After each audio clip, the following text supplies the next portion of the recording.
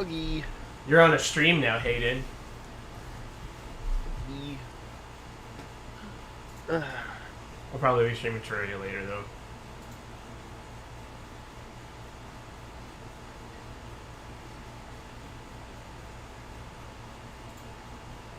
Terraria doesn't have the biggest fan base, does it? No, but the fans are loyal. And I've had a couple people join.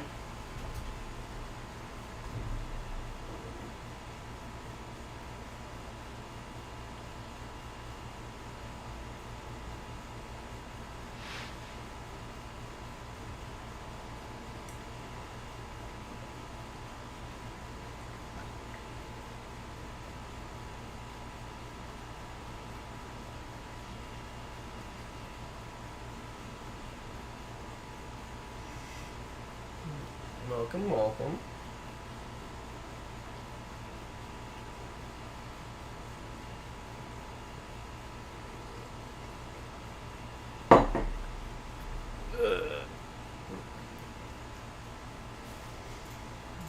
Alright. Let's do it.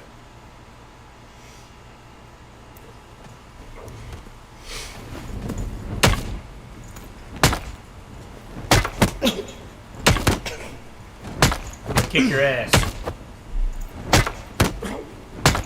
What's that permanent buff that you have above your character name? Oh, it's my skill. What is it? Dark magic spells have 10% increased magic damage. Dark magic.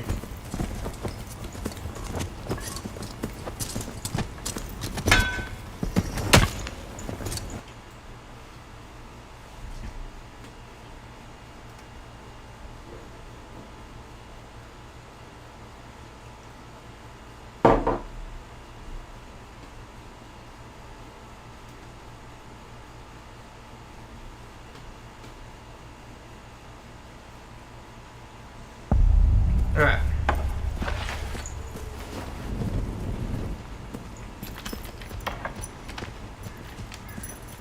Oh damn, it received me. It hit me? Man.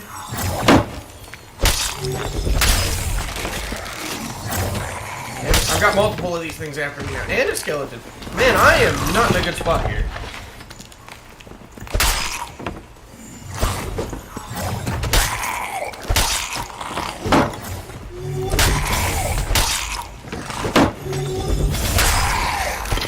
Hayden? Dang it.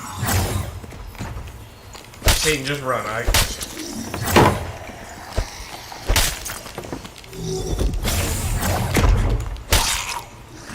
I'm dead.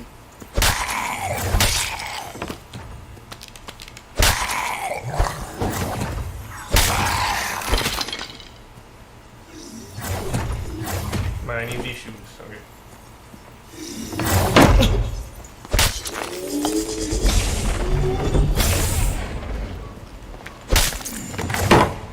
What?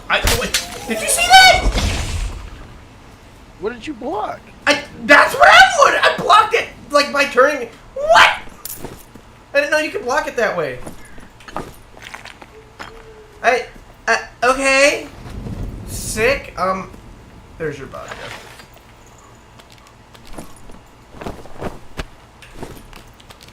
Bring it on, you son of a bitch.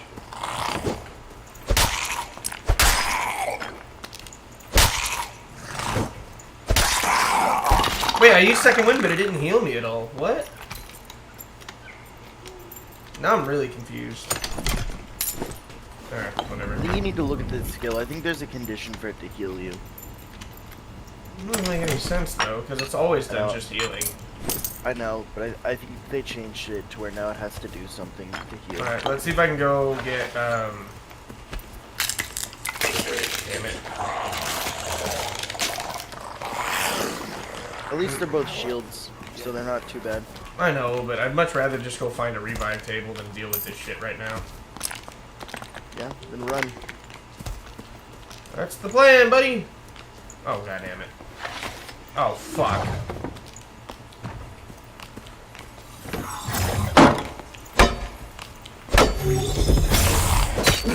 Bruh.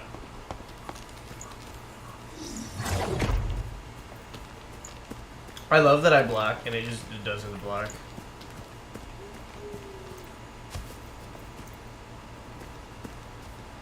Ooh, lag.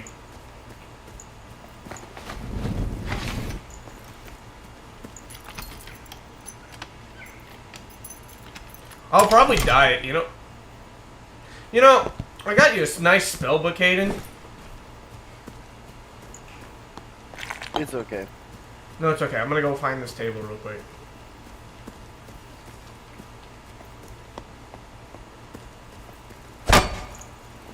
Oh, there should be one down below, isn't there?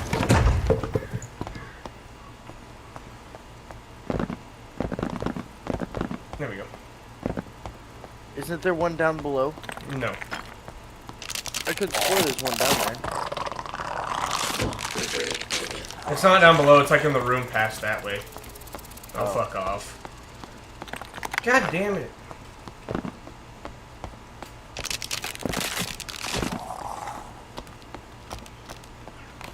Yeah, it's like in this room. Bug's still coming at you? Yep.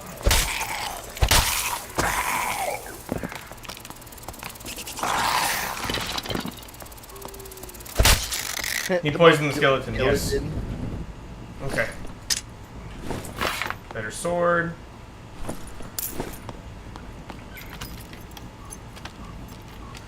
There should be one, like, right... It's in one of these rooms. I actually think it's in the next one. I'm trying to remember where it is, because... You not remember that it's, like, tucked in a corner. I don't think there's one down there. I'm gonna see if I can sneak over and hit this shrine of health real quick.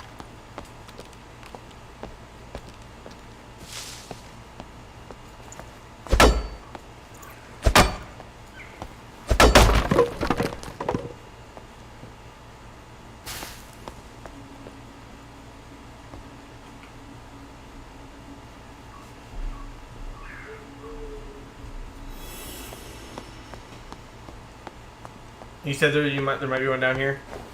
I think it's down there and through that doorway. Think so? So if you just keep running straight.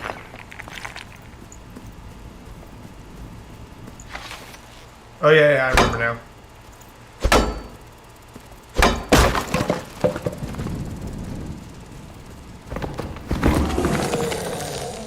There's gonna be a fair amount of enemies in here.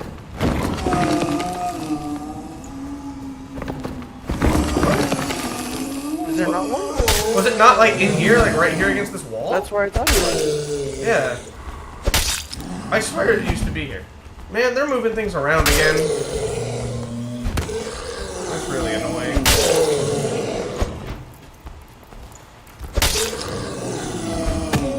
At least I got full health. I'm gonna see if I can just play the long game. Yeah. Damn. Die. Shit. There.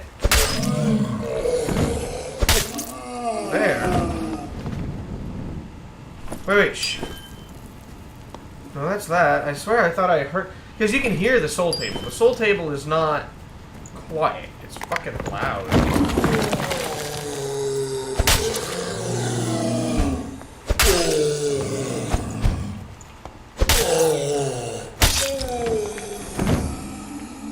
Yeah, Viking sword's not my favorite.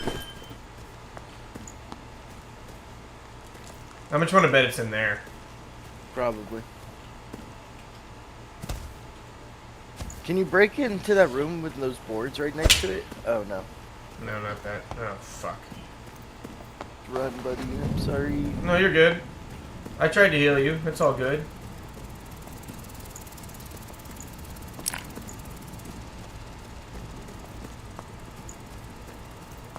I die. Oh well. We kind of got a shit spawn there anyways.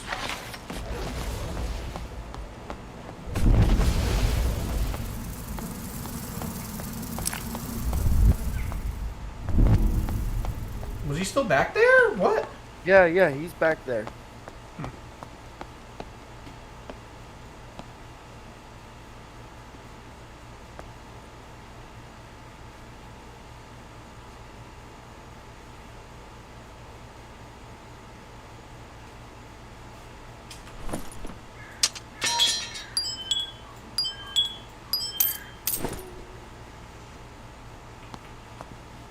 Was there one in the middle of this room?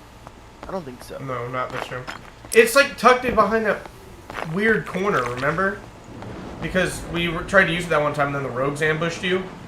Oh, yeah.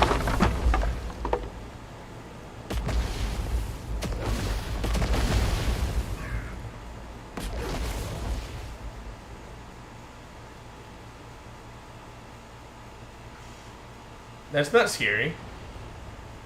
If you hear someone opening a door, you can just cast a spell right through it. That's kind of funny. Yeah. Nope.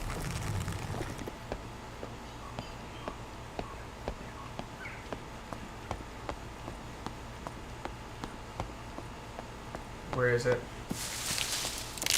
Right there in the middle. Center. Fuck.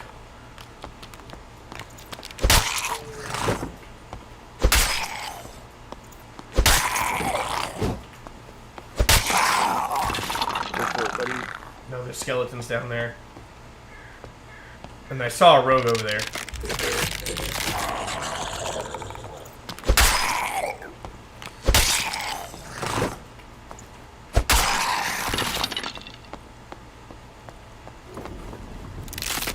Oh, come on. Do this for me. Nice. Get out. There's a dude just sitting in a bush. Yeah, I know. I got that guy too. Okay, alright. Oh no, he was sitting down. Alright, I'll give you this spellbook when we go in. It has +3 will on it, so... I don't know. It says you can use it. I don't know exactly what it does for you, so...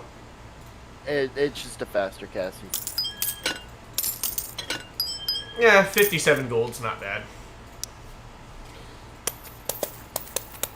Oh, that's such a nice thing. If you've got money bags or the coin pouches in your stash and you shift right-click your coins from your inventory over, it'll just autofill the bags. It's nice. You didn't know that? I think I remember it from last time, but... Alright, I'm gonna ready up and I'm gonna go grab some more coffee. Okay.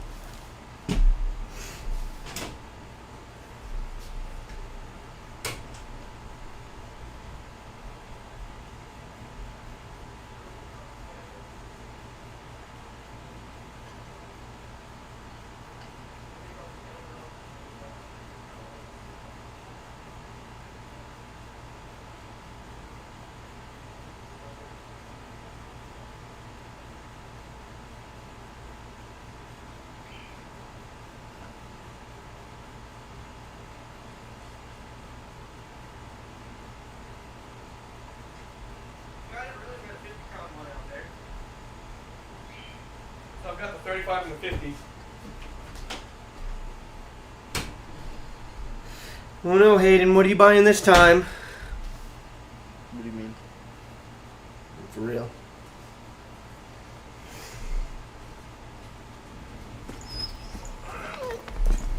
Hayden, where's your limited edition Terraria coffee, huh?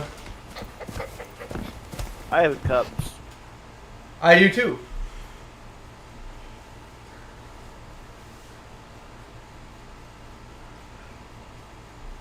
I have 2 mini cups. I have a solid 1 cup in the Terraria cup. I'm putting a shelf in my room to put all my stuff on. I still need to repaint my room and everything. Okay. Ooh, this spawn. The spawn's not bad. Can I have the book? Oh, yeah. Right here. Right here in the middle of the ground. I got 2 things I could actually use.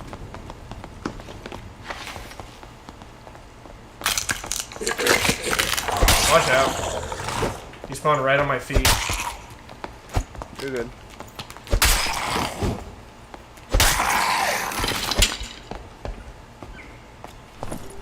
Oh, better boots.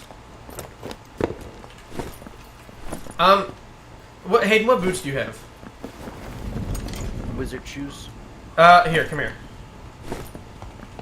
I'm gonna put on my old shoes. You take these. Magic damage bonus. Nice. Ah, I found Trap a on the torch. ground. Middle of this room. Yeah. Watch out. No, I see it. Okay.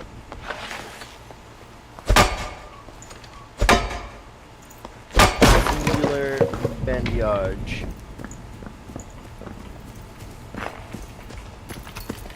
Remember, there's gonna be skeletons right around there.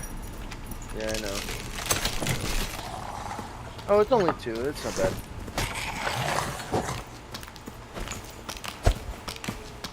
Oh my god, the Viking sword's range is terrible. That's cool. Shit, I activated another one, my bad.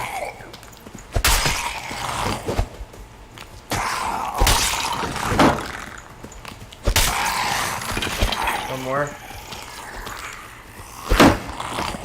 Bruh! I can't see. Okay.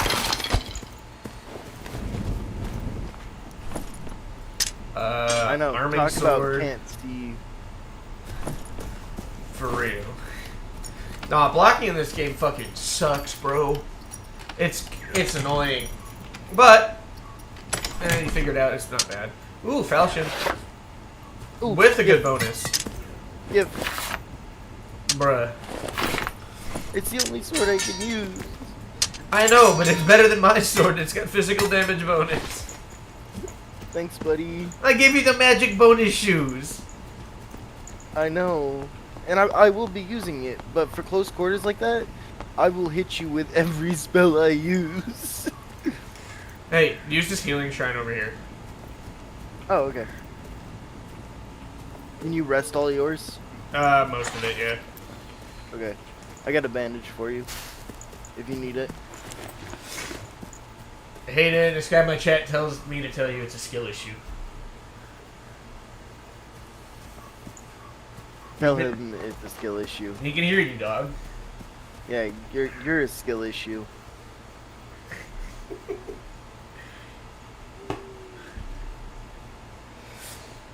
Your face is a skill issue, Hayden. Oof. Sorry, but most women don't think that. It's rough. It is rough. Alright, Look, let's see. I am the ultimate fighter. I need... Let me know if you find another sword. Will do. I'm gonna hit this chest back here. I think this is gonna... Yep. I'll let me do it. You know I've never used a falchion before. They're weird weapons. Here you go, buddy. Hold on. The Viking sword just always attacks... What? Here you go. Did you get a better one? No. Then what? I just got a falchion. God damn it. I just wanted to open this chest. Personally, I think the falchion's easier to attack with because of its side-to-side swinging rather than its up-down like the Viking sword. True. Bro, Hayden, women aren't real. What are you on about? Women aren't real. Hayden, what tier is your magic staff? Remember I have the book? Oh, you can't use the staff? Oh. No, because now I have a sword. The staff You have a is sword only- and a book. Okay. Well, the sword's... I guess the staff's kind of like a hybrid. Yeah, it does physical damage. Oh, shit. It doesn't... I hate that they do that. They're targeting one person, then they just turn all of a sudden. So it's like, I have no time to react. I found a white falchion. Ah, not bad. I'm gonna... If you find anything that can heal, let me know. Also, take this potion. Here. I'm gonna grab that healing potion down here real quick. Oh, okay. If you don't mind. What Here. potion? Take this. Do you have a hat? No, come here. Here, take this kettle helm. Hayden, I found a damn good fucking pendant for what I needed. Oh, yeah? It's a necklace of peace, so it's +1 knowledge, but guess what the green modifier on it is? What? +3 physical damage. Oof. We're doing good, man. Hayden, how are you doing today? Are you dead? I feel okay. Ah, you're not dead? Nah, No. you did. I ate a whole pack of Hawaiian rolls last night. I ate a whole rotisserie chicken.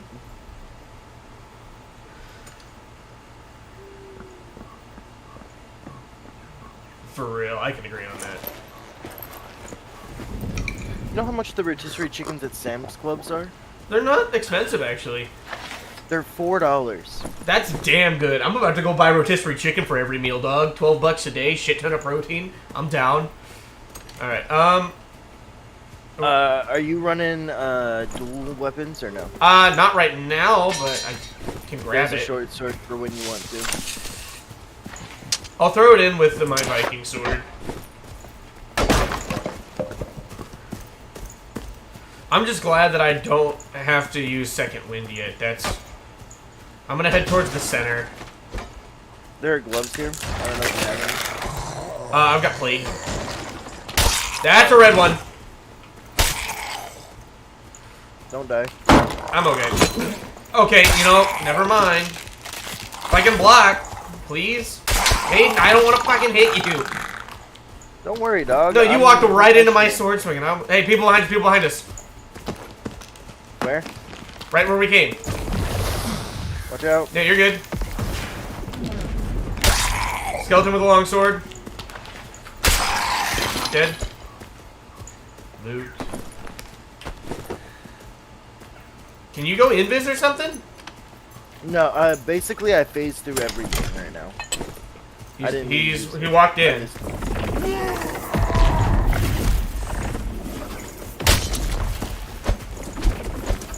They're all both on me. Yep, working on it. Shit. Heal. Fall back if you can. I'm trying. Second wind's healing right now.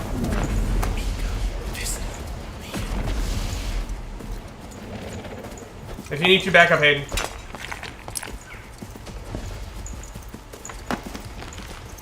I hate player v player combat, dude. This fucking sucks.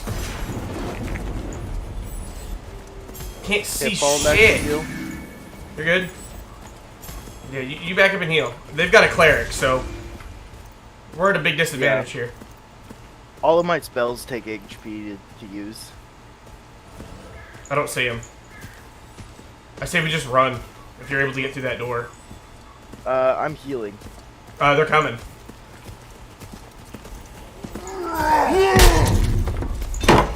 Okay, I'm back in.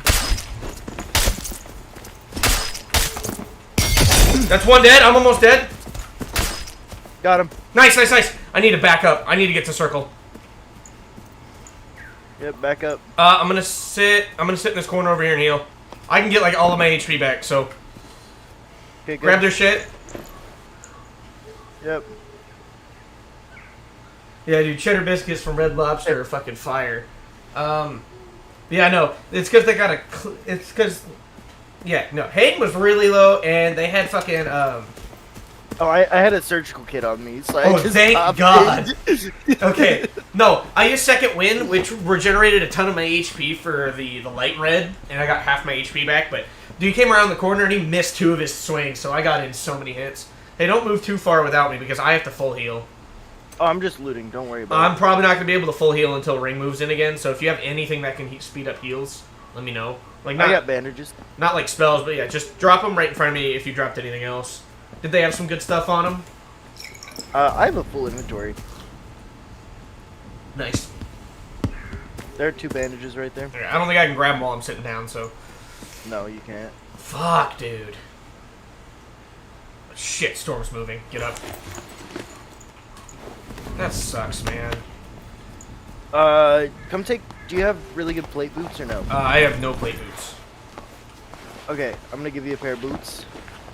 Just drop them. Enjoy those. Ooh. +1 power? Dude, I'm getting like all of the fucking power. Person. He's giving me the little shaky shakes. I can't see him. He's in this corner. I didn't mean to hit you with that. No, you're good. He's got his teammate here. They're chasing me. They're attacking the skelly. Shit. I need more HP. I don't have enough HP to fight this. You need an escape. There's plenty of them around here.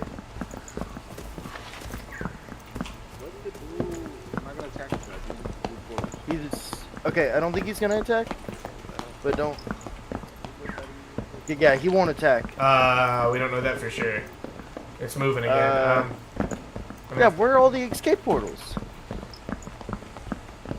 Don't hit me in the back, buddy. You guys see him? I don't see Where any. the hell? Are they down below? He killed me. Did he actually? Yes.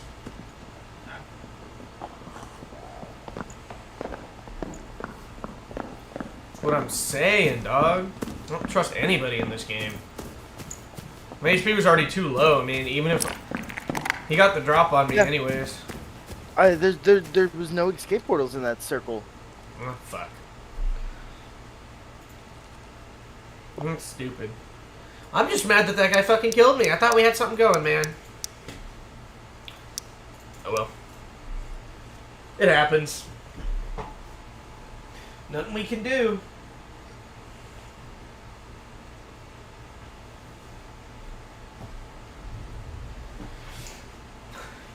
I'm all good. I got my coffee.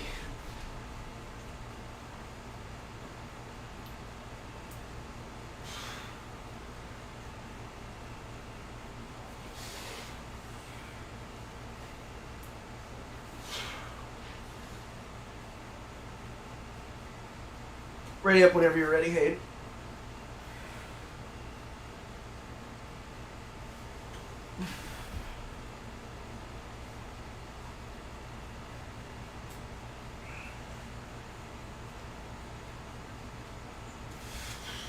Hayden? You good, buddy?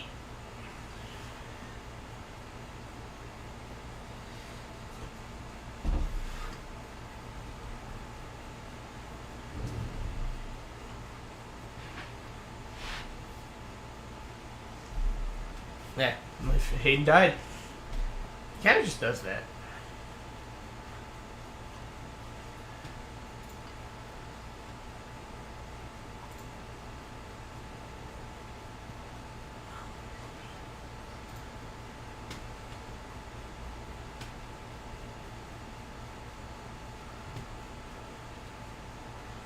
It's not. It's a really fun game. It's just you're gonna get very upset at it at the beginning because it's got a massive learning Okay, curve. what is the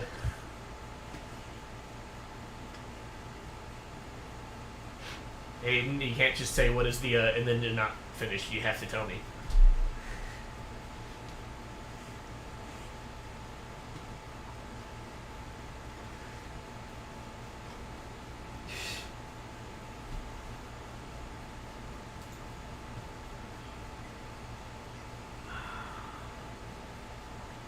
Well,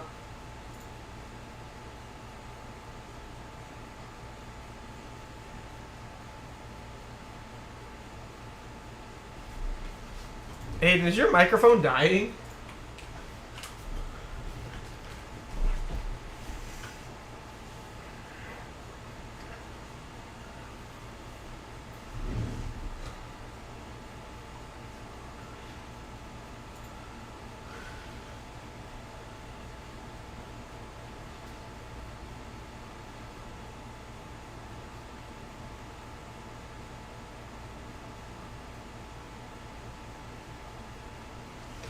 Alright. Hayden, are you here? I cannot hear you.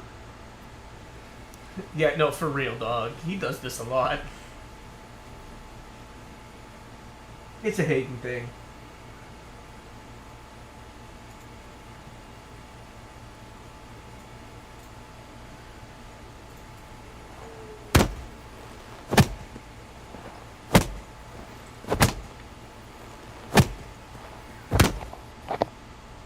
Hayden?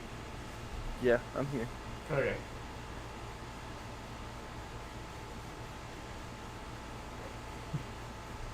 Like you cut G, punches him in the fucking skull. Man, why is Joker bullying me? He's one of my siblings' friends, so he just Okay. he kind of just tunes in, and he's the reason my stream is getting recommended to other people because he likes and then comments, and so that I just found 2 pieces of plate armor in the same chest. Watch this skill diff move, Ethan. Fucking dies. Hey, Mage is right behind you. You better watch. Ah, hit it! I was trying to open a fucking tube, and you're like, I'm gonna shoot him right at you. Skill diff. They don't understand. Here, you want me to help out, or you got it? The mage is the only problem. Here, back up and fire it into them. Let them walk in a straight line. Very true. Bong. The mage is still alive. Oh, never mind, he's dead. You killed them all. Loot them all. They're your bodies. You killed them. It's a skill diff thing. I'm gonna see what the mage has on him, actually. He's got a frock, and you can wear that. Sorry. I got something for you. Let me know if you can find a falchion. I will.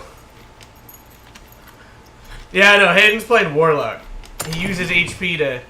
Well, I found a weapon I'm using temporarily, so... You're gonna want what I have instead. A flanged mace. Does that just not have a lot of range, I'm guessing? Here's the Viking sword. Is it purple? Oh, blue. But it gives massive magic damage bonus. Isn't that kind of counterproductive? Yes. Because you can't use it. Yep. Hey, occultist pants in here?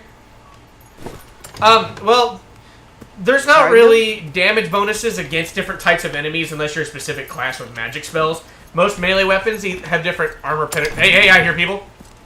Hey, they're here, Hayden. We're at? Right here. Noted.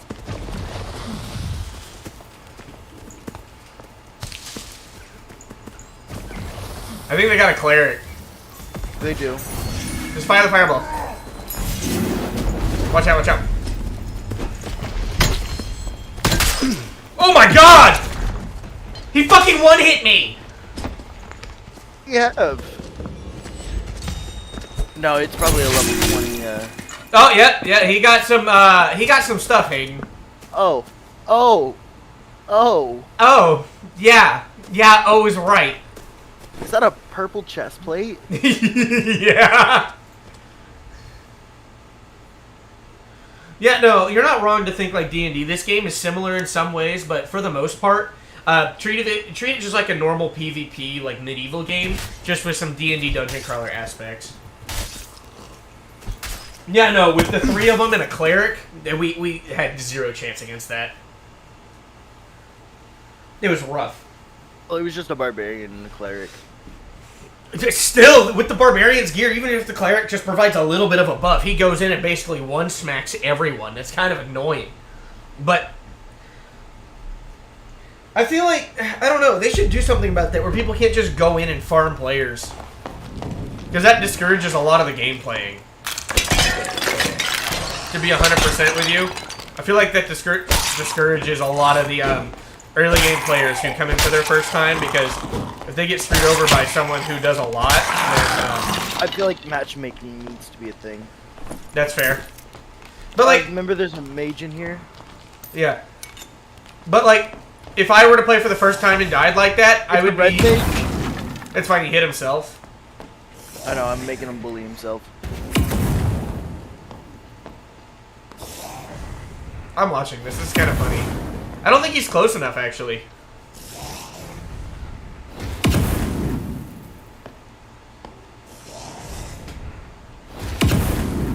I'm gonna come around behind him, actually. Oh, never mind. I guess I'm fighting something else.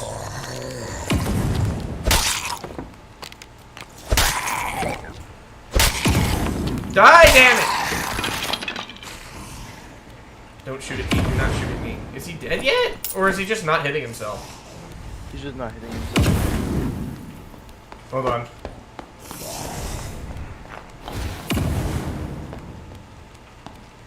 Smack him. Here. I'll go in if you need me to, dog. Yep. Or, okay. That works.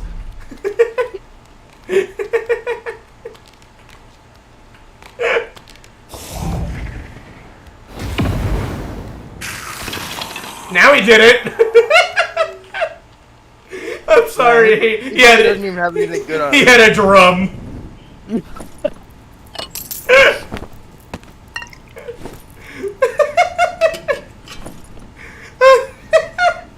I'm sorry you hate it. I mean, you kind of got yourself killed, but that's still kind of funny. I know. I'm gonna see if I can remember where this fucking revive table is.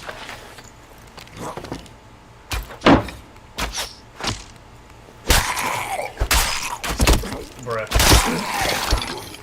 I couldn't fucking see because of the fire.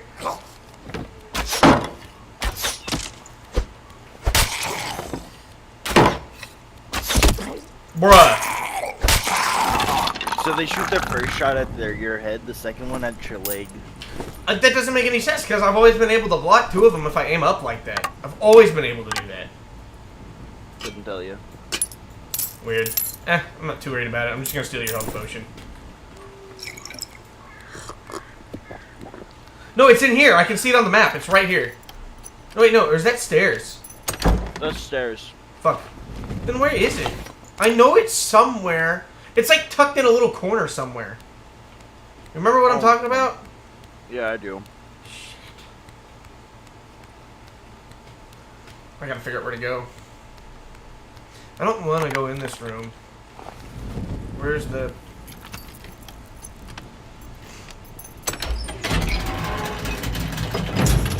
This is empty? Works for me.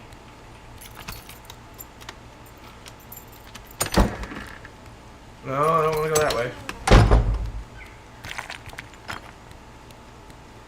There's the one with all the traps in the center.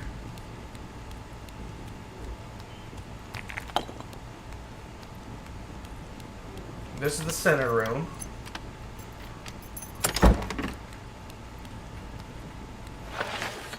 I want to spend as little time here as possible because I hate this room. You gonna go through that door there? Maybe. Well, the Shrine of Health has been used.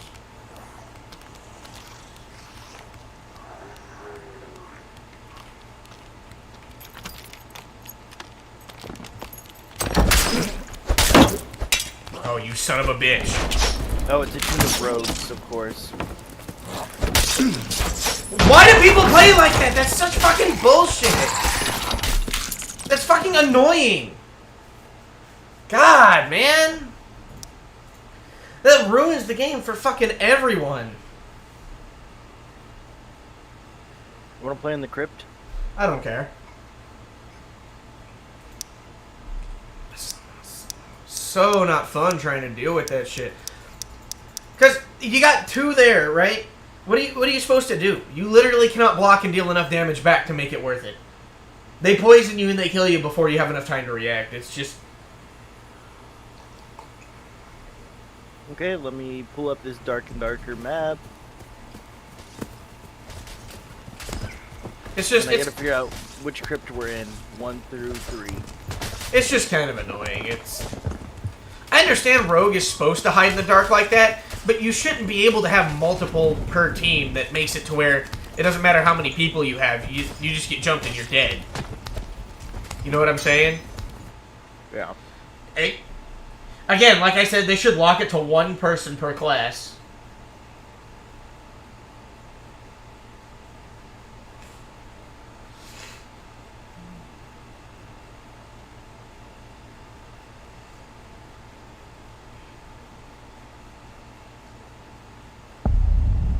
Okay, which map did you get? We got the big mining room.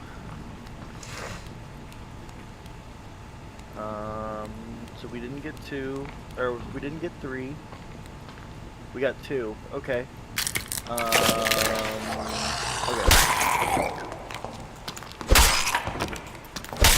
Just try not to walk in front of me, please. I really don't want to kill you. By accident. Is that better than the one I've got? It is. Oh, I see. There's brown tier items and there's gray tier items. Bag of Hayden.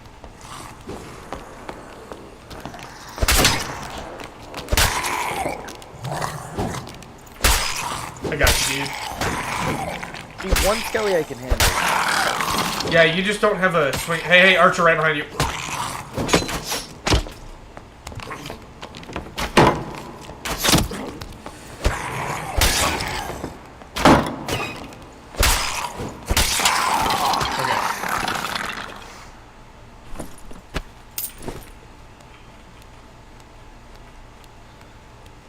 Nah, man. No, there's no accidentally hitting your teammates in this. It's this. If you hit your teammates, you fucked your entire team. There's no recovering from it. I'm sorry. Yeah, yeah. If you want to get anywhere in this game, you have to somehow work around your teammates. It's terrible. Our best bet's to go up and across. There's more loot. Archer. Yeah, and Storm's right there. We're gonna have to move soon, anyways.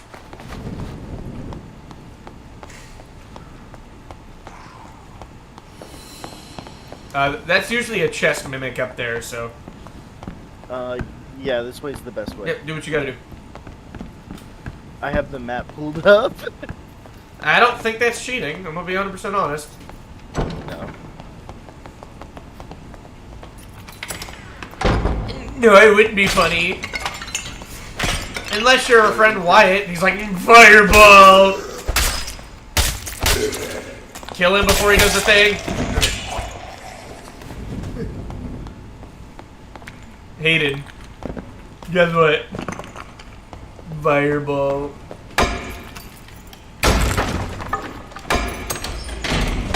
Where's that open? Where did that open? Oh, right here.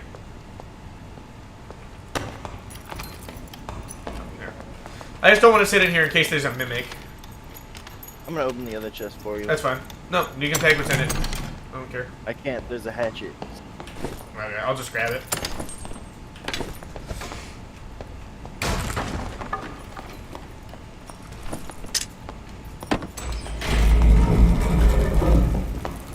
Spiders! No, not the spider! Where's the pot? Where's the pot?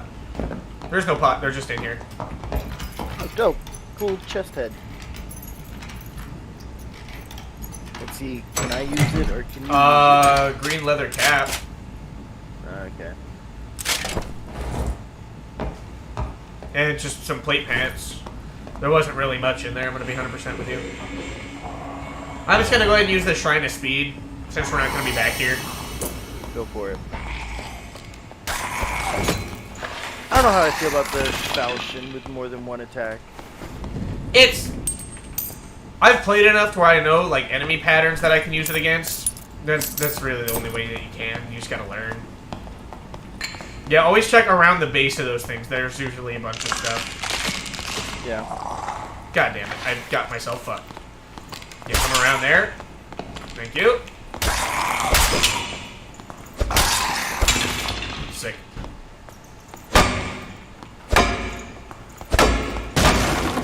I can't use those. Those are yours. Anything on the skeleton? No. Alright, let's go. This is the big room. The pyramid room. Yep. With the flying heads. Yep. Oh, that's a lot. Yeah. I remember it being a lot, but I don't remember it being that many. Remember, because I always played archers, so I could always manage them from afar. Okay, that's 2 dead.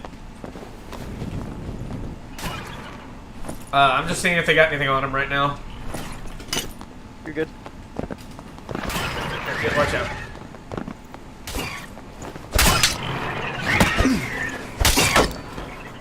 I hate that blocking really doesn't do all that much.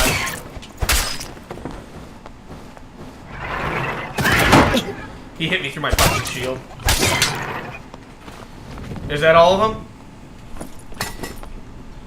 It's most of them. Okay. I think I killed all the ones I had, so. I can hear one, I think. Well, we should rest here soon. The hallway's next to us. They're inside. Wait. I think I hear people. People. Where? Down to the right, I think. I killed the last one. Are they coming up to us? Yep, they're pushing. They are, 100%. Rogue went invis. Okay, noted. Right behind you. Bring it on, you son of a bitch. Ah-ha! They had a fucking archer, dude. Sounds about right. Wait, I got zapped? Wait, what? They have a mage too. I didn't hear the sound. Doesn't the zap have a really loud fucking thunderbolt sound? No, that's the thunderbolt. No, I swear to God. Because I remember being hit by it before. Where's Wyatt? Which Wyatt? Either of them. Okay. Yeah, I can play the warlock, but I gotta have a team of 3 to do it. It's fine. Shit happens. Dark and Dark is a difficult game if you're doing a 2v3. Yeah. We're gonna go back to the outside, so it's a 2v2 all the time. Fine with me. And since we have an archer, you'll be able to support from back. That's good. Imagine playing 2 rogues. Toxic.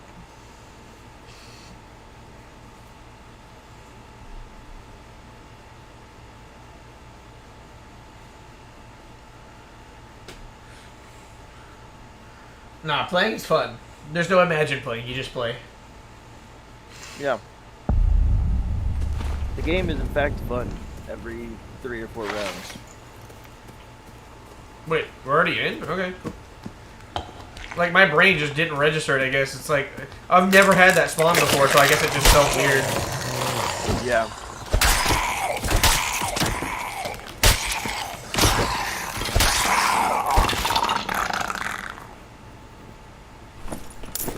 Okay, grab the chest. There's nothing on the table this time. Weird. There's a short sword over here. Can you use a short sword? Yeah, I can. Where? Right there on the table. Cool. Son of a bitch. If you find a better weapon than your arming sword, let me know. Yeah, I haven't found anything. I got gold coins, that's what I've got. Plate boots just sitting on the ground, I'll take those.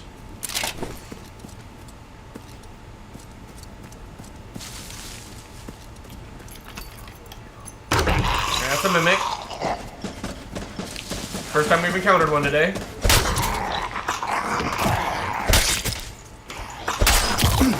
You fucking hit me. Really? You good? Can't use that. I had a mimic too. Yeah. I didn't really get anything out of mine anyways. I really haven't gotten anything. Another mimic? Bro! It's because you said the first one we've seen today. Yeah, but now that's 3 in the same room. Can't see him.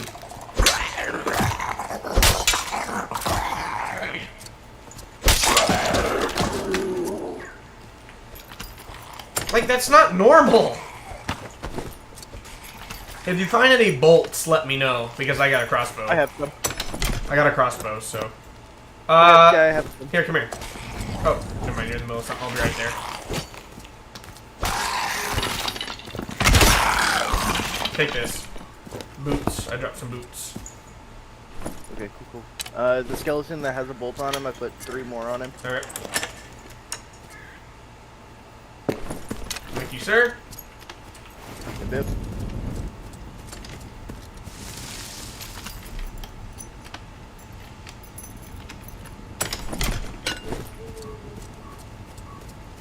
Dude, I've not really found anything in terms of a better weapon either.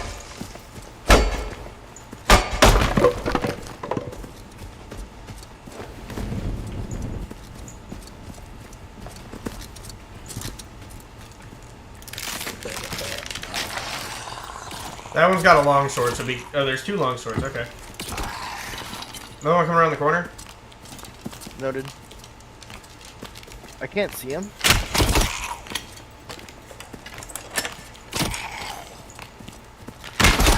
Dead. Okay.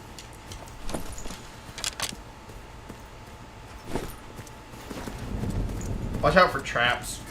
Oh, this one had a swine handler. Yeah, I don't use 2-handed weapons. I just I mean, the can't. skeleton did. I know.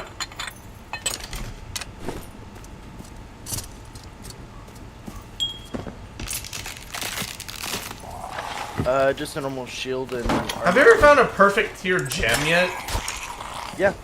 I've never found a perfect tier gem. I've got a perfect ruby and sapphire before. I've never gotten a perfect gem. I've had other perfect items, but never a gem. They don't sell as good as some of the other perfect items. Well, that's fair.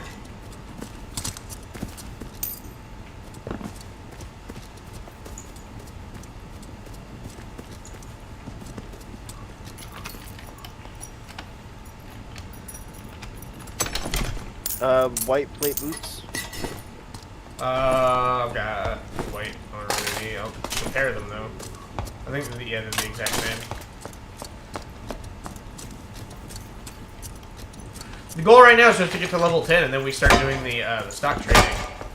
Yeah. Actually, do we want to be out here?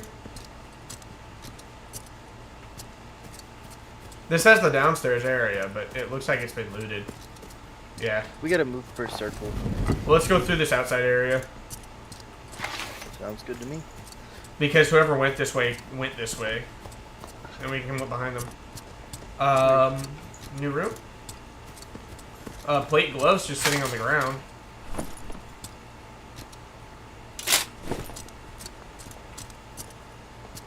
I see him. Right in front of us. Where? Right in front of us.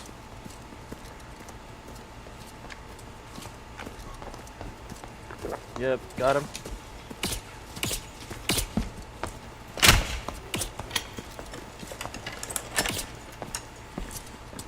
I can't see him. They're approaching. I hit him.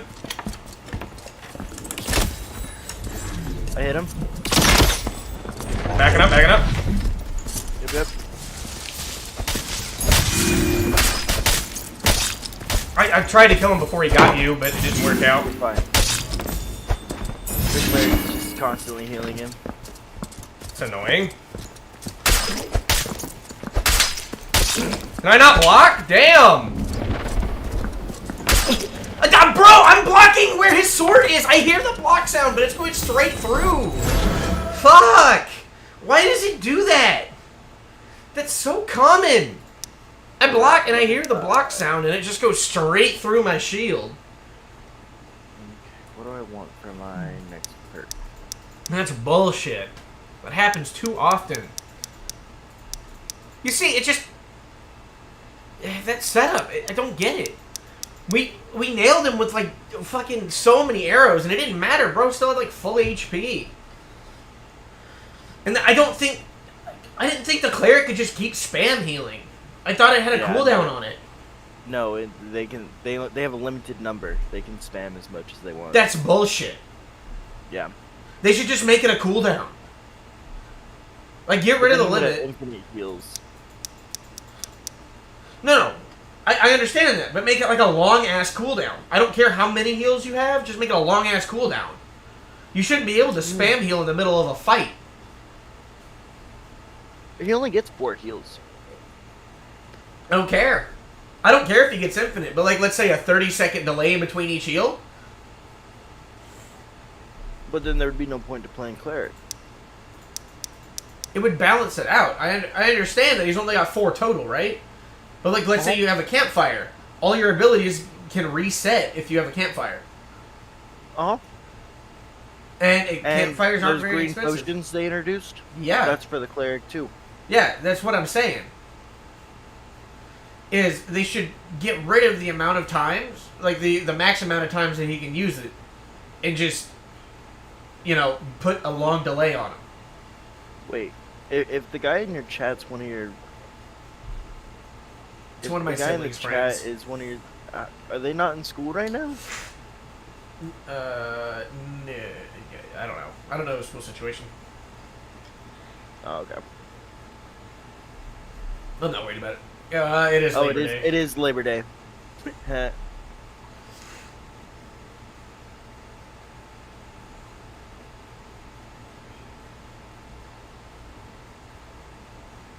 Alright, you ready to go?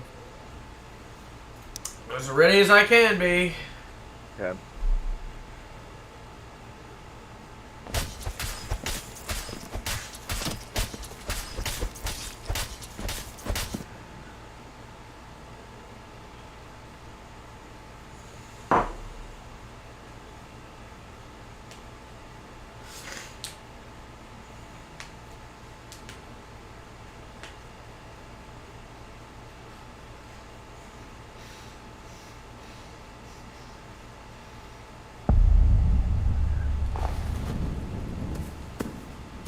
A bunch of barrels behind you. Alright.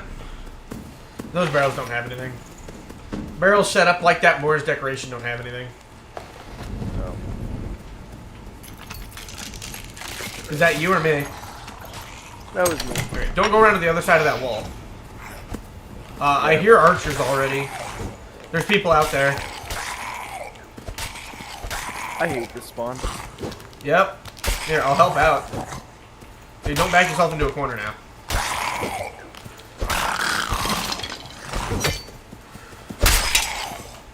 Why did I do so much damage? He probably hit you in the skull. Oh. Here, I'll go drop you my arming sword here. Well, you said you had a falchion? Yeah, I can't use it. It's in that skeleton. Okay. Here, then take this arming sword. Oh, cool. Yeah, see, they're outside. Should we just bum rush them? Get rid of them? Yeah, probably. Sure. Alright, let's do it then. Cultist boots and nothing. Alright, Okay. ready? As ready as I can be. They got wolves chasing them right now. Right there, Okay, see yeah. him? Yep, see him. Hit him. Got him. I do not feel bad. Behind you. Behind us. Ow! Why does that do so much fucking damage? Like, really? Ah, fireball. No, I got hit with one chain lightning and all of my HP was gone. One. Yeah, he has a quick cast skill. That, again, it just feels super unbalanced. Yeah. Like, it just doesn't feel fair. You shouldn't be able to fucking do that. Oh yeah, level 20 wizard. Doesn't make any fucking sense, dude. I think they need to put skilled matchmaking in. I think that would be a big difference. I don't even think that's the issue. I think it's just the fucking classes and the different ability combos you have. Like, he casted two of those really, really quick, and that's a very high damage attack. So, like, what the hell am I supposed to do? That's true. I can't block magic with my shield. I have nowhere to go. And even if you have, like, let's say a ranger, you can't deal enough damage fast enough to kill him before he kills you. It's stupid. I honestly think they need to redo the classes in this. Yeah. It's annoying, man. Get rid of you. Yeah, I understand skill-based matchmaking could still be stupid, but it's like... I understand this game is still, like, in beta and whatnot, but it's like... It's just, right now, it sucks because there's ways you can cheese fights, and it's annoying.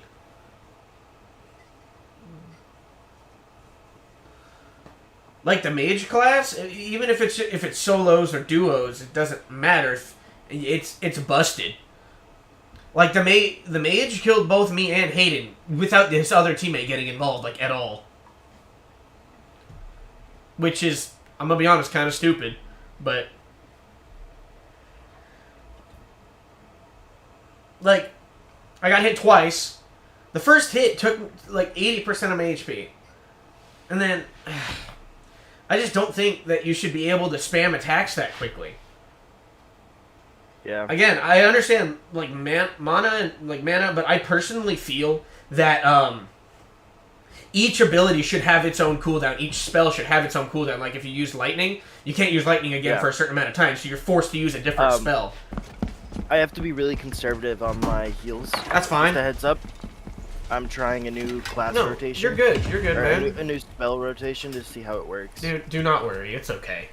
I'm ranting about how this... It's stupid. They need to fix some things about the classes, because like high damage attacks like that, you shouldn't be able to throw them out that fast and that many times in a row. Yeah. Because then that just makes it feel like it's high damage, high attack speed, and at range. Like, what are you supposed to do? It doesn't matter what class you are. You can't block magic. Okay, let's not go in that building. Let's go this way, to the right. Aiden?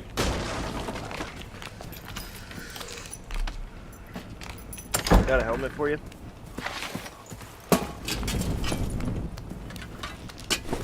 Yes, archers.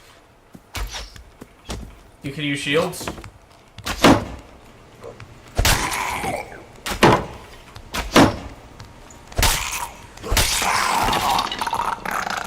I don't know. The other one's over there. Yeah. Is he after me or you? Yeah, he was crossbow, so he got one high damage shot and then. Yep. The stream still working fine on your end? It's buffering on my end. Because I'm watching my own. Okay, I'm watching my own stream just to kind of see my chat and like watch things.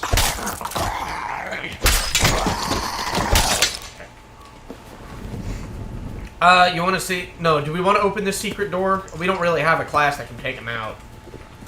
I got an idea actually. You want to do it? Hold up. Pressure plate, remember? Yep. Okay, go ahead and do it. Okay. Do I just step off of it now? Yep, step off. Oh, it stays open. Okay.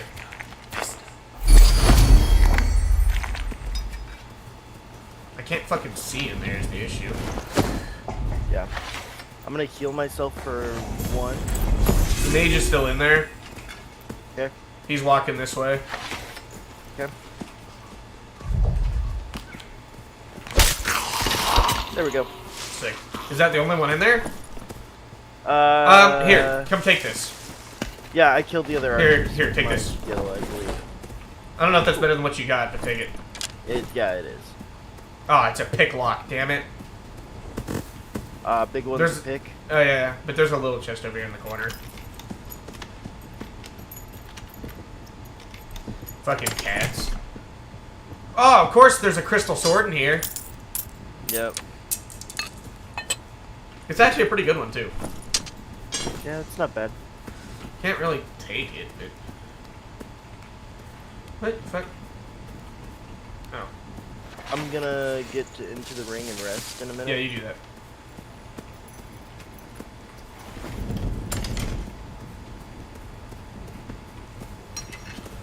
You do what you gotta do, dog. Hey, archer to left. I'm gonna rest behind this rock. Is that okay, that is an archer, okay.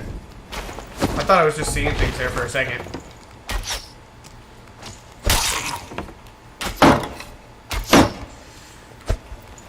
Fucking missed. Nope, stop running, damn it! Son of a bitch, dude.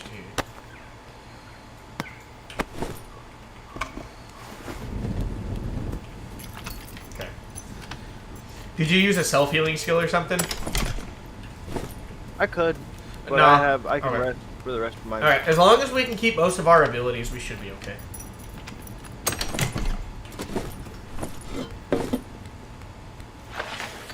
I'm guessing this area over here has already been cleared out. Maybe. I see a normal skeleton, but I can't see... I don't see a mage.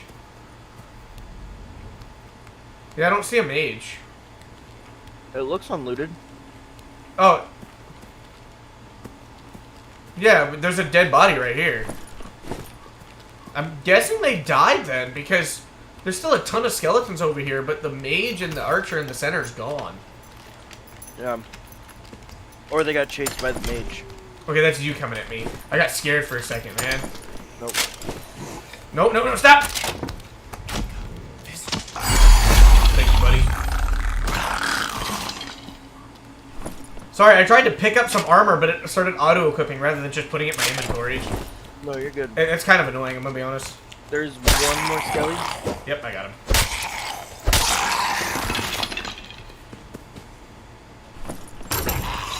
Mimic. Good? Yeah, I'll be fine. Yeah, I'll still help. It's a higher tier mimic.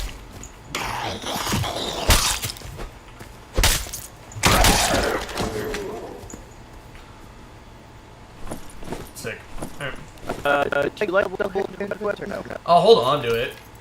Okay, it's axe. Oh, I can't equip it. Never mind.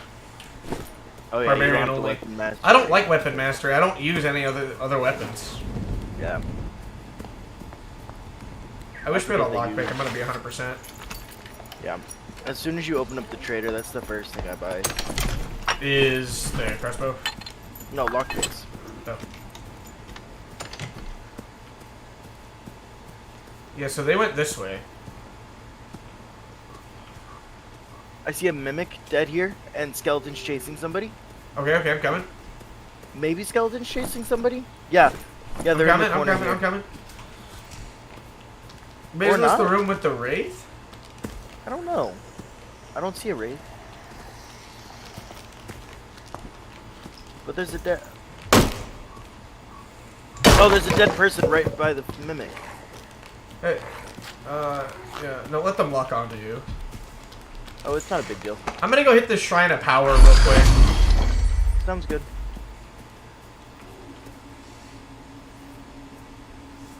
Just so I get some extra damage out.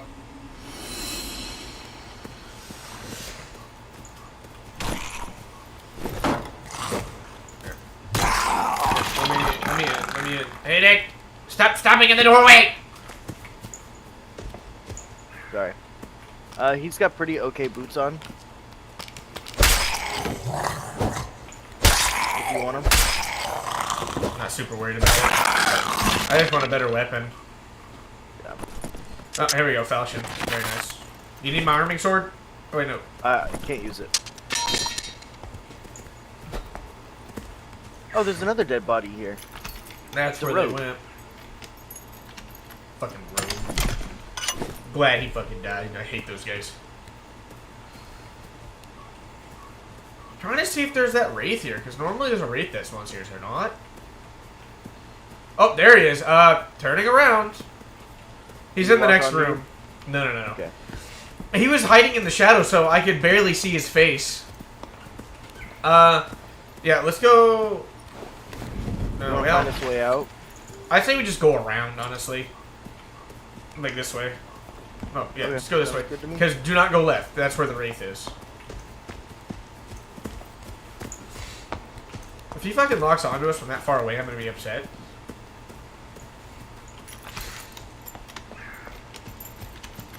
That's you walking around, right?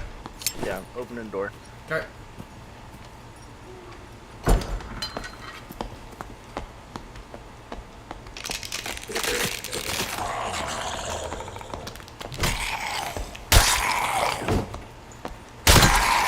That's what I'm saying. They just switch targets, and it's kind of annoying. Yeah. I've kind of learned why and when they switch targets, but...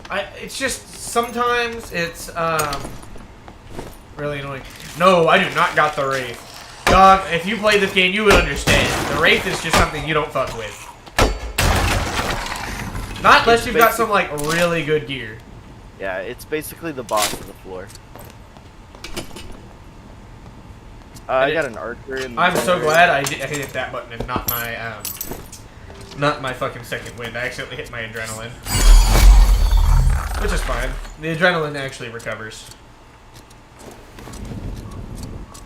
Do we want to go down?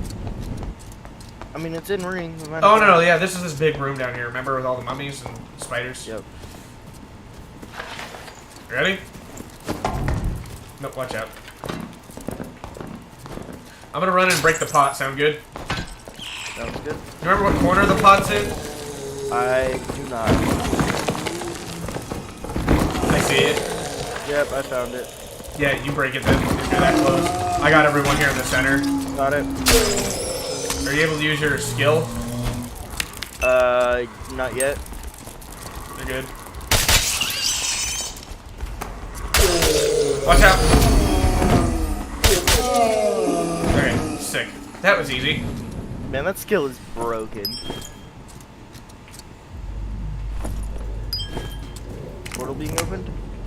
Really? Yeah. This is where the revive table, one of the revive tables is. Yep.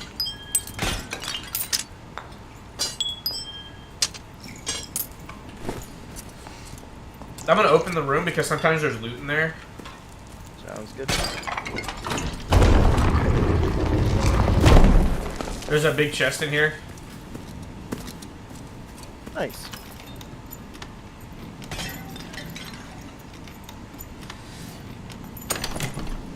Windlass crossbow and whatnot, but nothing I can use. I'm gonna head up the other side here. Because there's 2 chests. We're gonna have to head up soon, because I don't think there's enough portals for everyone to get out, is how they do this now. Really? Well, they changed the Goblin Caves to where there's 1 less portal than the amount of players that are in. So that way you have to fight over the last one. Yep, we gotta go up. Hold on, working on killing Limbic. In the pitch black, I couldn't see. I got a way out. You're good. Coming. My inventory is almost full, so. Are you leaving? Yep. Okay. Hopefully that doesn't fuck me over.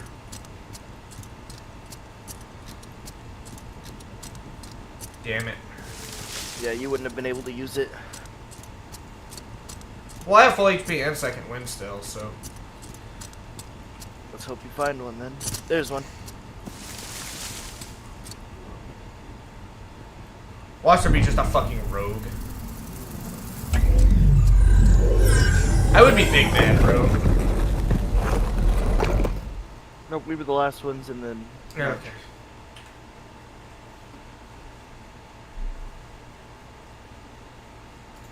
Okay, now I can sell some stuff.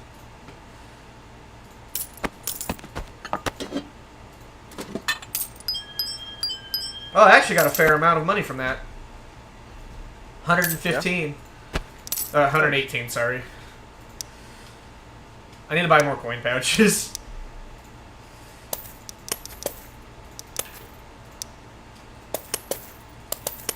I just need to get out because of these boots I have. Oh, did you get some good ones? Kind of. Kind of. That. It's positive spell capacity. Ah, there you go. Yeah, fair enough. So now I should be able to put more I'm gonna hold on to this crystal sword, see if I can sell it later. Yeah, I'm I gonna can sell put a that, tier though. 3 or higher on. I guess I'll put on a tier 1 and a tier 2. Spell? So now I can cleanse all harmful effects and create a shield. Fair enough. No! Okay.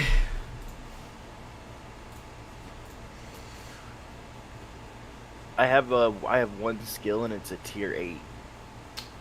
Nice, nice.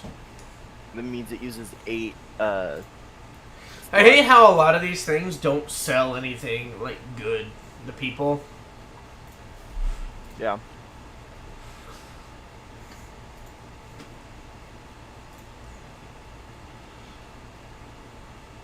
Campfires are getting expensive. Yeah. Well, they always have been. I know, but it's still like...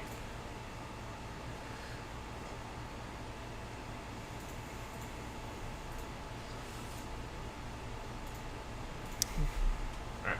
I'm just gonna go in with the exact same stuff I've got. That's what I'm doing. I don't have a high enough tier items to realistically make it worth it for me to not bring it in. I don't know, your weaponsmith has some good stuff. No, remember, it's different per person. Like, longsword with plus 4 max health, but for 46 gold, that's not good. Yeah.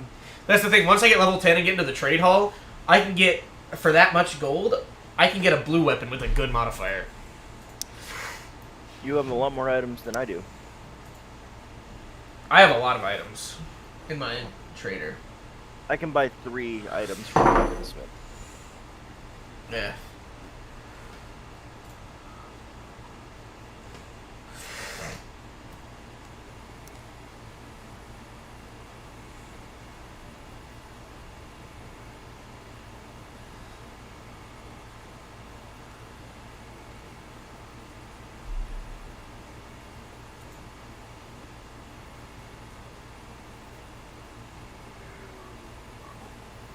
I'd be okay with a graveyard spawn.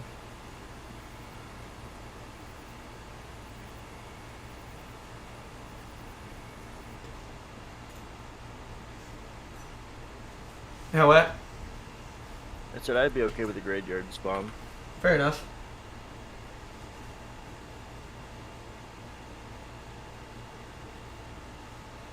Here in like an hour or so, or something like that, I'm probably going to switch over to Terraria. Just because I can't keep playing this game for a long time. Well, we can switch to other games. I know, but most would probably be like Apex or something, but We could do. I'll probably be streaming Overwatch. for a while today then. No, that's true, we can do Overwatch, yeah. I'm down. Nah. Not Minecraft, I'm sorry. I'm burned out on Minecraft for a little while. My 24/7 server is still running. Oh yeah. I'll play some Overwatch. Back to my esports competitive game that I don't play very often. Are we really close to the center area? Yeah. Yeah. Yeah, you go in there. Where's the trap in this room? A blue sapphire. Don't do the thing. Don't do the thing. Please? Okay. That's actually worse than what I got. Why? I marked the trap in here, so. Sounds good. Okay, so this weapon's got a little more range than I thought. My goal is to kill these guys before they release their cloud, because it's freaking annoying when they do. Okay, we're good. I killed them all. Yeah, noted.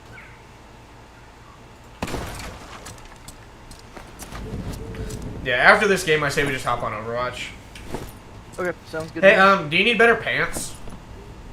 I have pretty okay pants. What armor rating are they? 16. I got ones that are 17. Okay. Here. I'll drop them right here next to the boots. Sounds good. They're padded. I don't know if they're any better than what you got in terms of other buffs, but... It's exactly what I have. Oh, they're just an upgraded tier, I guess. No, they're the same tier.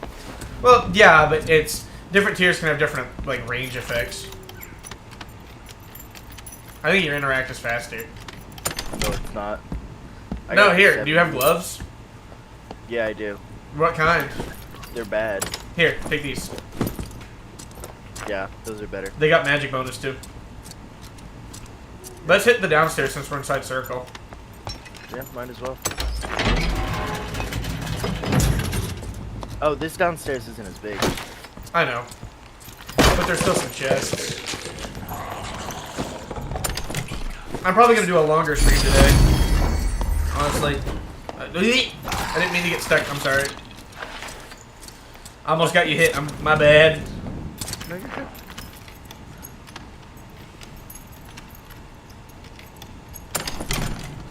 I got a green potion for you. Okay. Here. I'm dropping it right behind you. Sounds good.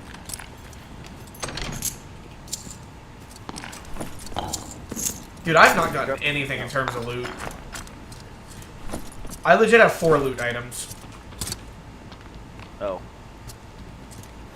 Like, I've got 4 things in my inventory, and they're both single slot items. They're not, like, big items. Oh. The archers are in that next room. Do you want to go up this way to the outside where the wolves are? Yeah. Or no? Well, these are why wolves. Hold on, I'm opening this chest. Yep.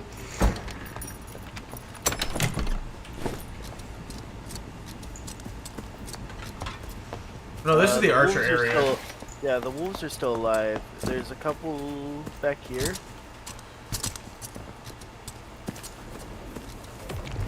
Hey, Morlock on you!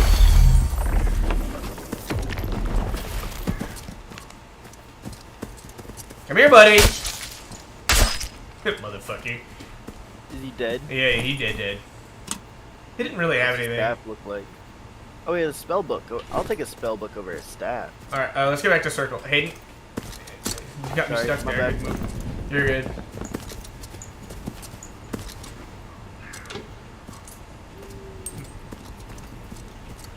Bro did not stand a chance. No, he really didn't. He came at you, and then I walked around. You should I think I hit him once, and he just went down. Yeah, that sounds right. I don't know where his teammate was. He must have died. I don't know why he was sitting there. It's Or you weird. came in here solo. Well, why would you do that as a warlock? That's really not worth it. I don't know. I'm gonna go this way to the left. Sounds good. Coming in behind. This area looks unlooted. I'm not gonna lie. No, it is looted, but the chests are unopened. Watch your back for rogues.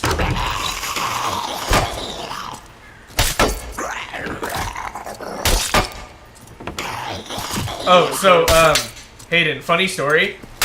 The new Oh no, they closed all the chests. They did? Well, this one was a mimic.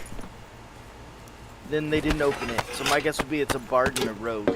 So, Hayden, in my Terraria Calamity mod, one of the bosses that they redid, which is a later game boss, but it, like, activates, like, it'll go after you, make a really loud sound, flash your screen white, and then disappear. Like, bro, I'm talking loud. This thing's like a fucking jump scare. Like, every time that I'm trying to visit, like, my NPC bases, which are up in space, it happens, and it's fucking annoying.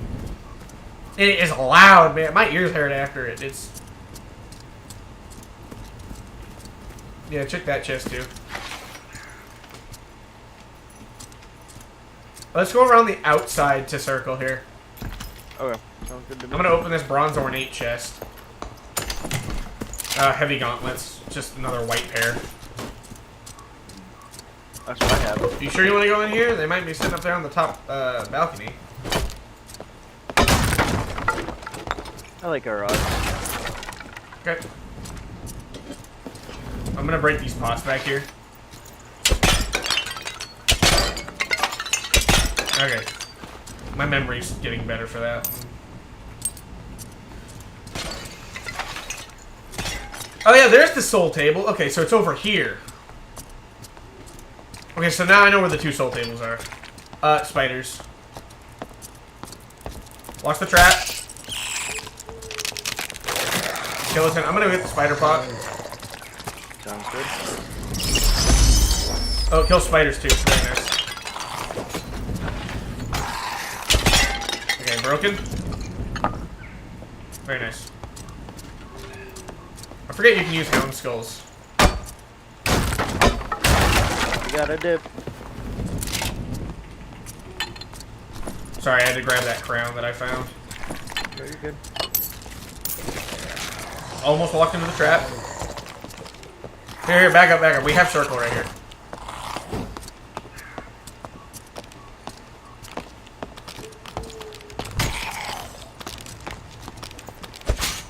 Yep, lead him into the trap. Lead him into the trap. Okay.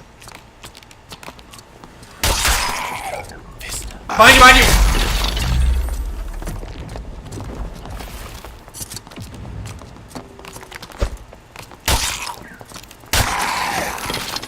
There's a bug after him. Never mind, he's after me. The wizard? Is the wizard over there? You see him? Fuck off! There's nothing I can do about it. Oh, this is annoying. We're in a terrible fucking spot here. I would go after him, but he has such an advantage. I'm gonna sit right here. They can't see me here. Fuck, dude. Why do people play like that? This is annoying. We're gonna have to cross the bridge at some point. We don't have to. We can go this way.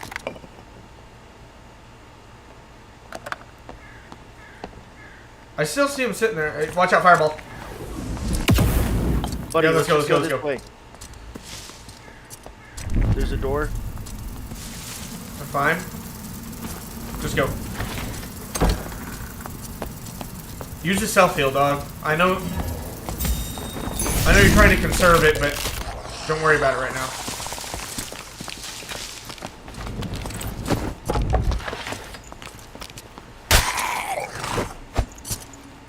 If you can are you able to open the door? Yep. Sorry. Yeah, you're good. Do what you gotta do.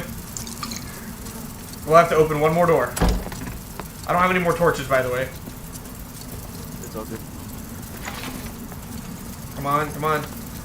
Oh my god, you can right inside the circle here. I'm gonna use this healing code. I hear someone doing left. You locked me out, Hayden. You're by yourself. Yep.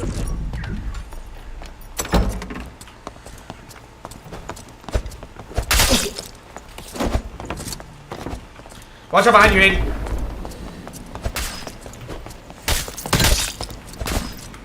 I'm dead. I can't see. Where are my hits going? Kill him! God, where are they going?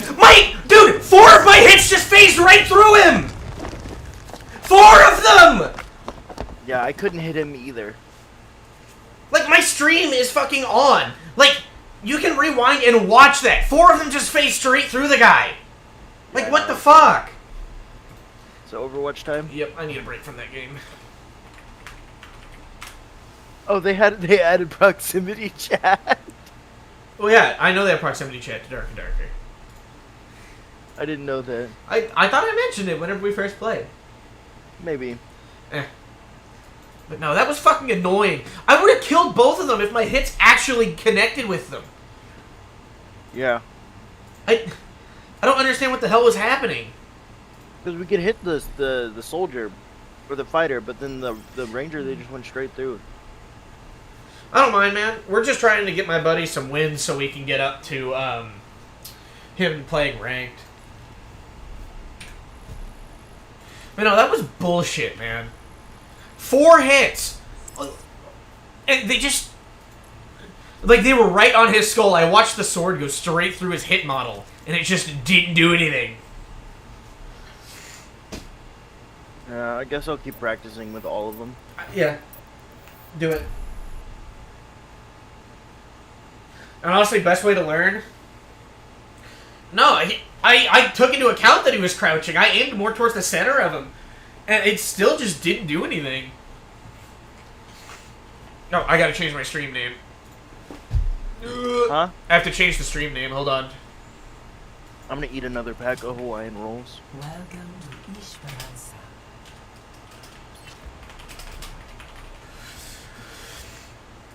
Is this just Updated. practice, or is this the actual match? Why is there a 8-minute timer on it? Team kill.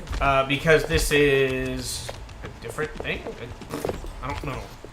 Wait, what? It won't... What the fuck? That was Oh, weird. the match is already going. Yeah, it can put you into a match like this.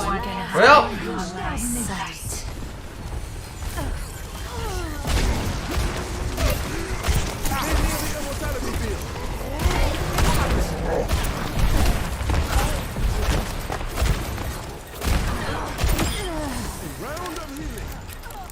yeah, we're just in quick play. We gotta win a couple more games so my buddy can play ranked.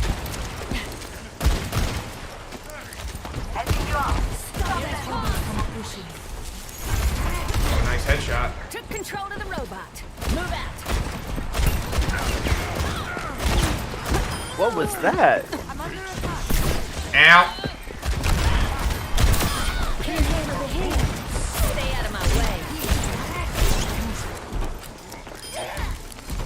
Oh, okay, that's why I was playing. I was like, why am I playing this game? Oh, you're playing him. Okay. Yeah, I know. It was kind of hectic just joining in like that. Especially when we're losing this badly. No, it's okay. We'll bring it back.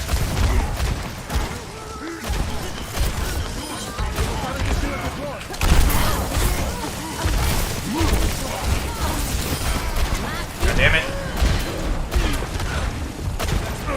I need HP. God, dude, she was one fucking hit.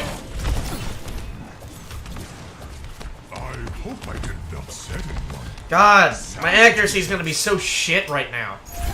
And we still have a sniper on our team. Need to rescue the robot. Oh, a Widow and, Ash, yeah, I would have played Widow, but God, my accuracy is gonna be so dog shit. Because of the fact that I'm not warmed up.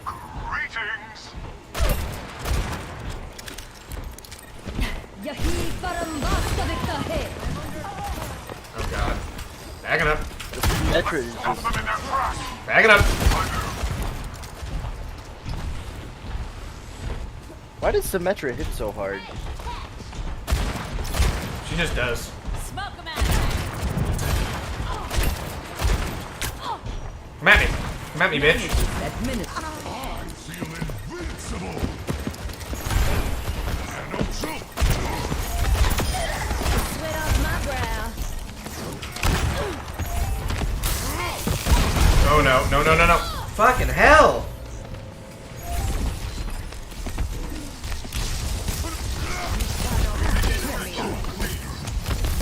I just don't got enough HP to do anything. One thing. Someone's gonna pay. No one can stop me. Bob, do something!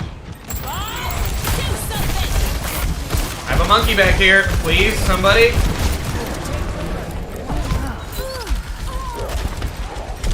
Working on it, Ethan. No, I'm dead. Because our other guy won't fucking switch off. Like, for real, dude.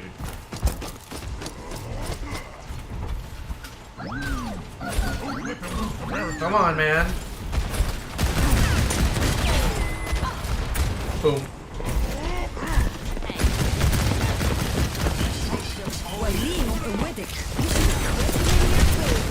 I need heals. I'm just not getting anything. No one can hide from my sight. Oh, hey, the sniper's going.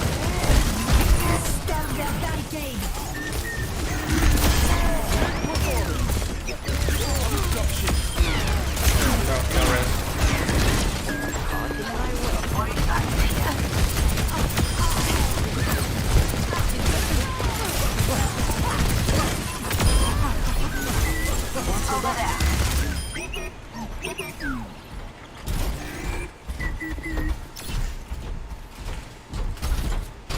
Heading back to the build cave.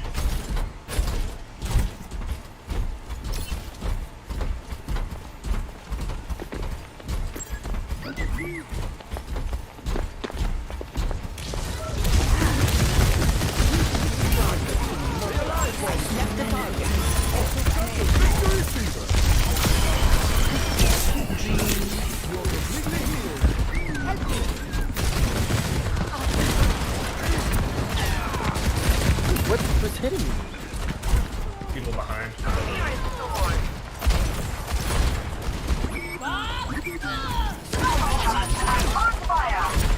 A gold gun means they're really good. It is, right? Nope. Oh. Just means they play competitive enough to get one. No. You don't have to be good to get one. Nope. Every time you win a game, you get competitive points, and those just rack up so you can buy one. I think I've still got some points racked up to buy another one. I just haven't.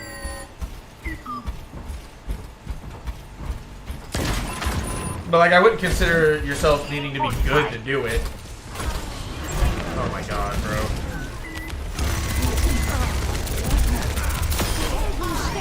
They're pushing the robot. Yeah, our widow's just standing still.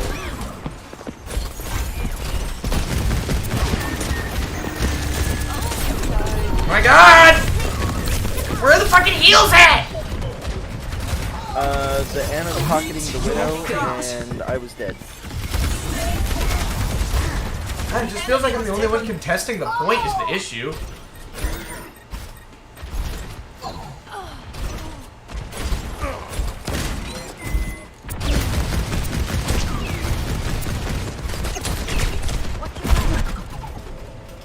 Get the robot back to our barricade.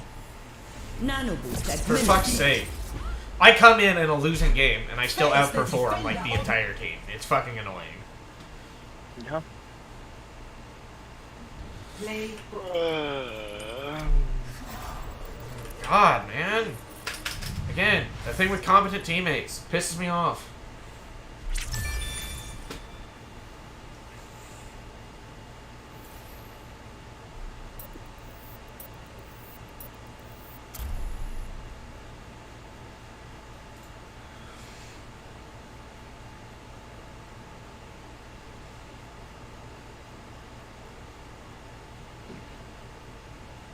So are you gonna play healer or tank?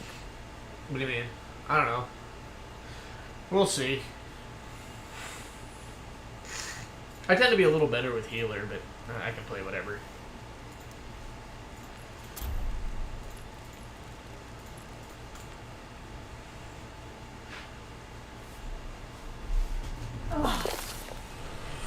Three, two, one. Fight. Select your hero. Cheers, love! It's time to save the world. That was quick.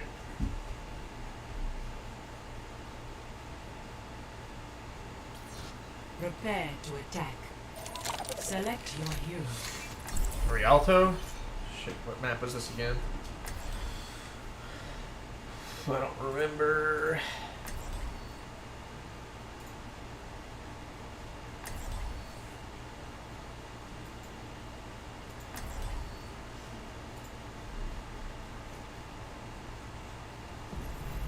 I aim to devastate. That damn tower.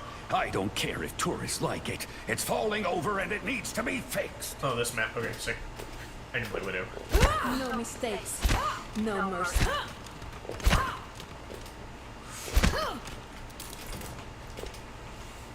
So, here's the plan. Do what I do, listen to what I say, and don't screw this up.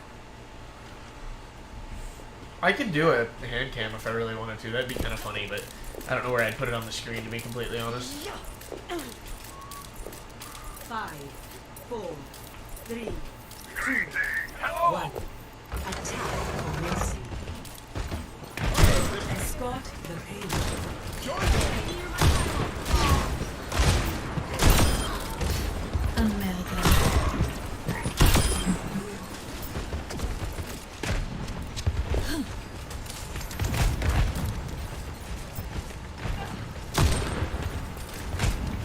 Killing time on the board.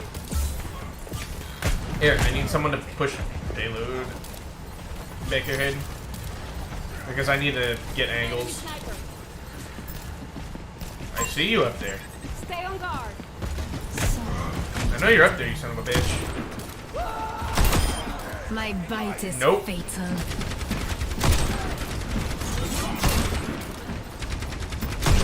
Time to let off some steam.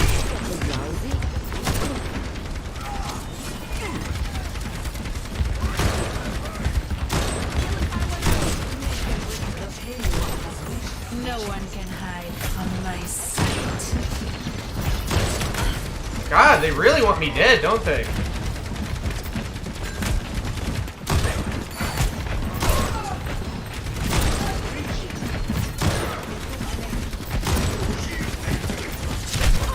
Man, dude, I've got 3 of them just focusing on my position. I can't do anything. Sorry, Ethan, I'm still. No, you're good. I died like instantly. There was no healing that. Okay. Positioning. It's because I've got that many people watching me right now. Face the sunrise. Pass into the iris. Setting out the welcome map. You know where their Widowmaker's sitting at? I'm on fire. I do not know right now. No, she's dead. It doesn't matter.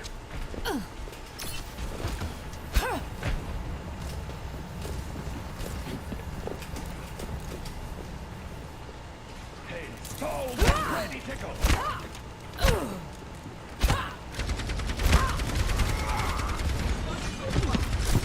Shit.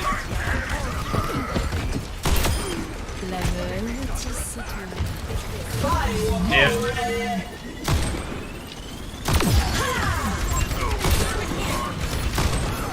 I did that motherfucker. On the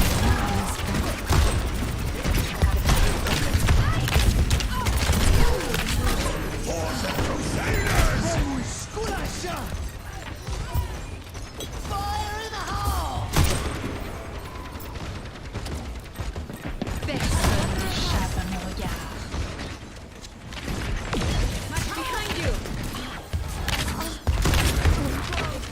They really don't like me. Nope. But to be fair, we are the last ones, so. What is our Torb doing? He's fighting someone up there.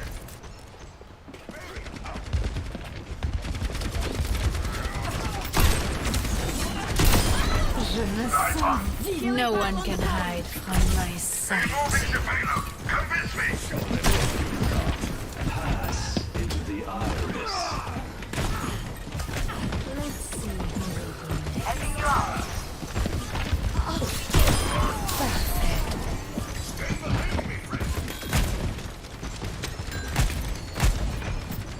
God, they're fucking watching me like a hawk. There will be no next time. Dude, they fucking want me dead! Damn! Can I get 2 seconds where I'm not getting attacked by at least 2 of them? Oh my god, now their tank and both their DPS are on me.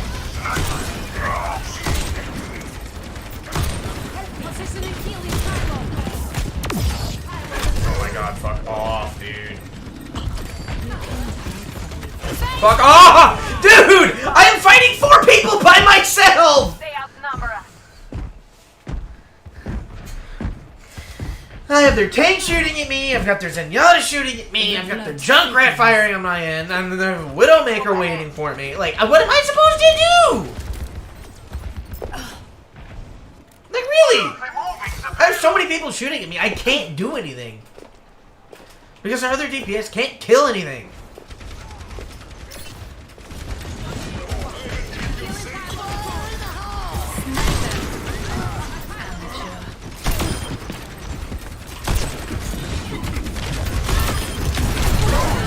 Or, I guess I'm dead again. Shit. Man, I killed 2 of them as well. They were down, man. It's We were getting- up. Interesting. Fuck. We can't move until the payload moves.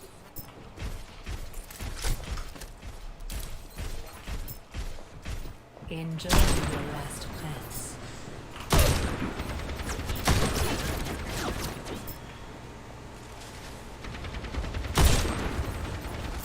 Over here. No one can hide from my sight. How ungrateful. Setting out the welcome mat. Enemy in my sight. I got paid. I have control of the thing. Enemy forces crusaders. Yep.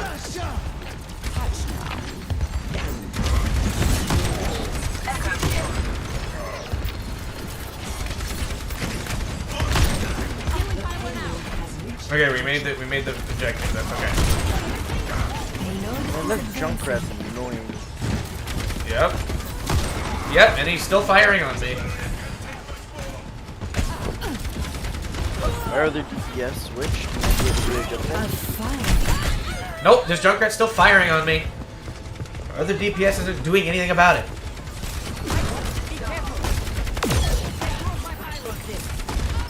It's okay. Our Like, tank's not doing much I am better. trying so hard to like clear a path here, and I kill people, and in the end, it's just not enough. Watch out. Unfortunate for you. It's okay. I was sitting there healing our healer while she's trying to push DPS instead of healing. Tank. Engage this enemy. They have a Junkrat firing on me again. Shit. Oh! Vivante. Personne n'échappe à mon regard.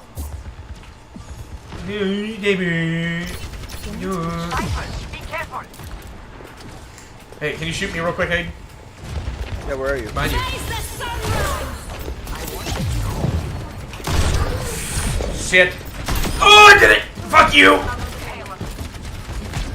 Nice. Hold on. They're still looking for me. My willpower is burning. I'm diffing the Widowmaker just a little bit. No one can hide from my sight. Oh, look, they finally switched. Moving the payload. We won. Oh my god, bro. Oh. God, man, that was rough. Play of the game.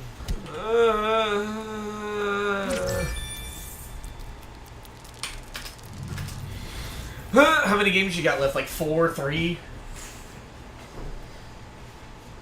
Good million. I can look in a second.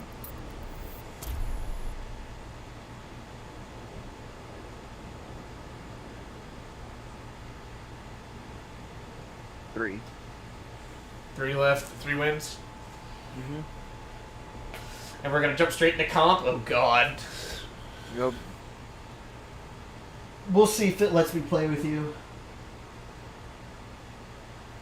As DPS. Oh, you're all good, dog. Don't worry about Yes. getting on.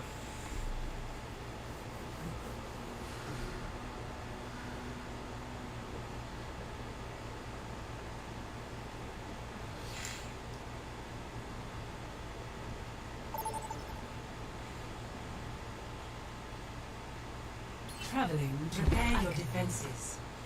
Select your Defending, I can wall. Okay.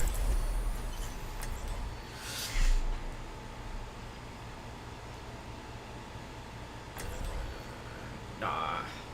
Reaper as a character, I feel like really doesn't take much skill, to be 100% with you.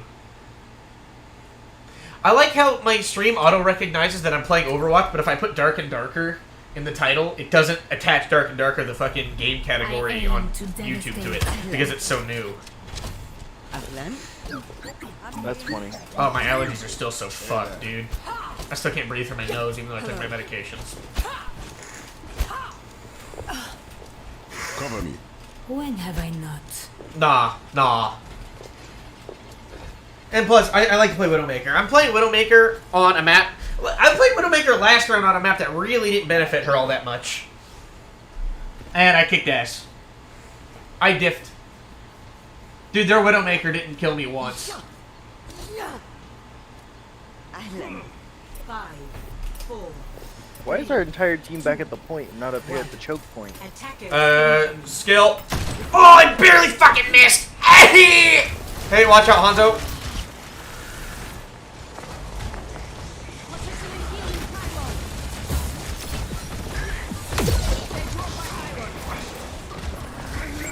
Get back up, Hayden. Or no heals, okay. I couldn't do anything. No, you're fine. Bro! It's because they're doing our tank, because we have a doofus for defense. Switch. I'm the last Yeah, well. one you'll ever We're playing a Hanzo, Widowmaker's not to play against that. Even though I could, it's just, that's a close range spot. You're by yourself, Hayden. Oh. Yeah, the Symmetra has beams all on the back of the... Yeah, that's how it is. Objective lost. Stop the payload. Hey, watch!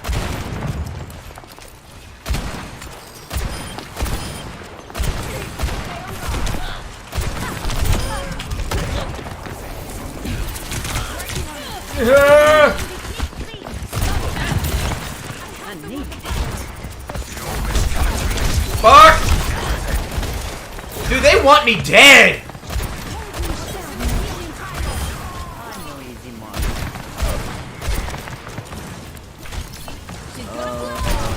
I think that's a good switch. Their Hanzo is just sitting up there. Yeah, I know. Their Widow's pocketing Hanzo. Or not their Widow, their Mercy. That's about right.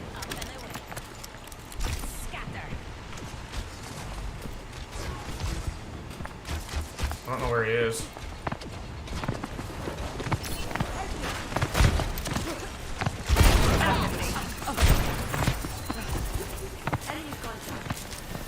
Hanzo's coming back. Do something!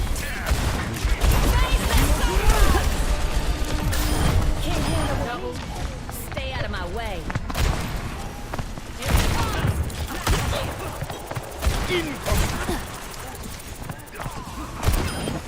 I got you, buddy. Thank you. Fixing that. Don't bust. Why have we been running into a bunch of Symmetras? She's not a bad character to play. Thank you. Hey!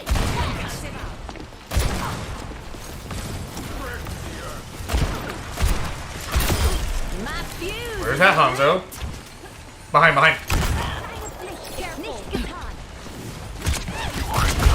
Oh my god, bro! I fucking shot my dynamite! It didn't go off!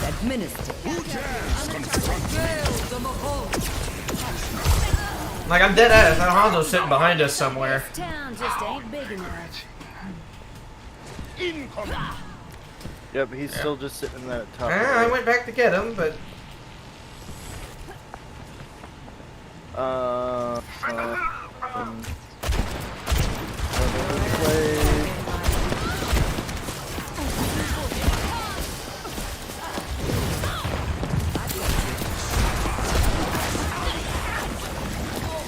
Nothing I can do. We need to get on point. Come on.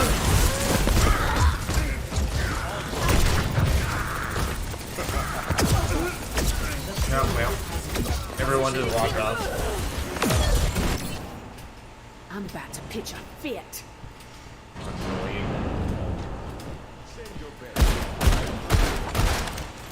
Like, we have a tank, right? You know, our tank can, like, dive the Hanzo. He's changing. I don't care, he can still dive the Hanzo. Our tank by himself can go up there and just get rid of the Hanzo. That's literally what he can do.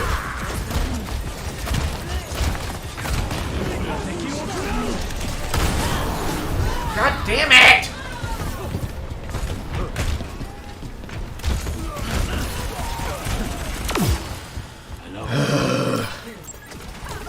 Come on, tank.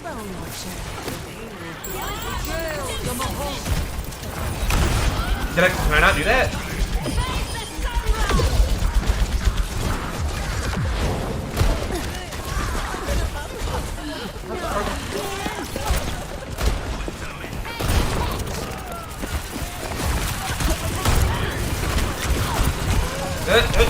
Where are our healers at? Playing DPS. I've noticed.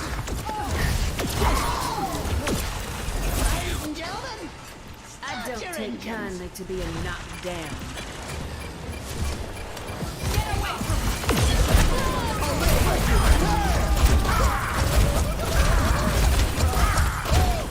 We need to kill that Mercy. Come on, guys. Fuck.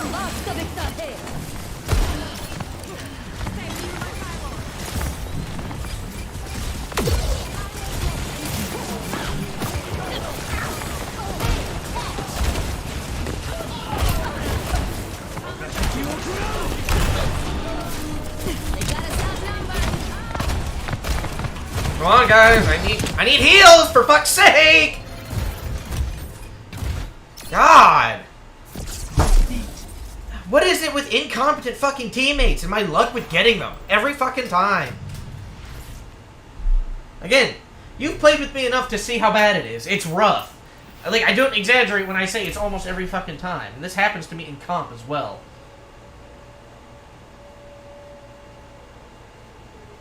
It's really annoying.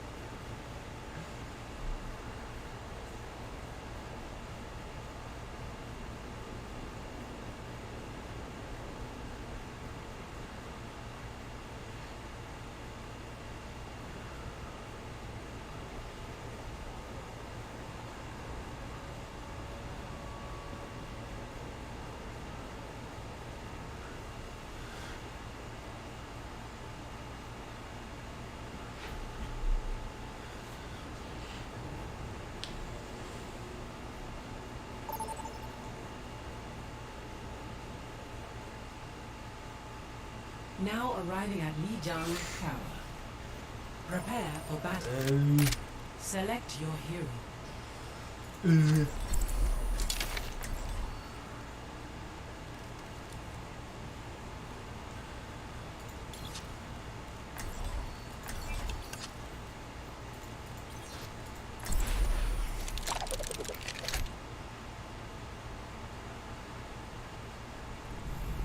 Someone needs to fill this saddle. As good as I am with a bow, I promise you, I was better with a sword. Hello. Our mission awaits us. Greetings. 5, 4, 3, 2, 1. Round 1. Capture the objective. We must work and breathe as one. Here, Reinhardt.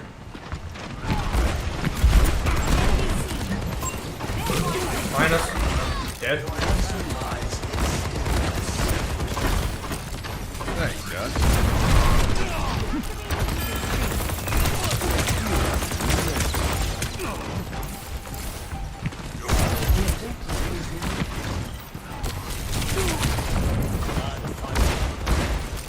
Get back up, Hayden.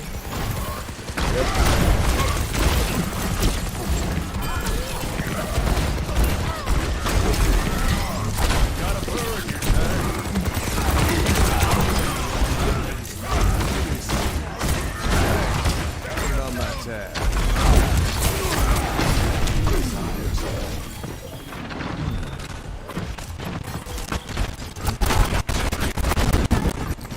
We've got to move up.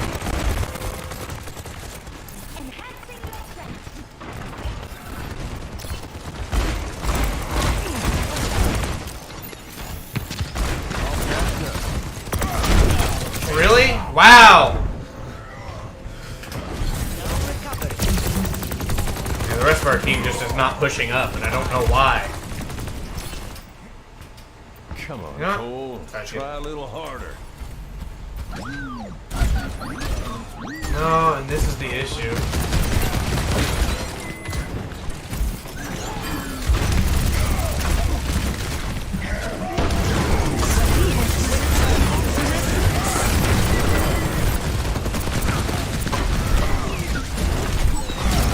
Oh, guys.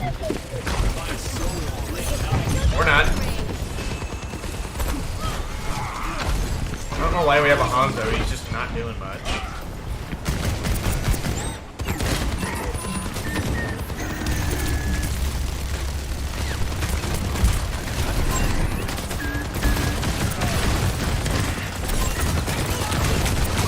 Going down.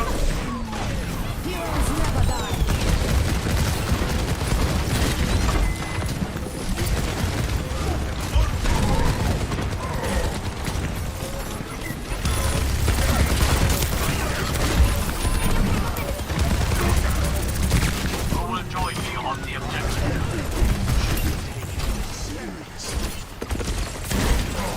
Best round lost. Fucking Hanzo. Score Oh, you mean his 1,000 damage? to 1. Yeah. I don't know why he's playing it against a fucking shield and some high damage hit scan. It's just not going to work. The doctor is in. Ah. He's looking good.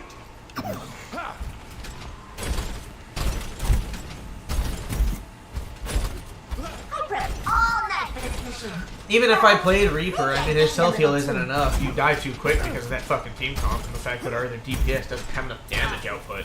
4, 3, 2, 1. Round 2. Capture the objective. I don't like He's not gonna. Oh, look, he did switch. Would you look at that? That is very, very surprising. I'm not gonna lie to you.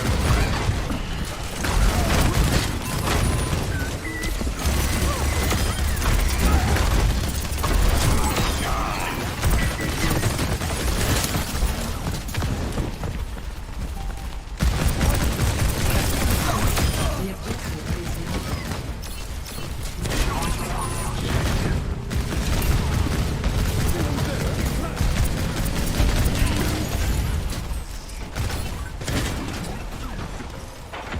They have a D.Va 2 now. That's fine. They're just trying to do something to counter me.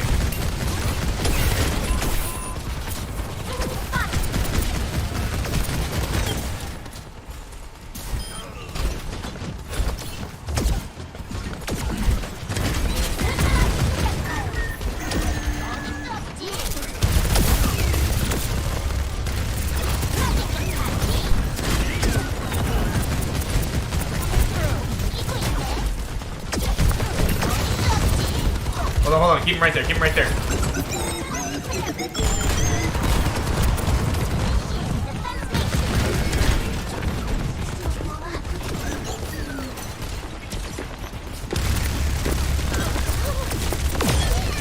I got you.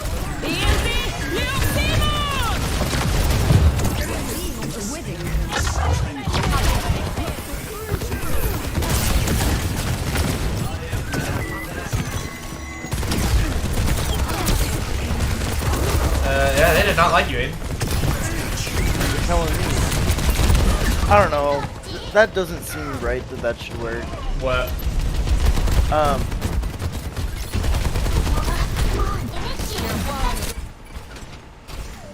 The new healer, the Sun Lady. Her ability works through the immortality field.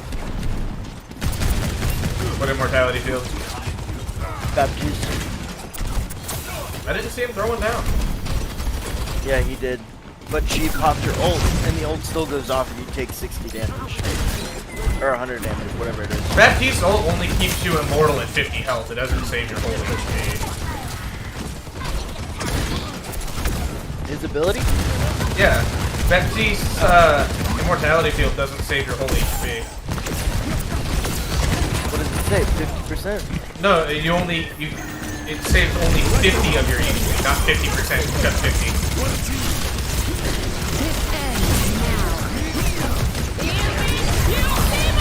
I'm fucked, I'm fucked! Come on, healers, please, heal me!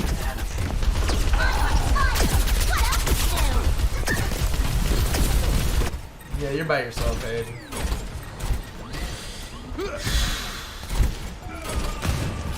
Wait, how did he kill me? Remeching. It does splash damage.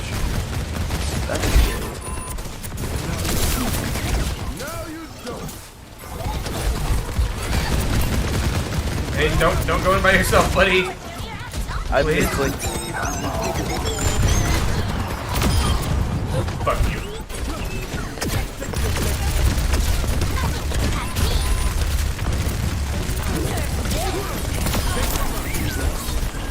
And she sent it off the map.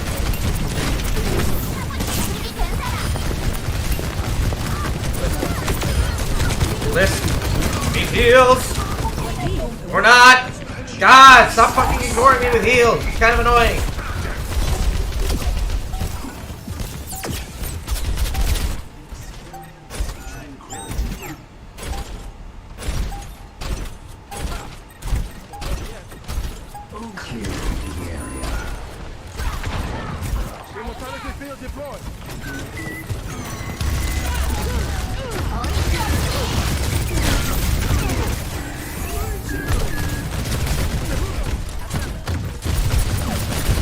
Snap, I need you.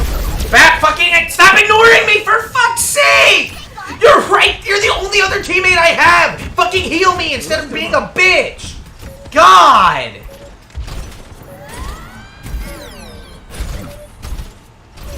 For fuck's sake! Incompetent fucking people! I'm tired of it! That's all I get playing this fucking game! And this is exactly why I've never been able to rank up in fucking, competitive. I've been stuck at fucking platinum level for like 2 years. It's annoying. I've never been able to get past it because of the fucking people I get. It's like I'll get 1 win away from jumping up into Diamond, and then I'll get on like a 10-loss streak, and it's fucking annoying. I'm tired of it, man.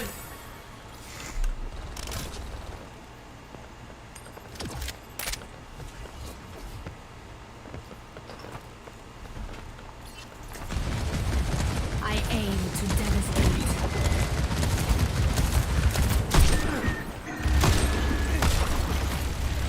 What are you doing, Aiden?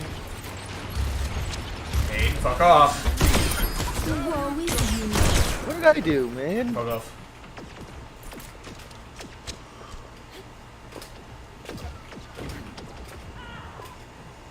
Grenade. Parfait. Nope. Oh, you thought, bitch. You thought! You thought!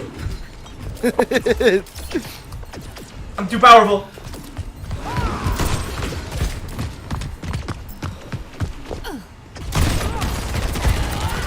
Yeah, I only had 15 HP. I've been waiting for You saw it. Aiden! Fuck you. That is the worst matchup in history. Oh, no and one you got can fucking hide murdered. from my Yeah, no, a sniper versus a fucking machine gun? Yeah, that never works out. I almost killed you, though. Now arriving The at Shabali Monastery. Oh, attack? Yeah, fuck that. select your hero. Very nice, very nice.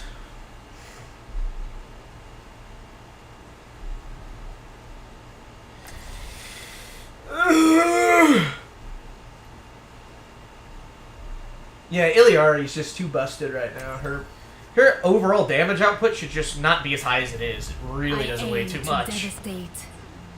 Who is it? Iliari, the new support. Oh. She has way too much damage.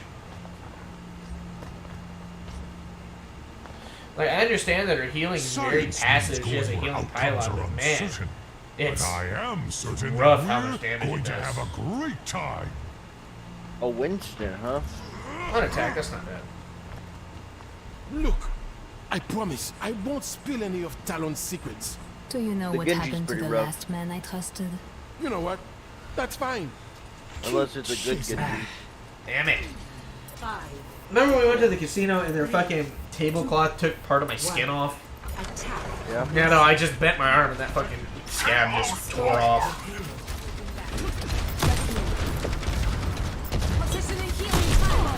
Of course, their fucking bar is off for me. Oh, I'm getting murdered. I need help. Hey, Dad. I need you, friend. Where are you? Alright. Where is she?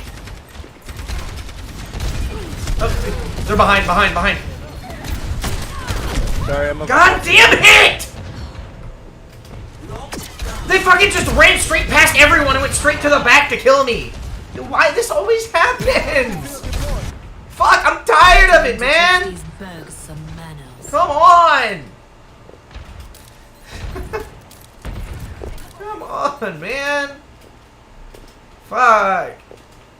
No, nobody fucking likes me when I play this game. Enemy turret ahead.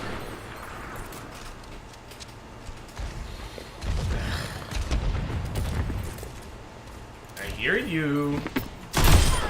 Superb. Enemy turret ahead. Stay near the other side of the field. Healing pylon out. Excellent. You can't stand up there anymore? They changed that.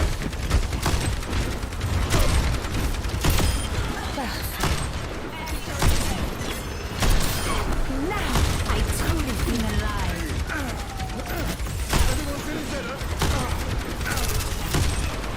No one can hide from my sight. Enemy turret.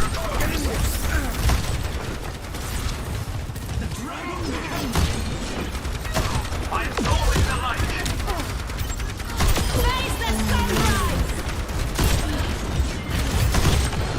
Where are my bullets going? Come on, hit him.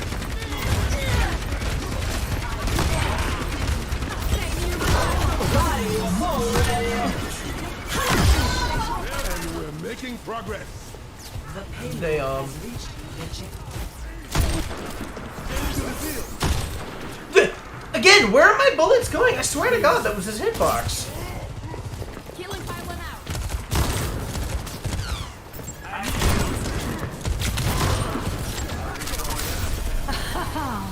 Do not provoke me.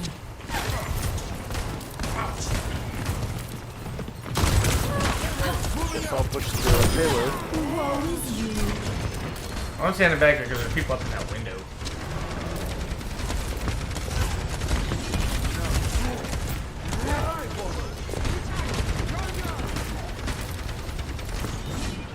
I'm gonna go get an angle real quick. down. Whee!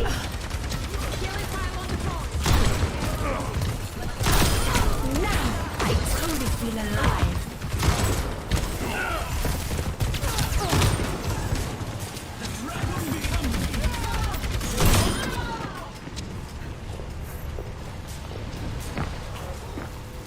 I'm recharging.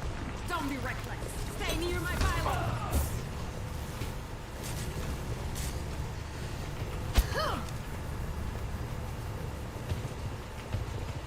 Keep pushing.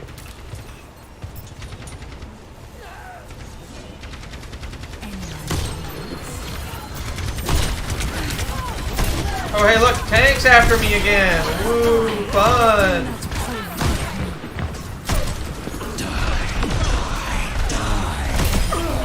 Admirez mon I chef-d'œuvre. had to reload, my bad. No, you're good. The payload has Okay, you guys gotta early spawn. No one can hide from my sight. Payload is advancing.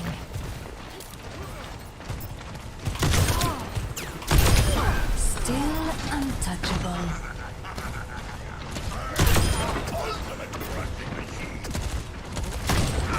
La mona aunque se vista de seda. Mona se queda. Hello. Positioning healing pylon.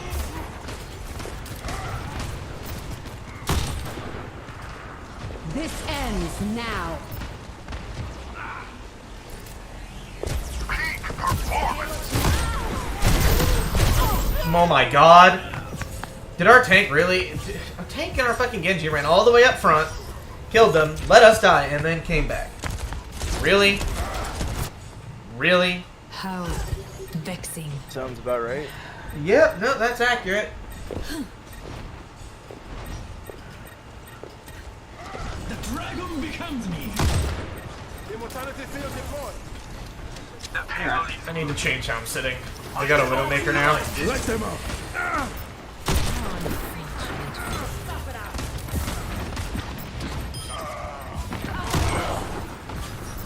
I hear her, but I don't see her. The payload is approaching its destination. Oh, come on. Oh, I see her now.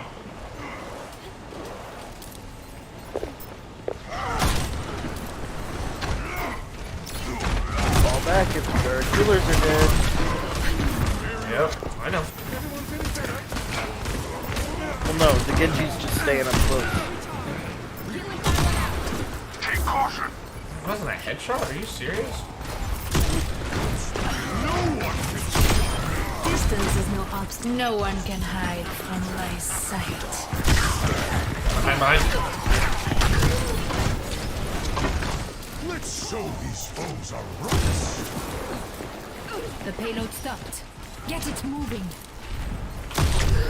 Oh my god. Face the sunrise!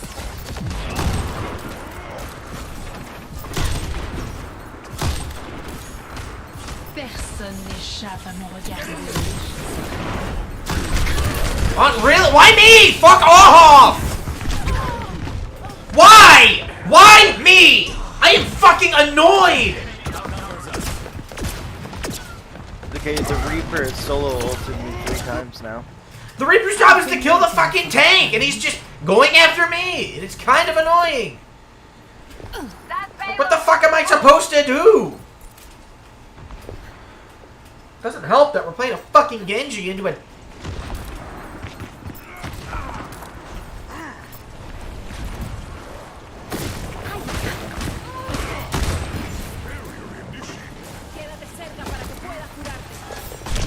How the fuck did she see me? How in the fuck did she see me? It's like having me around. Prepare for your demise. Positioning healing pylon. The dragon becomes me. Build a hole.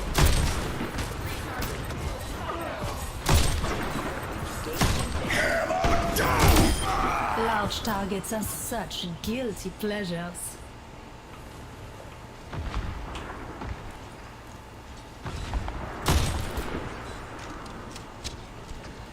Get that Widow. Nice.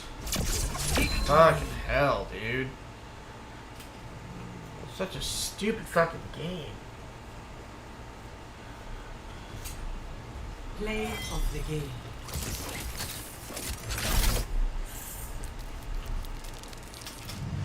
For fuck's sake. No, fuck it.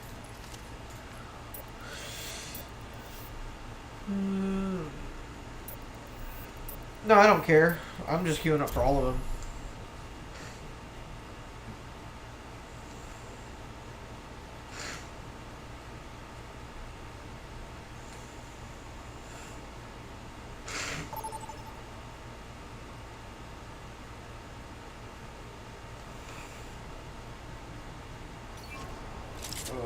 Prepare for battle. How many wins do you need Select left? your hero.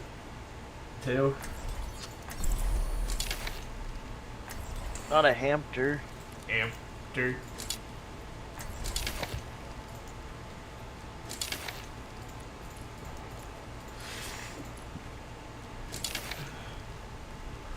Hamster. Honor is all I have left. We're in for a smooth ride, right? Right?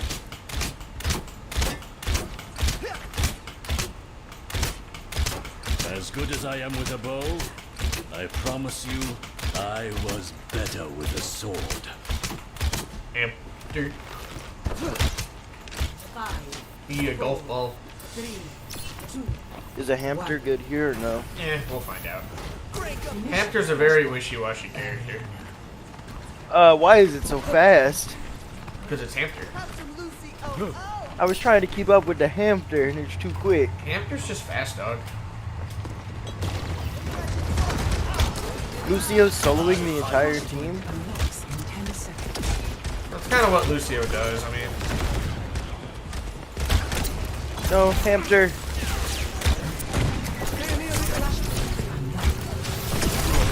Hey, on me, fire back. Now you go.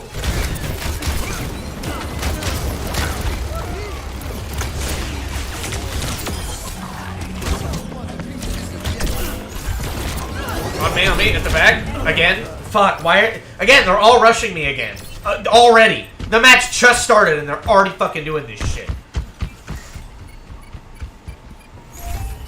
I'm the last one you'll ever pass.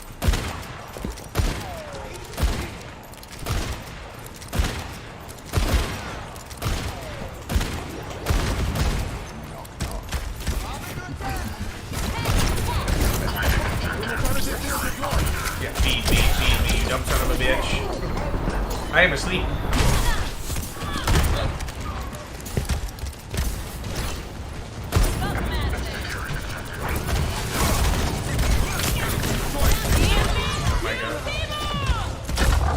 Was there anything I could have done there, Ethan? I don't know. I'm not really watching you. I'm trying to fucking live with how many people are chasing me down. Back from the bone orchard. This is my favorite part. What ability was that? Catch these healing waves. She's got like grenades.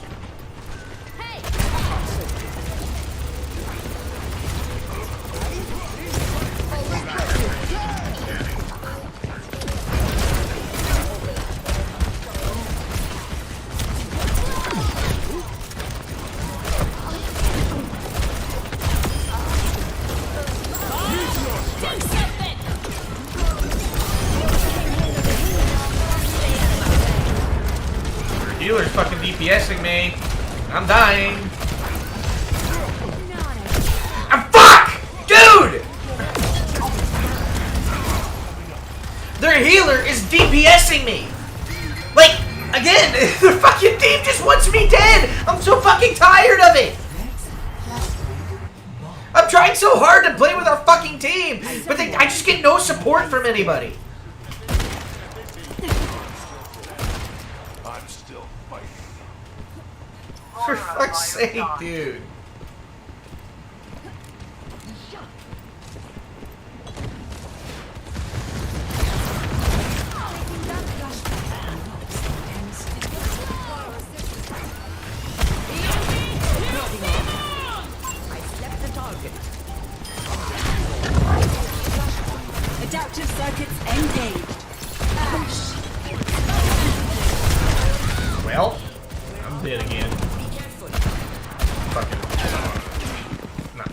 healing me. I don't take kindly to being knocked down.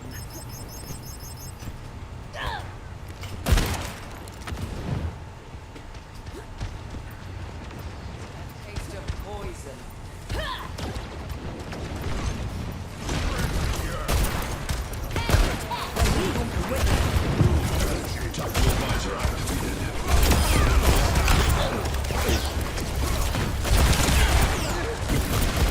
We're fucking. But we were in, and then everyone ran out and got me fucking stuck in a spot where I couldn't leave. Now to show them that I'm in business. It doesn't help that other DPS is just not doing much.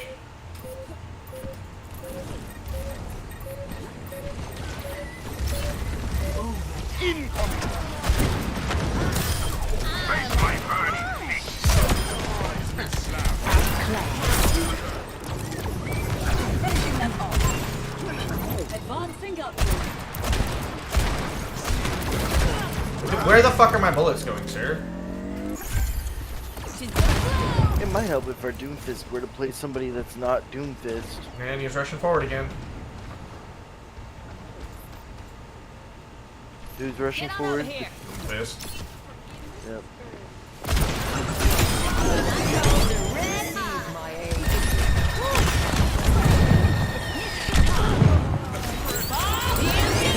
I did my best to keep you alive, buddy. I'm alive, don't worry.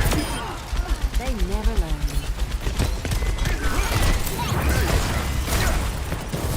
Adaptive circuit engaged. Bastion. I'm on point by myself here. Busy work. Yep, I'm on the back. Nope, it's too fucking late.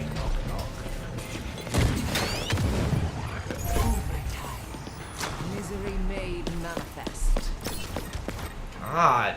I ain't a queen. I am a sniper character. Out damaging a literal fucking, like, tank. Like, fucking Bastion is the highest damage output character in the fucking game. And I'm doing more output than him. That's not okay. Why? Why? Why the fuck do we always get incompetent people whenever I queue up into a match? I don't get it.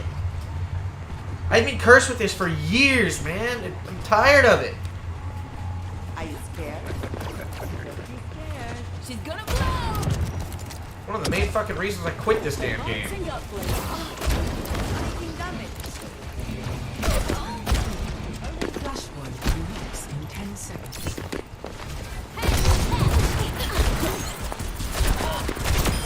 Angela's singing with the angels now. Flashpoint unlocked. That echo run off too.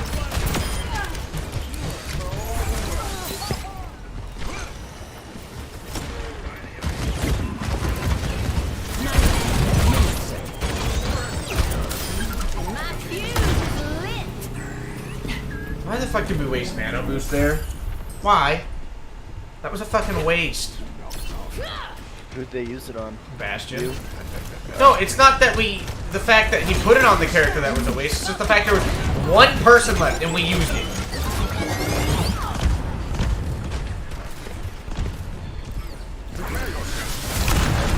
God damn it! Heal me for fuck's sake! Oh, I'm dead. Goodbye, world. Burning them down. Team kill.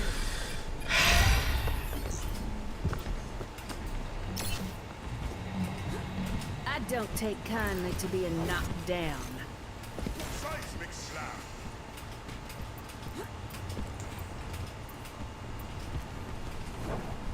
Well, we lost this game. Another game lost, and we still got 2 more we gotta win. Wow, I'm already almost fucking dead.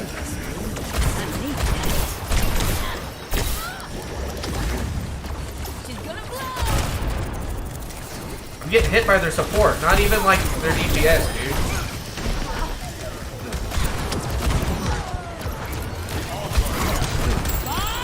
Do something. Never should have let you get away. Come on, get up there.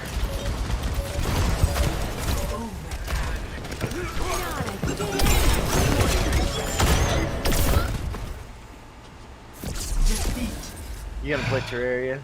I don't know, man. I don't fucking know. I want to get to your last 2 wins, but this shit is annoying. It's all good. I need a break from Overwatch. Fucking, I'm cursed with bad luck, man. It doesn't matter what I do in my life. It's fucking annoying.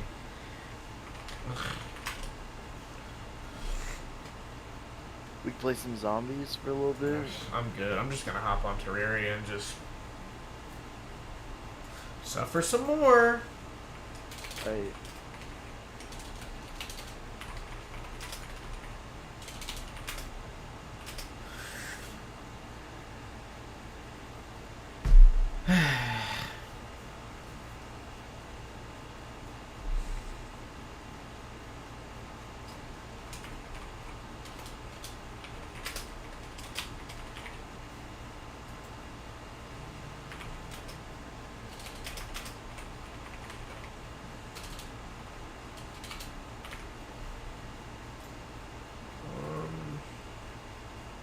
Cursed with bad luck, man. Oh well. Nothing I can do about it.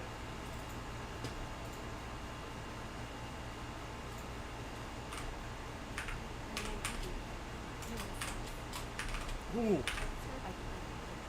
Vicious. God damn.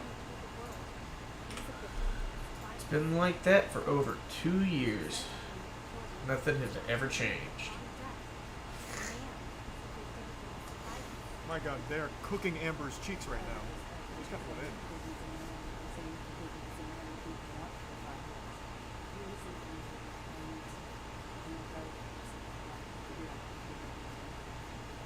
That's a really bad play, Amber, because when you look up your name plus domestic abuse, even aside from Johnny Depp, you get the actual criminal lawsuit with you and your ex-girlfriend where you beat her up. So, like, you wouldn't really want people to look you up. I can't get anywhere in fucking Overwatch. That's exactly why I stopped playing esports for it. Right now. Because of the fact that I can't get anywhere. Against her from 2009, where she beat up her ex-girlfriend. I'm fucking deadlocked in where I'm at. Overplayed it. She didn't beat her up. She simply hit her, or something like that.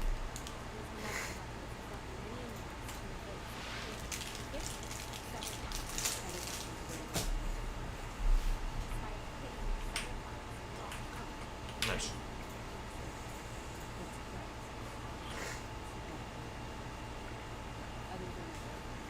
Well, there's no injuries to the face, as she just confirmed, which means that statement was a lie. Okay.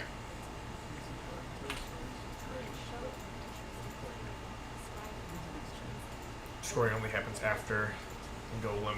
Where is Golem on this list? Really? After those guys? Well, I'm gonna go farm the dungeon, actually.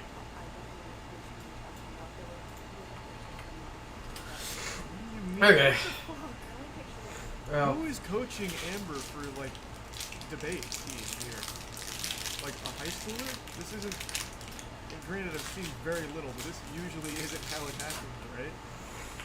Usually, it's a lot more concise and pointed as opposed to obtuse. Because she's already completely thrown out this entire picture with this strategy.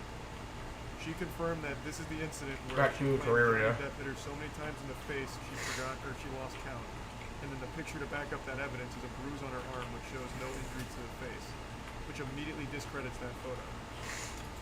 She is terrible at this. I know she fired her entire team, Alright. but didn't she replace them or is she just going solo? That's a real question, I don't know. Did she like hire a new team after she fired them? Oh, that's right, the PR team. that's what I'm after. Ectoplasm.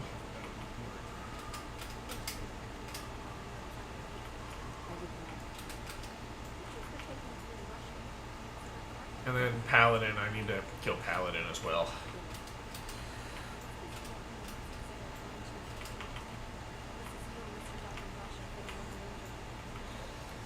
Oh man, what a stinker of a movie.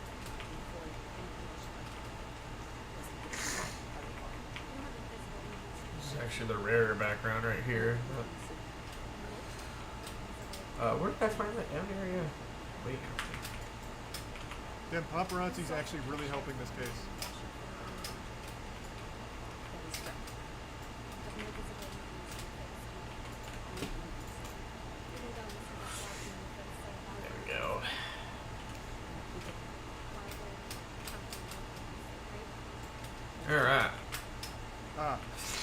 least I'm back at a game I can really relax I have to in. imagine. Well, Now, granted, relax. I'm That's no a pugilist.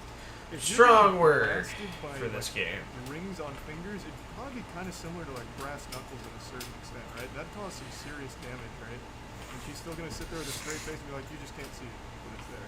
Maybe I This should have is brought only some of an those hour and potions with me. 55 minutes, and I feel like it's a speed run by dismantling half of her claims already. It's like a really farm It's down already here. through like 3 of them. And she's really going in. She said, "Alright, I'm going to take this down, but I also have a lunch scheduled for 3 hours from now, so let's make it quick." It also helps that Amber Heard's doing a terrible job at defending herself.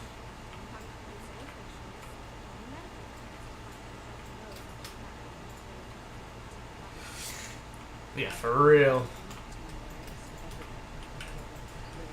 You need to fire those assholes then. Hoping for a paladin to Man, that spawn. makeup really fixed that broken nose right up. Ugh.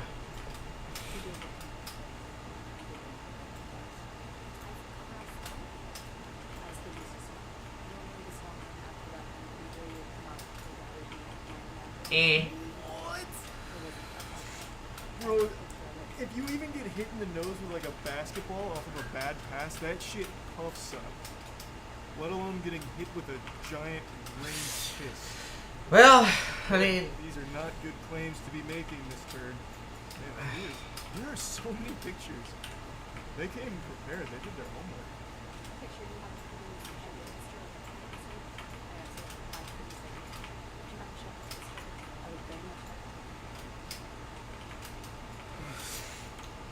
And she hates her lawyers too. I mean, I would Scope.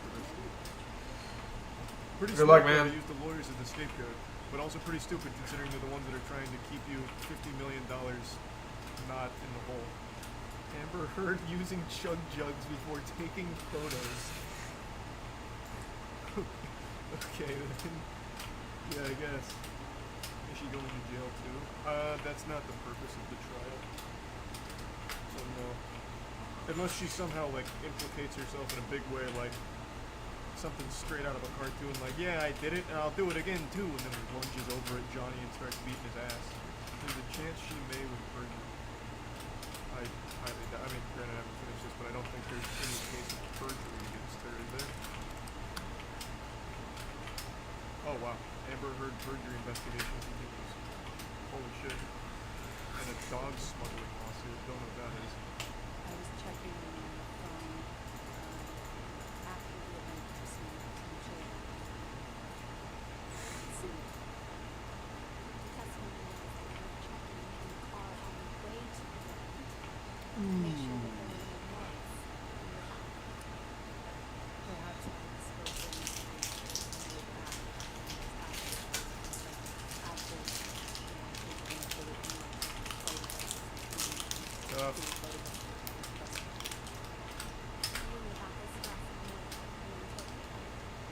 That is correct.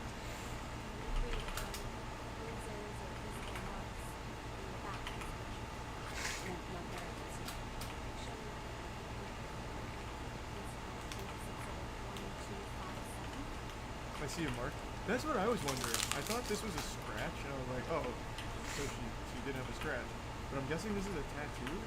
I don't know what that is. It is a tattoo? She has red text tattoo? Oh, it's just actually supposed to be red. Why? Weird.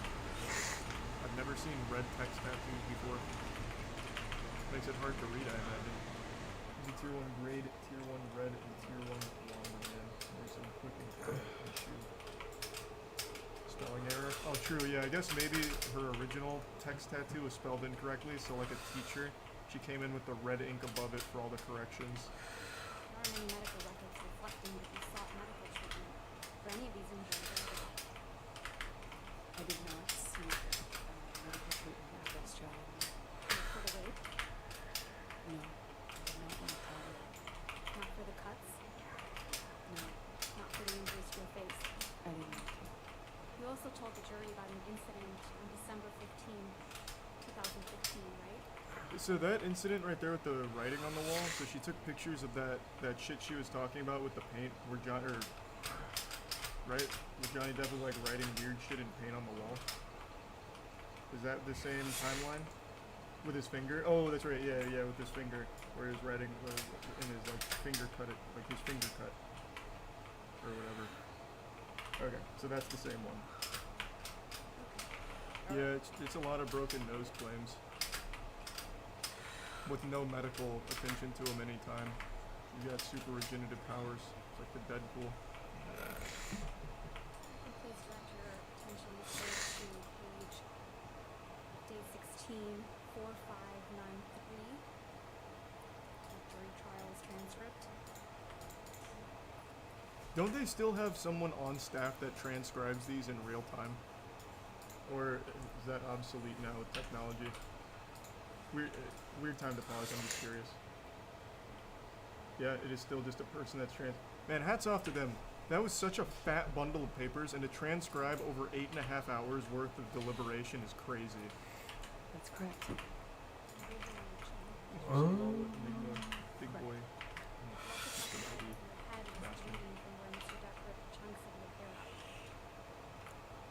Remember, yes. And that you have, quote, gross, pussy, unquote, bruising around your temple. That's in my style, yeah. Now, for this incident, you did take pictures. That's correct. And we will look at some of those in a minute. But I first want to talk to you about your appearance on the James Corden show.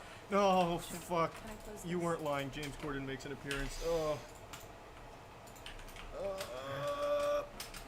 Let's please pull up a clip of your appearance from that evening. If it could, Plaintiff Exhibit 35.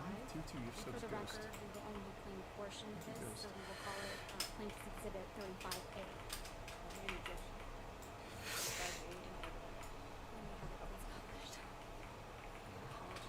If we can please start that over. Oh, double dose of James Corden. Oh my god.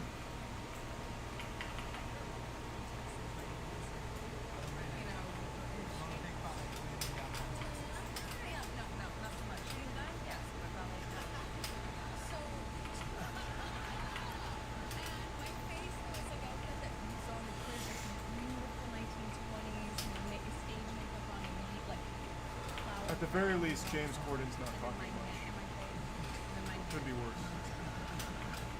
Move to admit and publish Plaintiff Exhibit 98.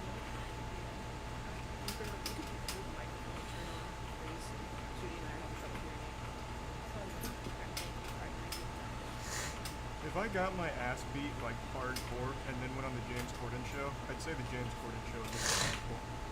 I could get hit with a fucking sledgehammer and James Corden would still be worse. That's correct. We did take pictures of your election days and after December 15th. Correct. Can you show those to the jury?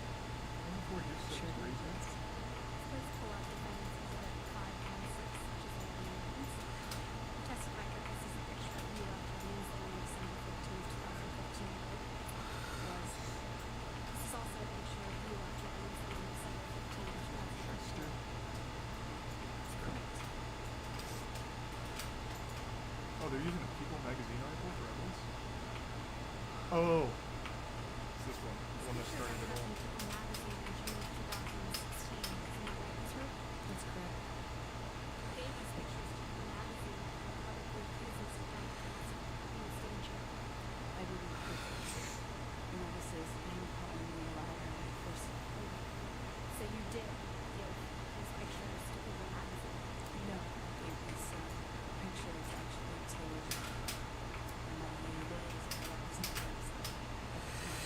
So it's your testimony, sir, with lawyers and representatives giving these pictures of their client to People magazine in the middle of a contentious divorce? I certainly did not personally.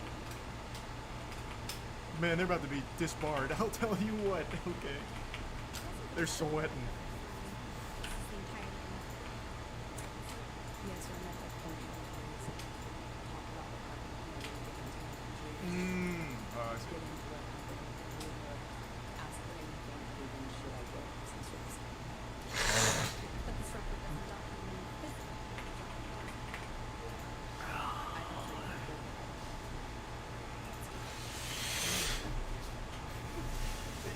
What was their thought process there? Like, I'd have to read it later.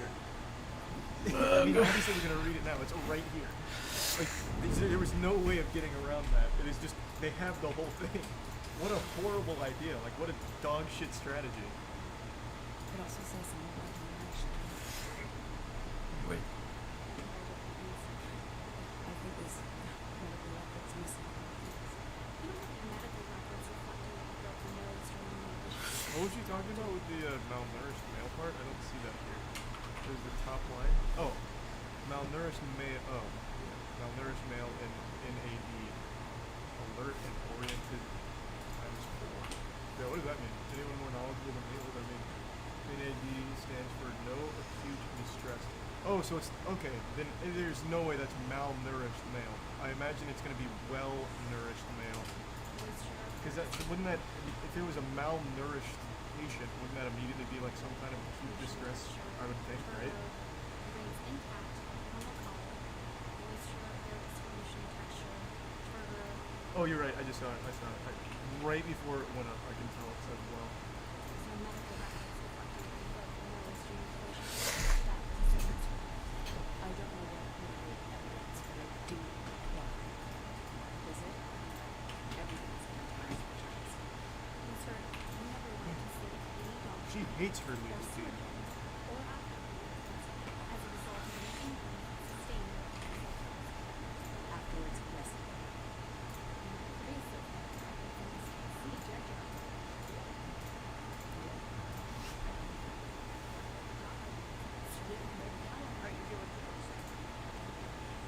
So are they here or are they not here? Where are they at?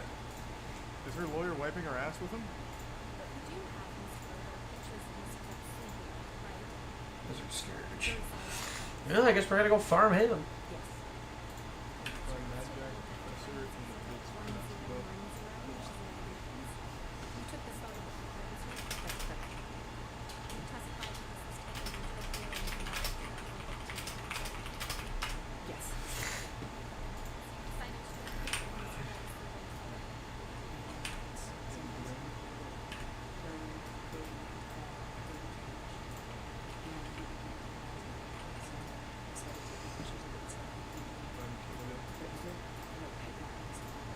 This is a picture of Mr. Depp taking me out on his tropical island.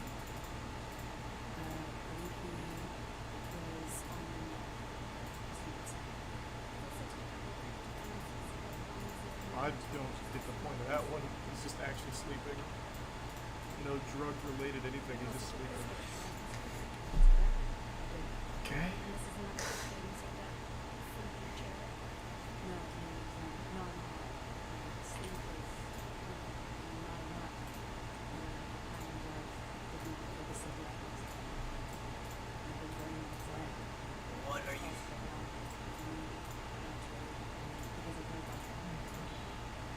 Does she not nap? Is she like an android? I've fallen asleep a million times just like that. Granted, no cigarette, though I also don't see one in the picture either. To be fair. He's literally just been sleeping in a chair So- for the last 2 photos. That's it. God damn. What's your testimony in the court? Mr. Depp smoking a cigarette in this picture? And what happened to it? Seems to really like to take pictures of Mr. Depp on his sleeping chair. I hated it. I hated it. There was no law. I was very out. The medication was a medication change. Drugs. I didn't even the ice cream. The cigarette. It scared me. What the fuck does that mean? When you fall asleep and you spill something on yourself, you're not gonna like feel it either. He's wearing jeans. Just ran down his legs. I really feel like she should have just went a different angle. Like, yeah, he drank himself into fucking trouble that night. That I believe. But she's trying to spin it in a way like I cared so much, so I took a picture of ice cream running down his leg while he fell asleep. Makes no sense. I too have gotten drunk and spilled shit on myself while falling asleep. Shit happens. The pictures, I'm not an expert, I'm not part of their legal teams, but I believe the pictures were to prove that Johnny Depp wasn't in control of himself sometimes due to substance abuse and alcohol. So these pictures are supposed to show him like the aftermath of a bender or something.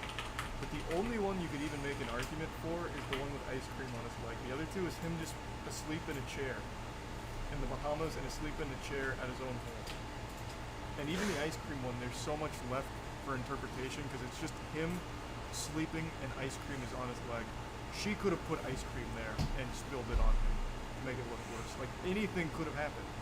He could have literally just fallen asleep while eating ice cream. It doesn't really set that character profile like I think they wanted it to, so it's just a bit goofy. Wait to the cocaine picture. I saw that. I mean, obviously Johnny was a druggie. Is a druggie. I'm just saying these pictures don't really do a good job of showcasing anything she's trying to get them to do. Johnny claimed Amber handed him the ice cream as he was falling asleep. Well, there's no way of proving that one way either. But regardless, it's very weak for evidence. I know this is Johnny Depp's lawyer. To show Amber taking a bunch of useless pics of him, but 0 pics of her so-called wounds. Yeah, I know. And his lawyer's doing a great job. But for some reason, Amber had 1,000 pictures of him sleeping, but only 2 of injuries. At least 2 that we've seen so far. And the injuries aren't consistent with her statements. One of them, she claimed she was beat by Johnny Depp so many times in the face with his giant rings that she lost count of how many times she was punched. And the picture is a bruise on her arm. And the other one is the split lip one with black eyes. You know it's not good when she hates the people trying to save her. That's another thing. I think 3 times now she has blamed her legal team for the absence of evidence she claims to have produced. And she got real dicey when she claimed the lawyers were the one that sent those pictures to People magazine during an active investigation or an active case, which would be a big no-no. What's your testimony about this breakfast table? Just the table. That is correct. This is what the table looked like after Mr. Depp had been doing cocaine. Well, clearly he has yet to assume it is that. There are 4 lines of cocaine In those pictures, There isn't any cocaine going through around those lines, right? I'm not gonna Doesn't clearly look like anyone's been doing cocaine off that table, does it? Oh, I see. I'm not sure you know how that works. She's claiming this was staged. When you sent it, you said, Thank you, Six Face Man. look at mine. Really some shit in the room. Yeah, you can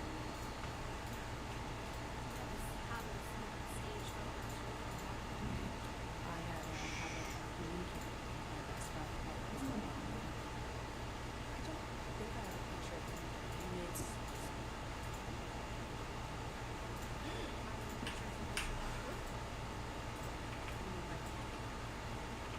Money.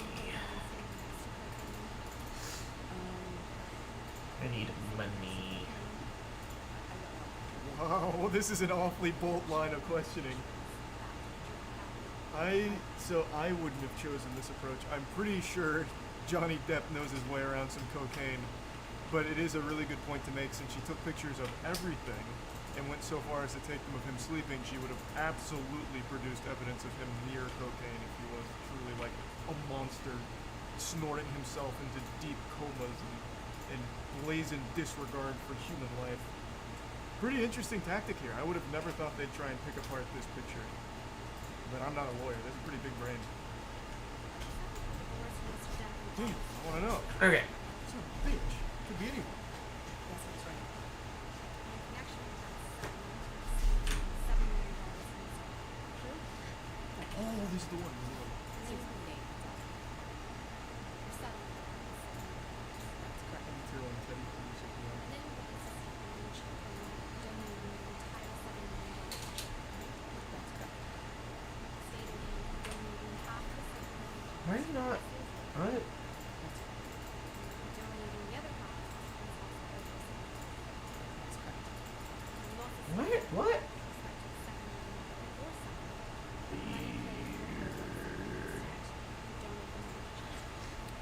Yes, that's correct. Please pull up Witness Exhibit 1, 2. Oh god, she has the receipts to prove she never donated. Oh, this is so painful. She tried so hard to look like a good person with the charity pledge. So the statement of release was heard. That is correct.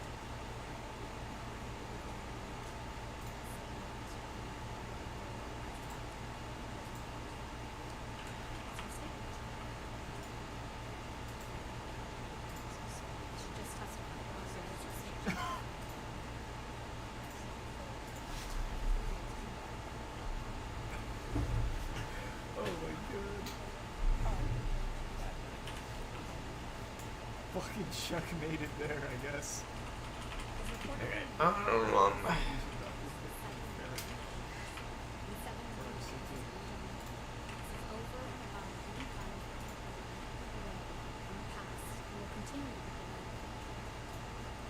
That is correct. I don't remember that lesson.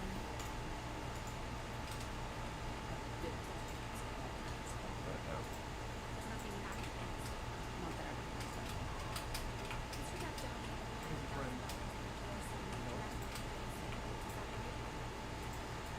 Right at the beginning of the first segment, you donated 100,000 to each charity Hey. on my behalf towards my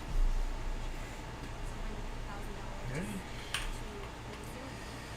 to individuals.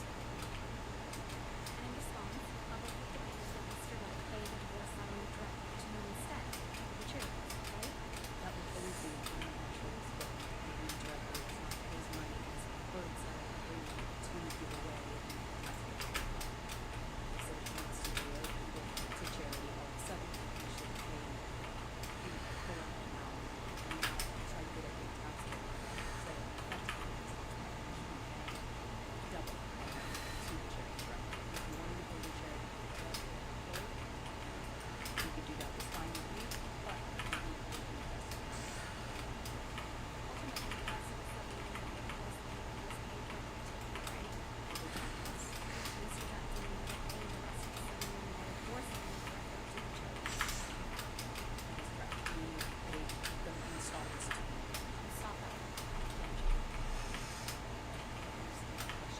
You just...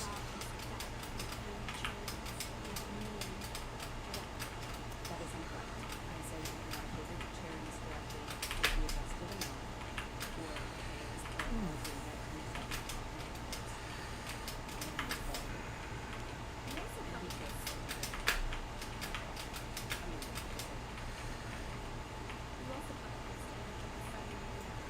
What the fuck? if you wanted to pay it, you would be suggesting this. I already... Again, like I said, I already know how this part ends because I saw it, the cliff notes on Twitter since it was such a big deal. Fuck, this is painful. This is rough. This is an Amber Turd classic right here, the greatest hits. That's because you want the entire world to think that you were donating every penny to the $7 million divorce as soon as you received it from Mr. Duff. Isn't that right? No, I was going to be receiving the installments, and I would be paying the installments, the donations. In fact, you released a statement in response to Mr. Duff's donations to the ACLU and CHLA, didn't you? I don't recall. Let's see if we can refresh your recollection. Could you please pull up Plaintiff's Exhibit 1260? God, that was just such a scary line. Refresh your recollection. So snappy. This is an article entitled Amber Heard and Johnny Depp row over divorce donations. And if I could direct your attention to where it says, I think it's on the second page, her spokeswoman responded in a statement. The language that follows the statement is, spokesperson is an exception and Damn, she's on a streak right now. Suddenly she's very energetic and talkative. Yeah, because this is a rough one. I guess I won't spoil it if you don't know, but this is a sore spot for Miss Turd. In her efforts to look like a saint, she looks real fucking dumb. we released a statement through.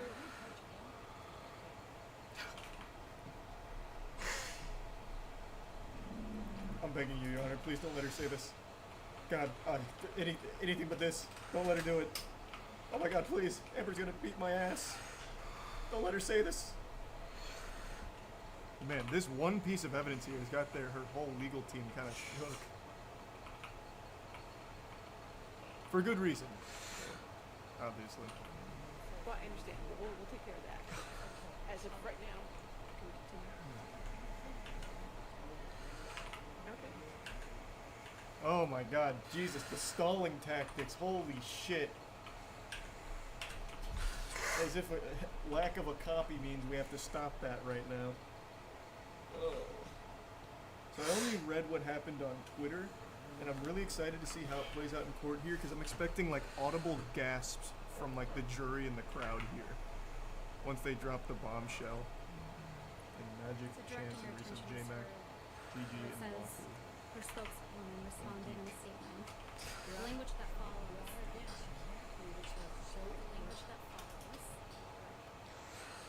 Jesus Christ. The desperation. I don't disagree with anything in the statement, but I just simply don't recall what the statement was in the released. Is there anything inaccurate in that statement, Mr. No. I'm going to move to admit. I'll remove objection to vote 1260. Thanks if I've just said Nova. Thank you. And you said hippie and friend. The statement reads, Amber Heard appreciates Johnny Depp's novel interests in supporting two of her favorite charities, the ACLU, American Civil Liberties Union for Domestic Violence, and the Children's Hospital of Los Angeles. This is great and unexpected news. We could also insist that the full amount be paid immediately and not charged for 9 years.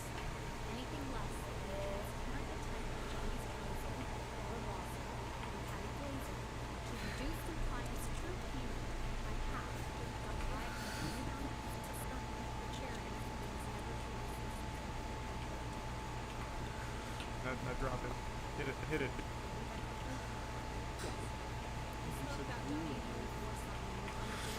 I believe I said I had. This is vanilla. I believe I said I had one to charity, but it was already shared or already. That is strong. What are its onions, I think?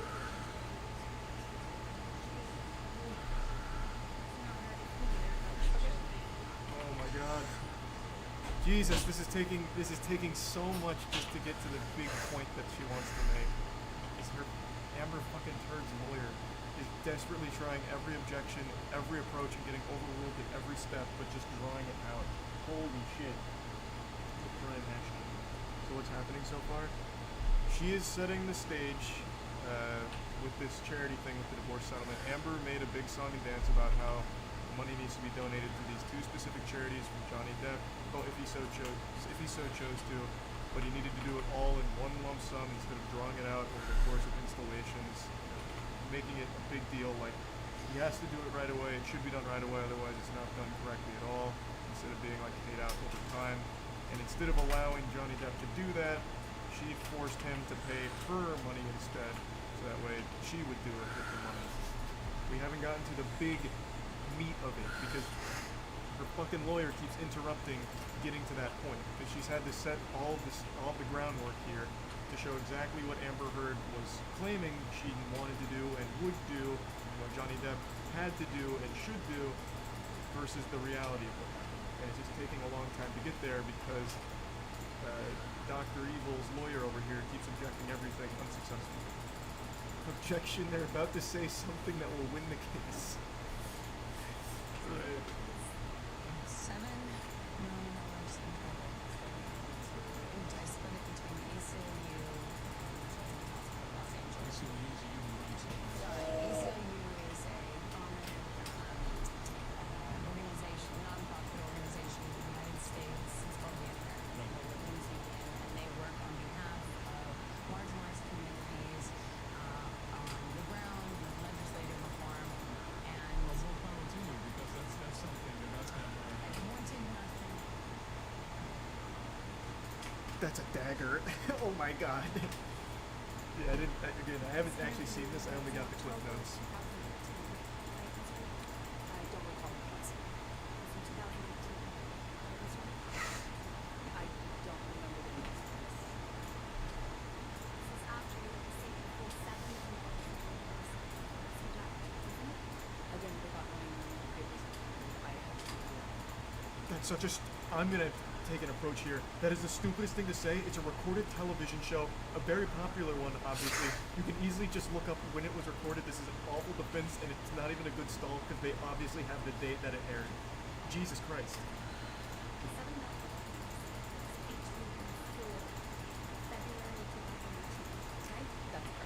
objection to Actually, literally testified to it in court. That's counted as when testified and made Desperation. to be correct. at least Stop! What the fuck? Why does it keep doing that? that is correct. Testified payments were all made on schedule.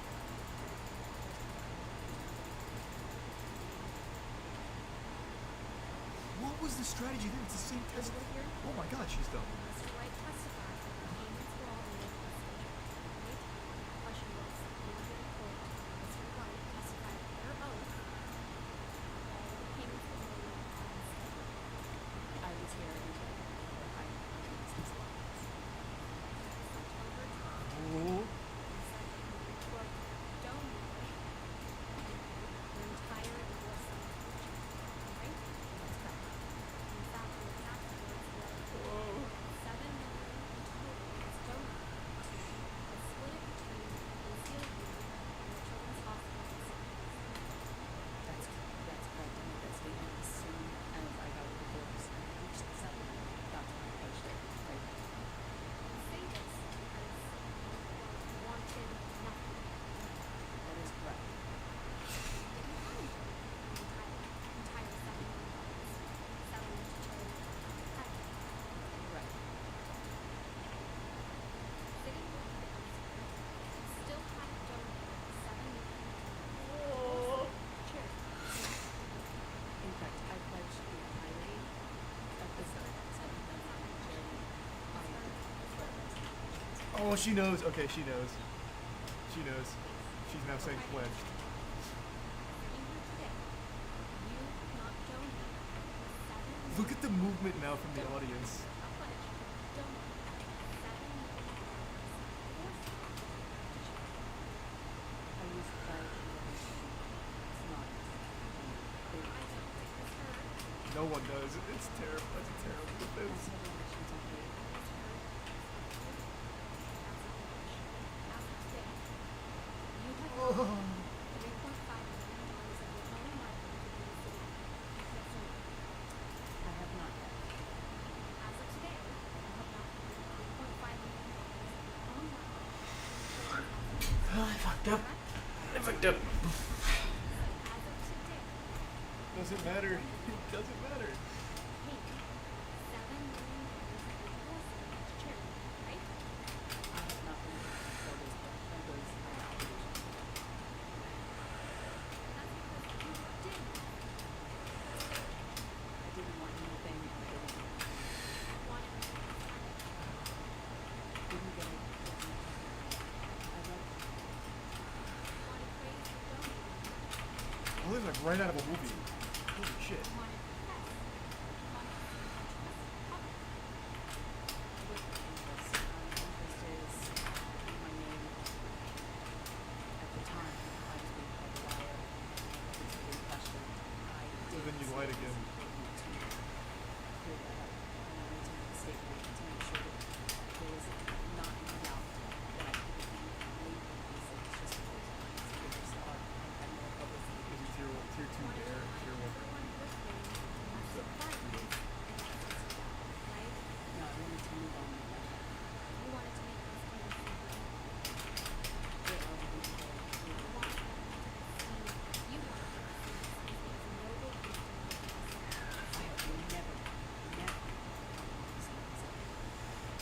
Nor have I ever called myself that. Fuck, this is such a slap down. Jesus. The entirety of the divorce settlement was donated to charity. That is correct. I pledged the entirety. You testified under oath, quote, the entirety of my divorce settlement was donated to charity. That's the It is true. I pledged the entirety to charity. statement When you say you buy a house, you are paying to buy a house. You pay everything. Well, okay. I'm coming in with my own here. Even if that is the case and she wants to use that line, it completely goes against everything she set up in her other statement where she told Johnny he's not allowed to do that because it's not by the rules. She wouldn't allow it. So now she's now backpedaling into that same line of thinking where it's like, oh, actually, I plan to do it over time installments. Which is exactly what she forbid Johnny from doing in the first place. So that nothing she's saying even fucking works.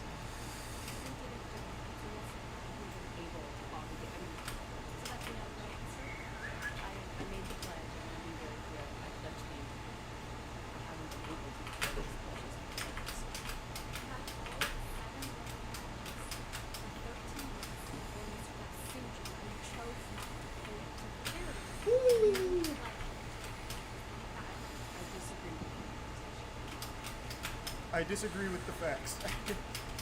It makes me look bad, so I object. Fuck, that's such a bombshell. Completely pokes holes in everything that she says, because it ruins her credibility. Which is why it's such an important piece.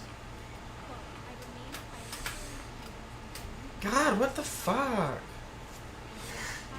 What am I supposed to do about that? Man? Oh, God. there's more. Oh, well. Oh, well. Oh.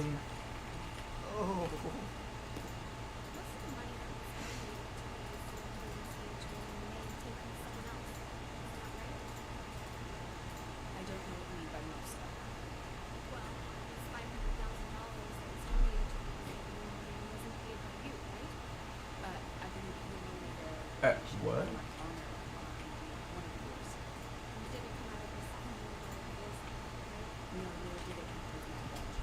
It's $500,000 that was donated to the Children's Hospital of Los Angeles and the one wasn't paid by you either. But there may be something. And it didn't come out of the $7 million bills. Nor did it come to my Cleveland Bio operation. It was $500,000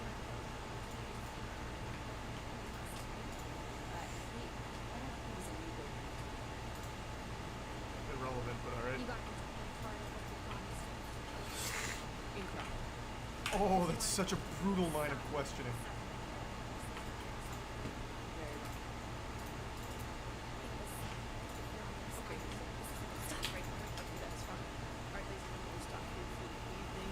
Remember tonight, you're not doing outside research. I know these days are a little longer. I appreciate your patience and taking care of everything here. Please take care of yourselves, okay? We'll see you in the morning. God, what a fucking beatdown. Well, Johnny Depp's lawyer's wild. She's really good. Meanwhile, Amber Turd has like a geriatric senile lawyer. She didn't get a successful objection a single time in the entire hour and 55 minutes. And she tried so often. That is, I can see why she keeps throwing her legal team under the bus.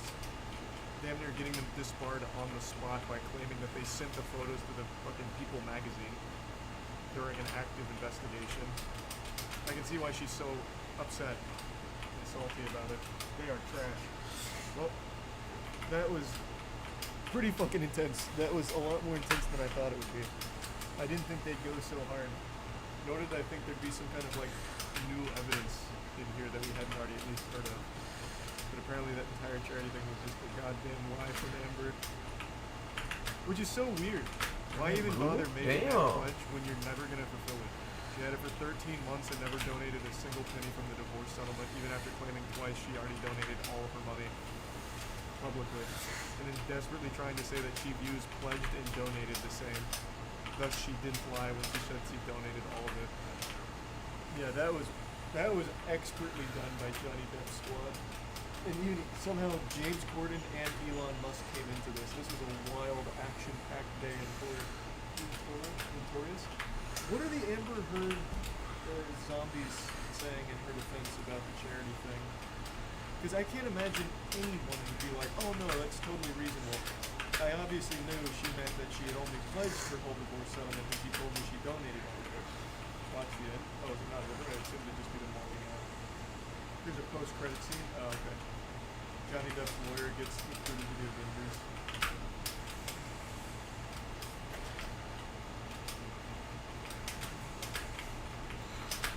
No. They're cheering Johnny on as he leaves. Meanwhile, Amber Heard gets nothing but crickets.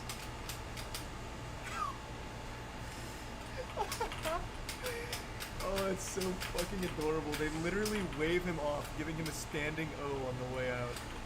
Fuck me, man. That was so wild. That was so wild.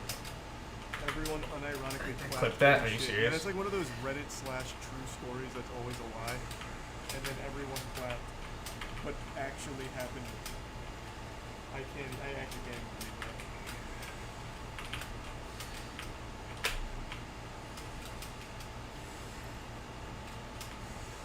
For almost a decade now, I've said multiple times how the worst content on YouTube comes from YouTube pranksters. There's nothing more deplorable, heinous, or dog shit than a YouTuber doing pranks. Let's face it, YouTube today just isn't what it once was. While there's fun to be had, it feels like every other genre has been effectively neutered, as YouTube has been forced to bend to the will of advertisers, who threaten to pull out whenever the site is in controversy. And YouTube as a company always obliges. Genres like commentary are known for their controversial figures, but one area of the internet that many today seem to have forgotten about is prank channels. They join the lucky few who have not only been stigmatized by the entire online community, been subject to a clampdown by YouTube themselves, and extensively covered by mainstream publications. Names like FouseyTube, Joey Salads, Prank Invasion, Sam Pepper, and many others have become some of the most popular people online, with videos racking up hundreds of millions of views from 2014 to 2017. They were also some of the most hated. Prank, an experiment, awareness raising. Members of a genre filled with trolls, scammers, and delusional scumbags. Once outed, the public would never see these people the same. The video is fake! That's right! In this video, we're going to cover a comprehensive history of prank channels on YouTube, from their humble beginnings to a very repugnant end. Pranks, tomfoolery, mischief, even, all have been a part of entertainment well before the inception of the internet. The shocking, discomforting, yet ultimately amusing nature of pranks has often drawn the attention of many, many viewers. And even more convenient for creators, all you need is a little ingenuity, originality, and a target. And most of the work is already done. This was also the exact reason why prank channels thrived upon the creation of YouTube. Any ordinary person with a camera and some time to spare could create their own content. YouTube, at this time, even facilitated this growing subsection. Its focus on shorter, viral content made the site easily accessible to the general public, and pranks would explode in popularity because of it. Calling on inspiration from reality television like Jackass, the inception of pranks on the internet will begin with a few integral creators, namely Mediocre Films, Ed Basemaster, Remy Gaillard, and Jack Vale Films. Their first few uploads to YouTube would often define their individual niches on the site. Mediocre Films debuted on October 11, 2006 in a video called Greg Hits Hollywood. In the video, a fictional news reporter, Greg, would stand outside Mann's Chinese Theater in Hollywood interviewing passerbys, the catch being him hitting the interviewees in the face with the microphone. After its success, Mediocre Films would run with this style of prank, often traveling to events like Comic-Con to conduct similar styles of interview. You know this guy, Black Man. Good to see you, Black Man. Black Man. Black Man comedy. Good. On the 6th of December 2006, Ed Basemaster would upload his first video, Mr. Testy, the man, the myth, the legend, introducing viewers to the titular character, Mr. Testy, and Ed's style of content, which typically had Ed playing the role of some character while interacting with members of the public. Hilarity ensues. One of Ed's most famous videos is titled, Look at This Car, in which Ed plays a rather flamboyant and obnoxious citizen who simply can't stop gawking at a car. You know, when I see a car like this, first thing I do is I say, would you look at that? You know what I mean?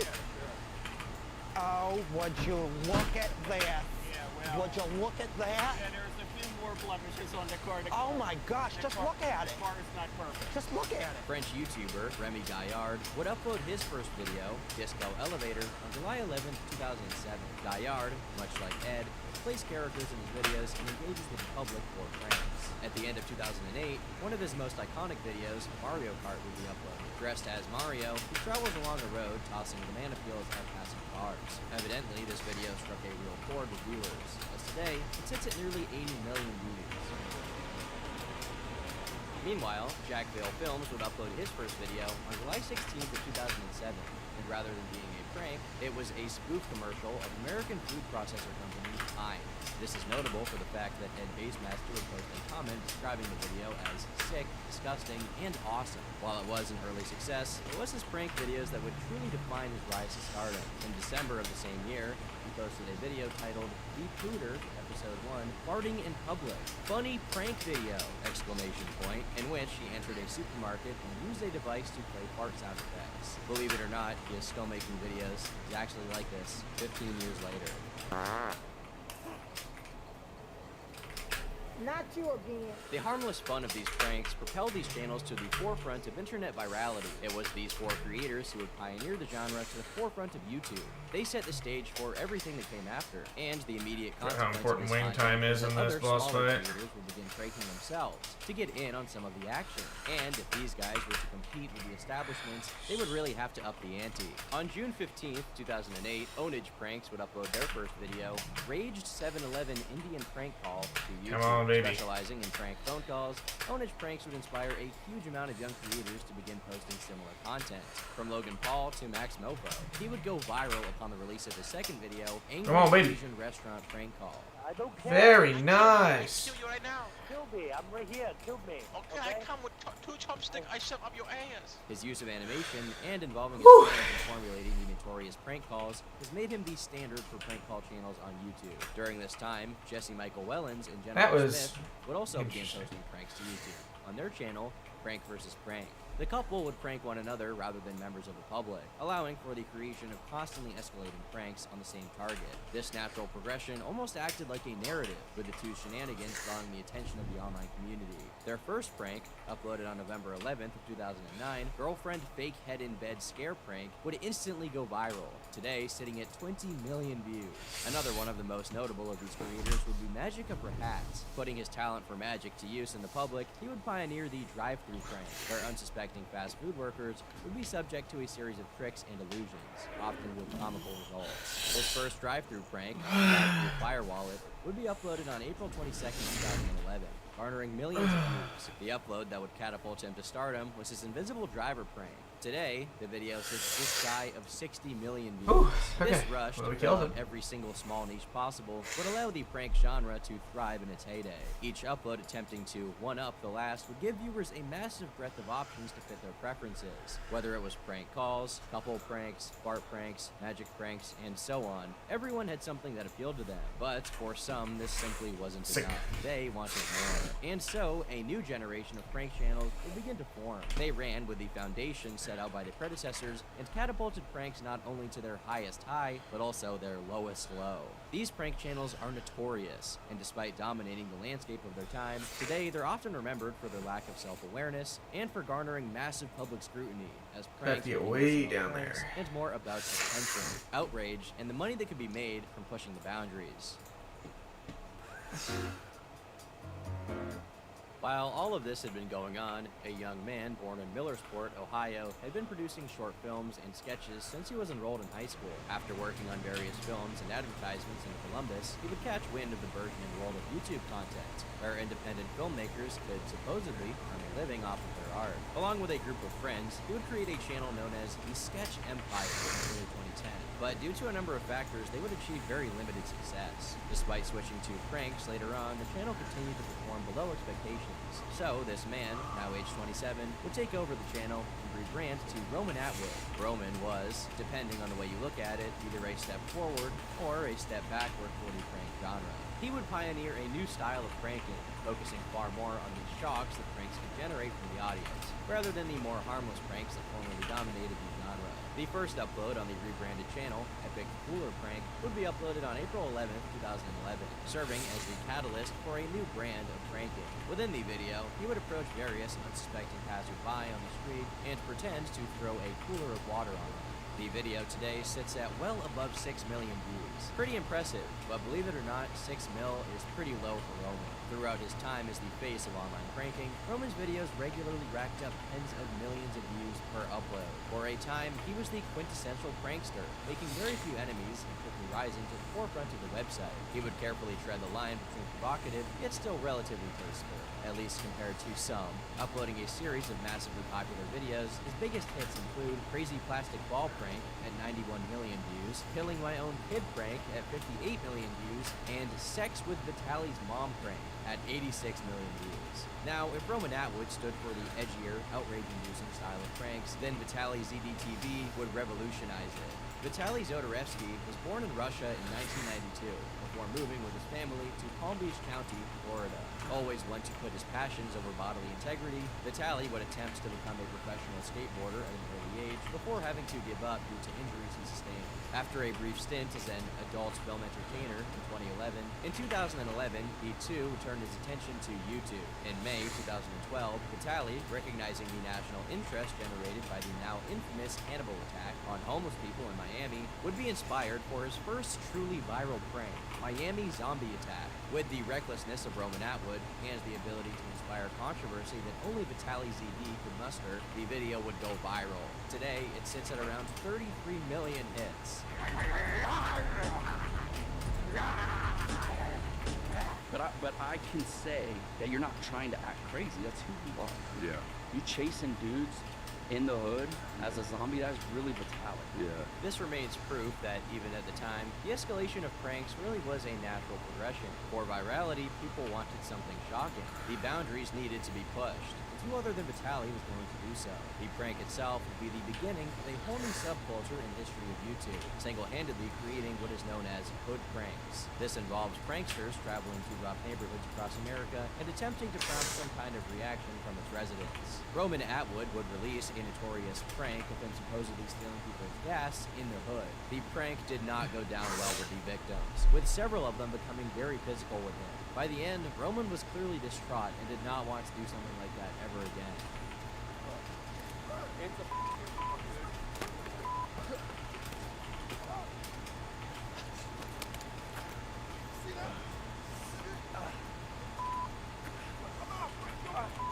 But the video got 55 million views. Pleased to say, this is not the last time we'll be hearing about hood pranks. Vitaly would be a provocateur of the online web space from the second he received notoriety. No better is this shown than by a video published just a month after his zombie prank. On June 12, 2012, Vitaly and cameraman Jonathan Venegas would shoot the controversial Russian hitman prank Gone Wrong, where, for a section of the video, Vitaly would place a suitcase on the ground before informing people around that they had 60 seconds to escape the area. This did not go down well. After Vitaly informed one man that it was in fact just a prank, he would lunge at the prankster, tackling him to the ground as his partner informed the authorities. Vitaly would ultimately be arrested on charges of threatening to detonate a bomb, a charge that carries a maximum sentence of 15 years in prison. Luckily for him, after taking the deposition of the alleged victim, the case was dismissed by the prosecutor. For Vitaly, the stunt had been an overall success, with his channel growing from 100,000 subscribers to well over 4 million in just 1 year. Plus, in the end, the charges were dropped anyway.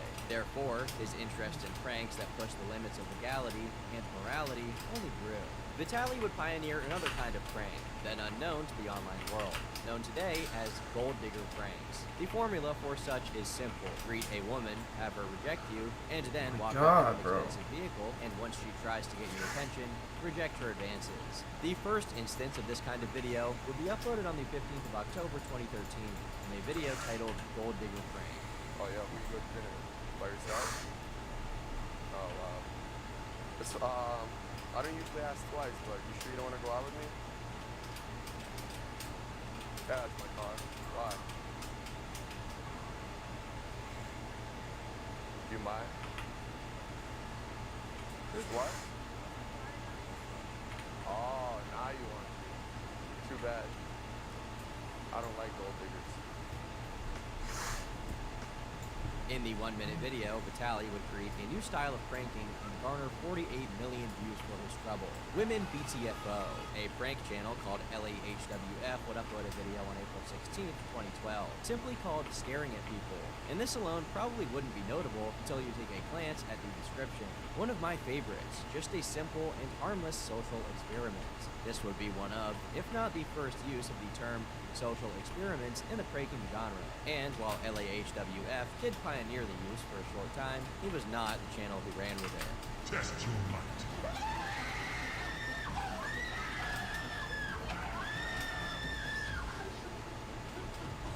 Enter Yusuf Salah Erekad, more widely known by his online username, Fusi2. Fusi would actually own multiple channels prior to his most infamous, having 17 in total.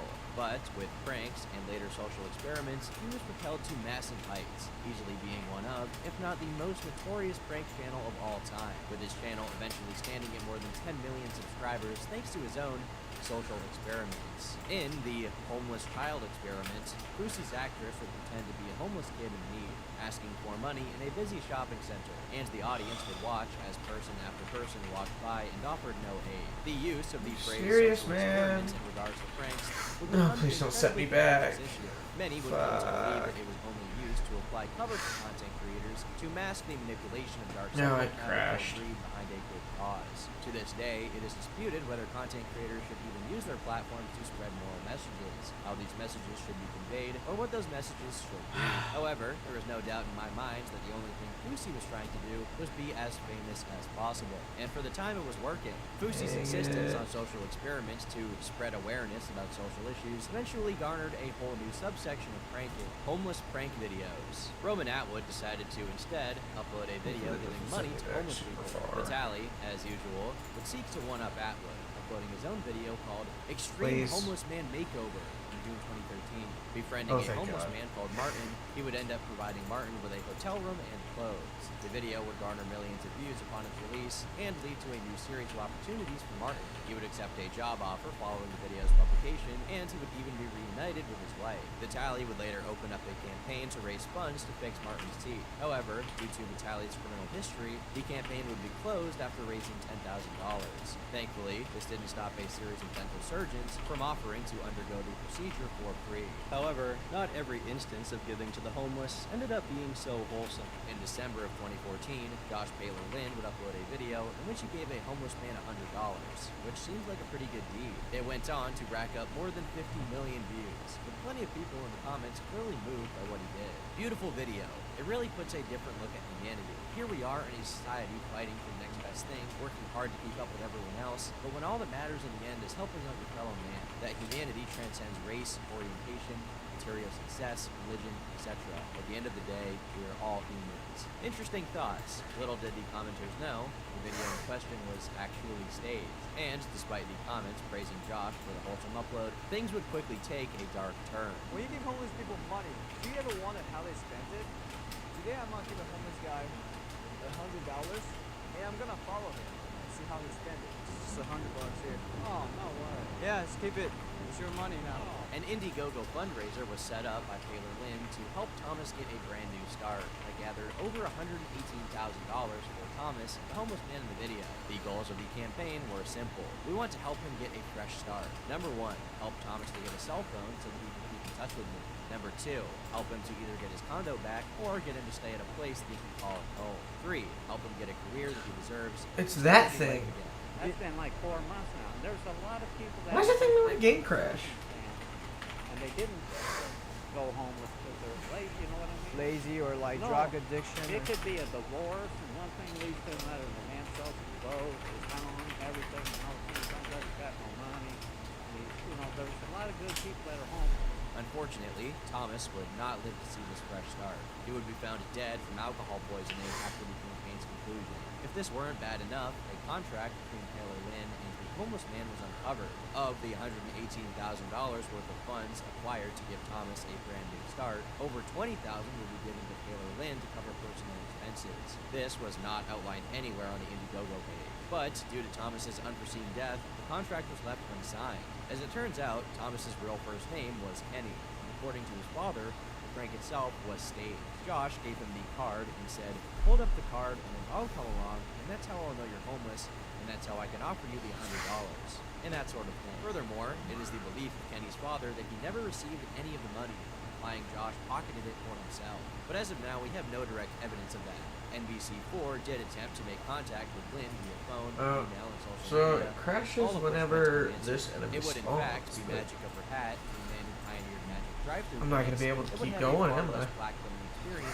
Yeah, I keep He would prank getting a set homeless man back. named Eric Arsby, pretending Eric had won a lottery using a losing lottery ticket. With the losing lottery ticket, Eric won $1,000, which was all a part of the prank. Eric would attempt to split the money with Rahat, who declined the offer, but the video would touch Rahat's fans, who inquired about a possible fundraiser for Eric. The initial goal of $20,000 was more than tripled to $66,000, with over 3,000 individual donors. Rahat would upload a follow-up video on May 7, 2014, titled "Homeless Man Gets a Home." In the video, he shows Eric the home that was bought using the fundraiser money. Given the absurd and wholesome premise of the video, it was only a matter of days before it surpassed 10 million views. And with some of that money, we got to this house for 1 year. So this is What a wholesome end to a wholesome story. I sure hope that years later, a scandal doesn't erupt that throws into question this entire saga. That sure would be unfortunate.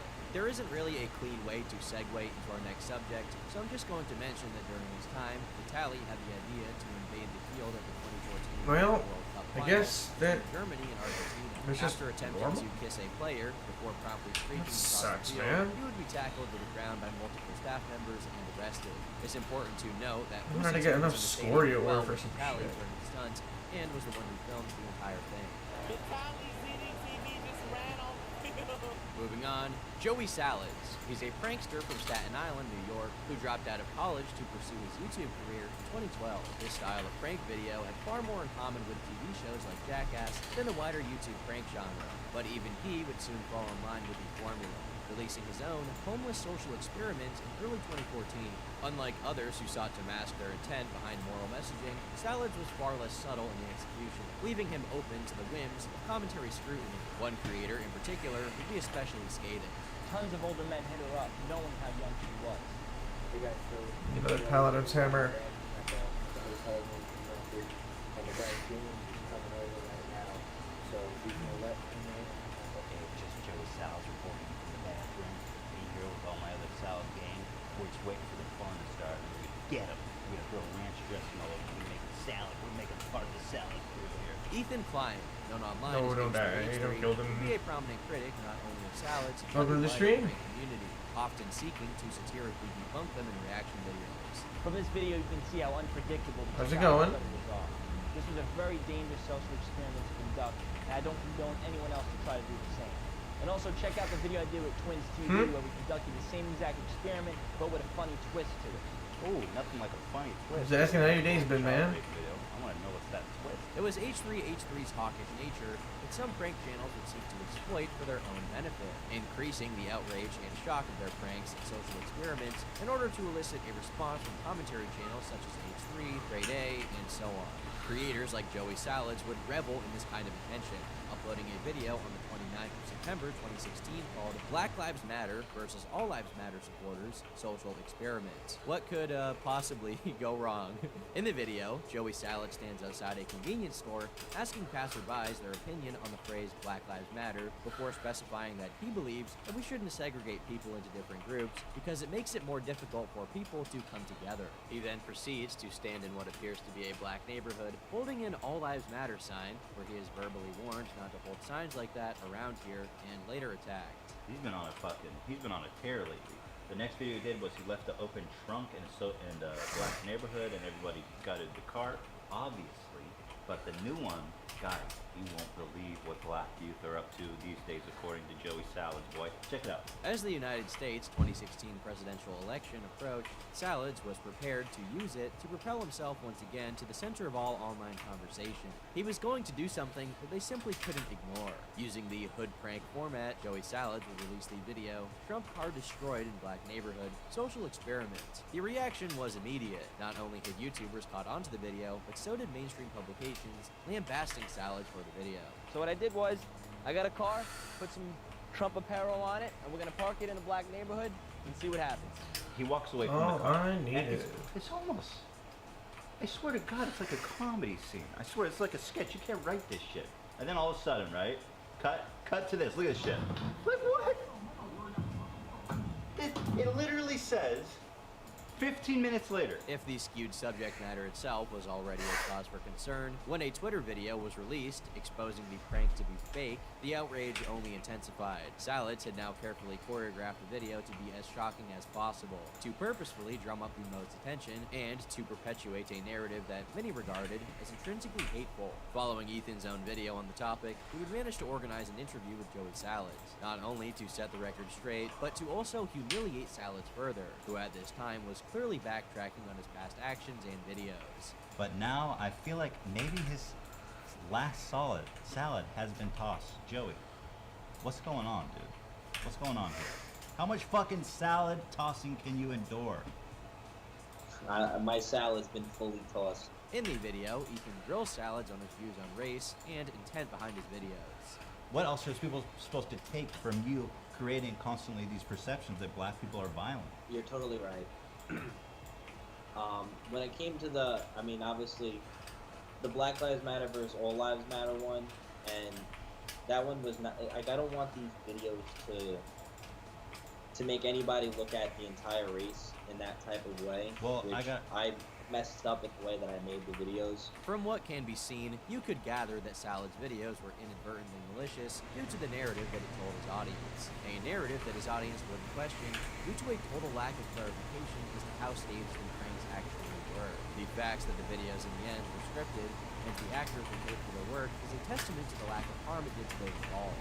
However, to many, that did not excuse the effect that his videos would have after their publication. This is not the only controversy Joey Salad would seek to embroil himself in. There was little indication of just how far he would ultimately go for attention, but more on that later. Most YouTubers are absolutely shameless when it comes to getting views on the platform. They would golden shower their mothers while their father films for their vlog series with not a couple 100,000 views, but none are more shameless or just downright batshit insane than prank invasion. While other creators would seek to capitalize on the creation of hood pranks, couple pranks, character pranks, and so on, one creator would attempt to forge new ground.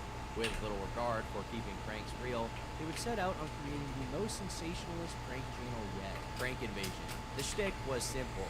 In most of his videos, he'd walk up to a girl and ask her to take part in a simple challenge. Think rock, paper, scissors. If the girl loses the challenge, she has to give Prank Invasion a quick kiss. His pranks would range from Kissing Prank, Mommy Makeout Edition, Kissing Prank, Heads or Tails Edition, to Kissing Prank, Starbucks Employee. Starting to see a pattern here. His videos would attract a large amount of attention due to their overly gratuitous nature. I mean, they were basically softcore porn, and that attention was far from positive. He approaches this girl and makes her this offer. Just have a watch and have a listen to what it is, right? I'm gonna flip this coin, and if I can get it right, I get a really quick blowjob. What? Okay. Yeah, sure, why not? Who can resist an offer like that? Oh, hi there, really short girl of questionable age. Would you like a 50% chance of sucking my dick in the middle of this fucking filthy street, on camera, in exchange for absolutely nothing? How's that sound, love? H3H3 was especially critical of Prank Invasion, making a series of videos on him and even managing to get into contact with an actress involved in one of the videos. This vast amount of attention attracted in such a short time by an idea that didn't really have two legs to stand on would spell doom later down the line for Prank Invasion, especially when Chris himself would draw the ire of the online community for his shamelessly fake escapades. They said that they were looking for an actress or a model for a quick hijab kiss. They made it sound like it was something like Comedy Central, like Saturday Night Live skits, and so I didn't think I'd actually be portrayed as like a real Muslim. I applied, and immediately, I'd say about 10 minutes later, I got a call from, I think it was Chris himself. He called and he said that it was for a really big, like a really established comedy channel. He didn't say that it was YouTube. The casting call said it was, and then he just kind of went back on it. He was like, no, it's for a really established comedy channel, like everything's great. We'll have you show up. And then he's like, now make sure to wear a thong. The interview, while not character destroying, did shed some light on Prank Invasion, painting him as desperate for virality, and he's willing to go to whatever lengths to do so, including twisting the truth of his operation by hiring actresses.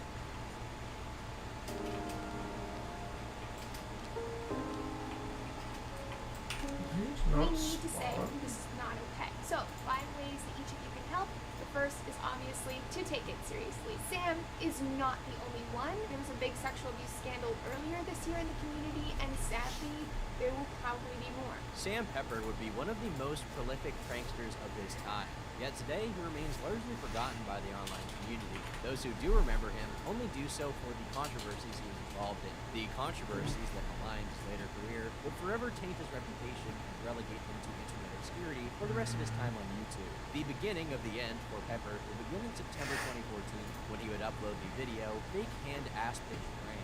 In the video, Sam would approach women asking them for directions before grabbing their ass. The outcry from the online community was immediate. YouTubers from Hank Green to the Fine Brothers would demand the video be taken down due to it breaking YouTube's terms of service. His most recent fake ass pinch garnered the most negative attention because he was grabbing women's bottoms without their permission. Do you know where the Apple shop is? I was looking for it.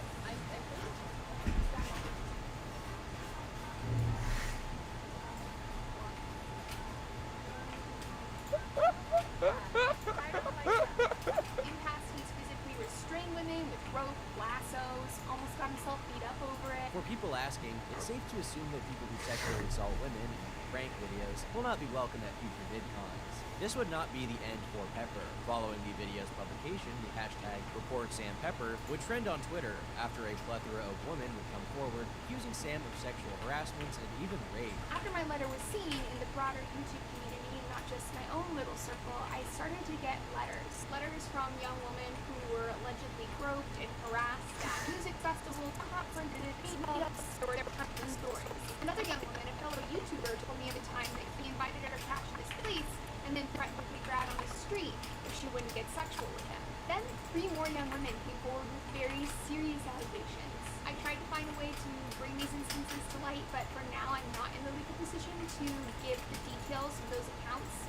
What I can tell you is that a police report was filed by a young woman who was allegedly pinned down and masturbated upon against her will. Sam, attempting to take control of God, the man. situation, would upload a follow-up video. Women Like, would go up to men difficult. and grab a hold of their behind. As you can imagine, this did little to quell the growing anger against Pepper. Video blogger Lacey I'm supposed to Green fight Leviathan had an open next letter to time. Pepper, criticizing both him and his uploads. You may have noticed that your latest video, Fake Hand Ass Pinch Prank, has garnered considerable negative attention. In this video, you sexually violate a number of unsuspecting women on the street, many of whom are visibly confused and upset at being touched by you without permission. One woman even says, "I don't like that," while you proceed to laugh and touch her more. In How to Make Out with Strangers, made a year ago, you pressure women on camera to make out with you. Again, many of whom are visibly uncool with it. Confused and caught off guard, they painfully follow through with your requests, clearly uncomfortable. In How to Pick Up Girls with a Lasso, you physically restrain women on the street with lassos, many of whom look alarmed to be restrained by a stranger. The letter would be co-signed by various other creators, all fed up with Pepper and those he inspired with his mind of the pranks, namely Tyler Oakley, Tomska, and Hannah Hart. The letter would soon be signed by well over 100 Oh, We are jeez. deeply disturbed by this trend and would like to ask you, from one creator to another, to please stop. Please stop violating women and making them uncomfortable on the street for views. Please stop physically restraining them and pressuring them to be sexual when they are uncomfortable. Please show some respect for women's right to their own bodies. While it may seem like harmless fun, a simple prank, or a social experiment, these videos encourage millions of young men and women to see this violation as a normal way to interact with women. Pepper would upload a video addressing the entourage of claims made against him. The stupidest thing I could have done. I should have just came out and said, "Hey guys, I'm an idiot. I faked this video. I wanted to, I want to make content that gets views, and I've been trying to follow the trends, and I just messed up, and I'm an idiot, and I should have done what I'm doing now." This, again, did little to prevent punishments, and the videos would later be removed by Pepper. Green would later release a video in response called Sam Pepper Exposed, covering the allegations made against Pepper and attempting to debunk his claims following the video. He also tried to claim that he had consent from the women in the videos. What he may be referring to is getting his consent form signed after he's done it to use the footage. When some of these women were actually asked if there was consent, their answers suggested no. Pepper would lose corporate sponsors, access to conventions, and even the YouTube partnership program. However, he would continue, undeterred by the backlash against his videos. The straw that would break the camel's back came later in November 2015. What comes to mind when you read a title like Killing Best Friend Prank? Well, it's probably this notorious image of Sam Goldback breaking down after witnessing the faux execution of his friend, Colby Rock. Okay.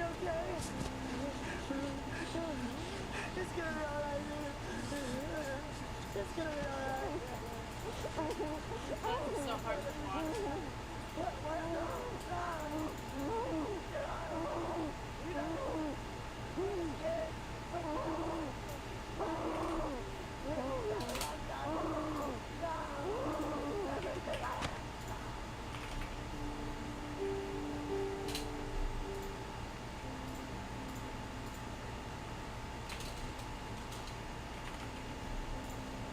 I thought I had one. No way he can get out of that.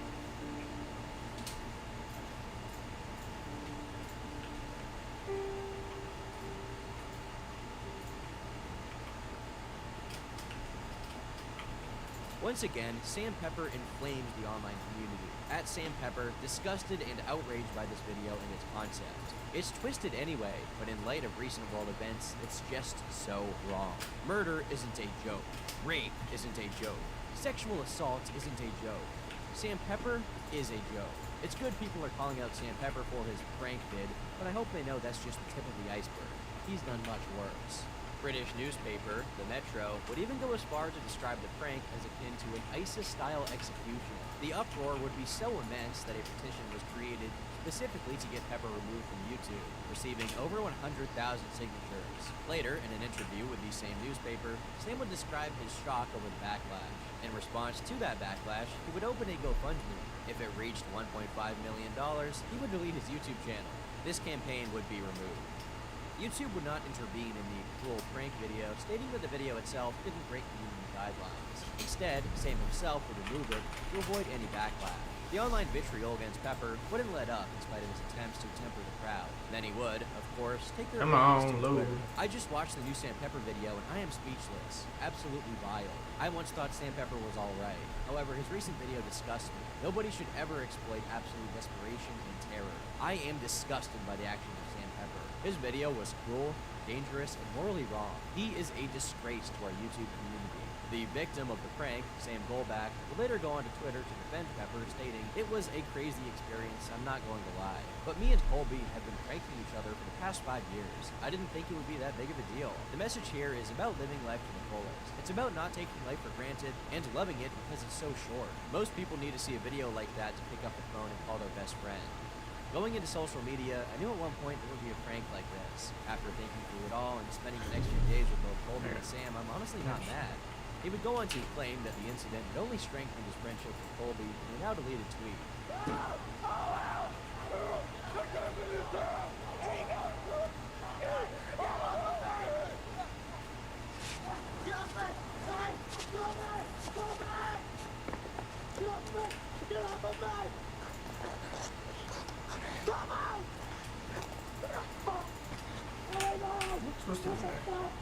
Little did the online community know, the entire prank was faked.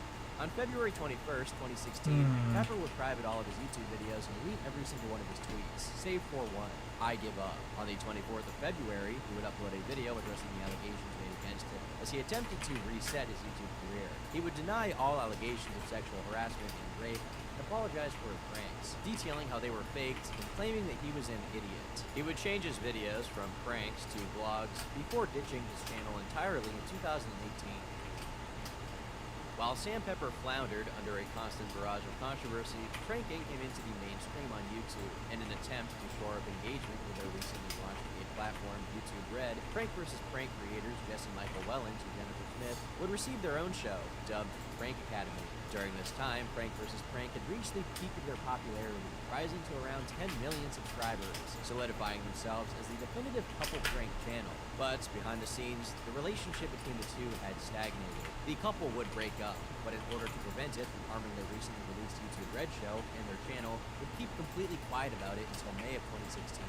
Well, Jesse and I actually broke up well before we told you. One of the main reasons why that was because Prank Academy, our show, the production that we had been working on for months and months and months, was about to be released. To me, it would have felt so weird to publicly break up and then be like, okay, by the way, here's our show that we made and have all these episodes rolling out. We're together and we're like a couple and happy, and you know what I mean? It would have been really weird. So that was pretty much one of the reasons why we didn't say anything. And YouTube had nothing to do with it. They didn't make us hide this from you guys. We felt it was an obligation. The two would release a video on their daily vlogging channel called A New Chapter, with no prior indication of a falling out or even an argument between the two in the videos leading up to its release.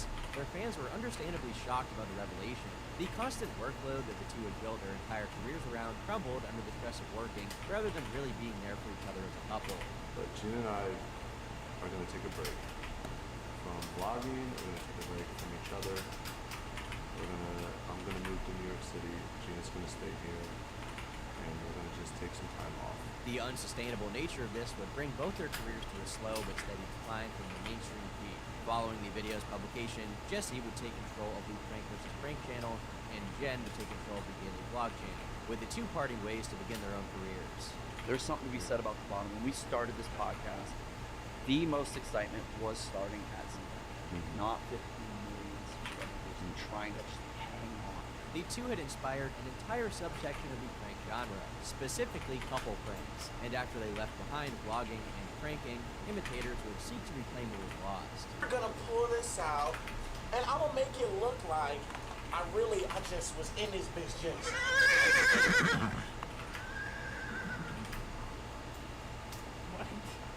Sorry, what? As the prank community began to fall apart at the seams, it would soon be rocked by another wave of controversy. On June 12th, an Islamic extremist, Omar Manteen, would enter a gay nightclub called Pulse. He would proceed to commit the second worst mass shooting perpetrated by a single gunman in American history, killing 59 and injuring 54 more. On June 13th, one day later, Joey Salads would upload a new video, Radical Islam versus Radical Christianity Social Experiment. In the video, Joey Salads dresses a friend in a thob and has him throw packages at random people in the neighborhood shouting, Allahu Akbar, before running away. Joey then proceeds to imitate his friend, placing a package down at the feet of random people before saying, Praise Jesus. Allah Akbar! Oh, shit! Oh! The reaction was hardly positive. The preceding outcry from mainstream media platforms was immense. In a now deleted response video, Salads attempted to justify the video, in spite of the climate of the time. I was not promoting my agenda, simply leaving it open for discussion, to get people talking. I apologize if it was too soon because of the Orlando shooting, but I had this video filmed for months, and I figured now is a relevant time for this topic of discussion. I wanted to open the dialogue and get people talking. Where does the problem lie? To get to the root of what could possibly be the problem, when you say this is insensitive, there are people dying every day across the world due to religious wars and terrorist attacks. If you want to say I'm being insensitive, then there's never a good time to post the video. Salads, in an admission of defeat, would eventually make public that all the money made from the video will be donated to the victims of the Orlando nightclub shooting. Due to hate, I will be donating the money this video makes to the victims and their families. In an annotation on the video following its release, Salads would continue to defend the video from the onslaught of detractors, some of whom were apparently former fans of Joey. Seems people are disliking before understanding the concept of this video. This video shouldn't offend anyone, it simply opens a dialogue to a tragedy. This video will raise questions to why certain things happen. Watch the whole video to understand. FouseyTube was one of the most fervent critics of Salads after the release of the video. Why is the Christian in your experiment dressed in normal clothing? If you were going to say anything and wanted to push a stereotype, have the other character dressed as KKK, and now tell me it's okay. This is the most disgusting, offensive YouTube video I have ever seen in my entire life. Allah Akbar. That's what you... Allah Akbar. Oh my goodness. I have never been more pissed off at a video in my entire life. And this is the video I'll be posting reacting to tomorrow. These are the type of people and the type of reasons I hate YouTube social experiments now. It's disgusting. These people need to be banned. If you want to watch a proper video today, go to my Twitter and retweet and watch my last tweet. It's called Blame the Terrorists. Not that film that I posted earlier. In a Twitter video, Joey responded to such claims. To the people saying that all I want to do is profit off the Orlando shooting because of the 2 fucking tags that I use, then that logic goes for everybody. All the news, all the political people, and every video on YouTube that uses the tags Orlando shooting. They shall all be crucified due to that logic. And if you think it's offensive to address a real life issue when it happens, then throw your cable box out, because every news channel does it. People are posting all my personal information online. It's called being doxxed. People are finding all of my personal information, addresses, phone numbers, emails. My dad's phone number got leaked, my mom's address got leaked. It's worth noting this wouldn't be the only controversy linked to pranks involving religious extremists. In February 2016, three brothers, known online as the Jalal brothers from Melbourne, Australia, staged hoax attacks on members of the public and were subsequently arrested. The three would attract attention from police after recording videos of them faking bomb threats, drive-by shootings, and even abductions, and then uploading the content to YouTube. In the clip that would get the brothers finally apprehended, the group are dressed in white robes and fire a replica semi-automatic gun out of a car window at a phone box, causing a man and his young daughter to flee. Their YouTube dream would be very short-lived. As a condition for the bail of the adult brothers, they would be prevented from making any more provocative videos until they appeared in court. Fousey, in spite of his past actions, seemed to have a second sense in regards to his position as a prank channel in a rapidly changing scene. As the prank genre became increasingly crowded, formulaic, cheap, and hated, Fousey would risk it all to maintain his position as number one. The homeless child experiment, the bullying experiment. What if the homeless gave you money? The kidnapping children experiment, the public rape experiment, the suicide experiment, the Kanye West experiment, the pretending to be famous experiment, a reason to smile, giving Jordans to the homeless. In response to the outcry over fake social experiments, it appeared he wanted to expose himself before anyone else could. Maybe that way, he could control the narrative over his prior use of social experiments. The difference between my experiments and a lot of experiments on YouTube. My experiments are not trying to push an agenda. They're not trying to vilify a certain group or a certain, type of people. My experiments are trying to push a message. Commentary channels were quick to point out the two-facedness of saying all of this 42. after profiting off of social experiments, putting forward the alternative that Fousey was just doing this for money and attention. Now that the ship was beginning to sink, he was going to abandon it. If anybody knows about fake shit, it's me. I know every video that's fake. It's obvious. I'm in the community. I know everybody who fakes shit. I know exactly how it is. Obvious, okay? So I do know. I'm not hiding from that. And I know it, and it was fake. But I mean, you hid from it for over 3 years, Fousey. Like, it's great that you're admitting it now. Like, great, good for you. But it took you 3 fucking years, right? Over 3 fucking years.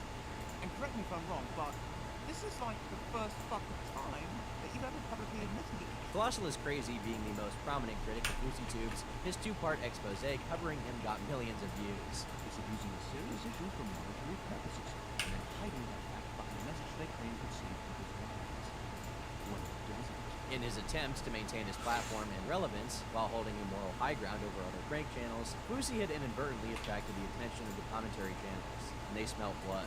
It's often said that pranks of this nature are popular because people enjoy watching the misfortune of others. Fousey would certainly agree, but this next incident, while incredibly unfortunate, had nobody laughing.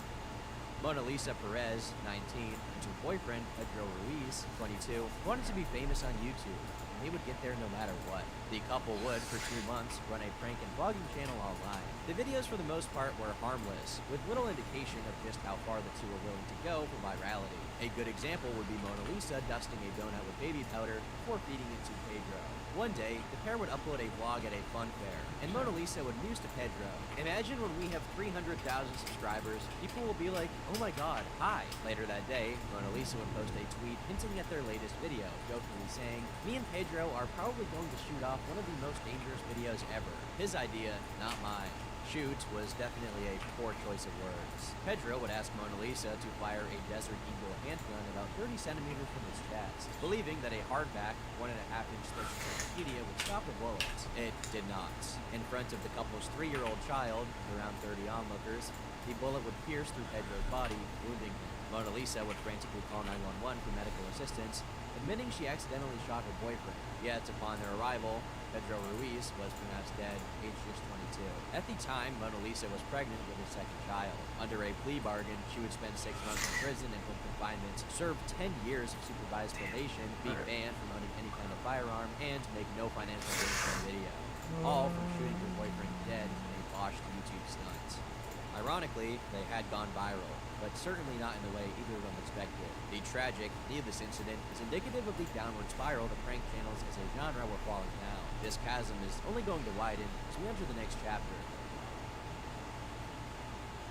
You're making a documentary on it, and you can post it after the fact. So if it flops, you can have the hot news of how Fousey fucked up Fousey killed himself. Hi! More emphasis says, I become a good person. But why are you gonna profit on me being a good person? Why can't I make a documentary on Throughout his time on the platform, BoosieTube has often had a problem with commentary and drama channels. Despite this apparent dislike of drama, that wouldn't stop Yusuf from seeking to stir the pot himself. The best example of this being his carefully cultivated fight with Rice Gum, which was, in fact, staged to prank figures in the community like Keemstar and Scares.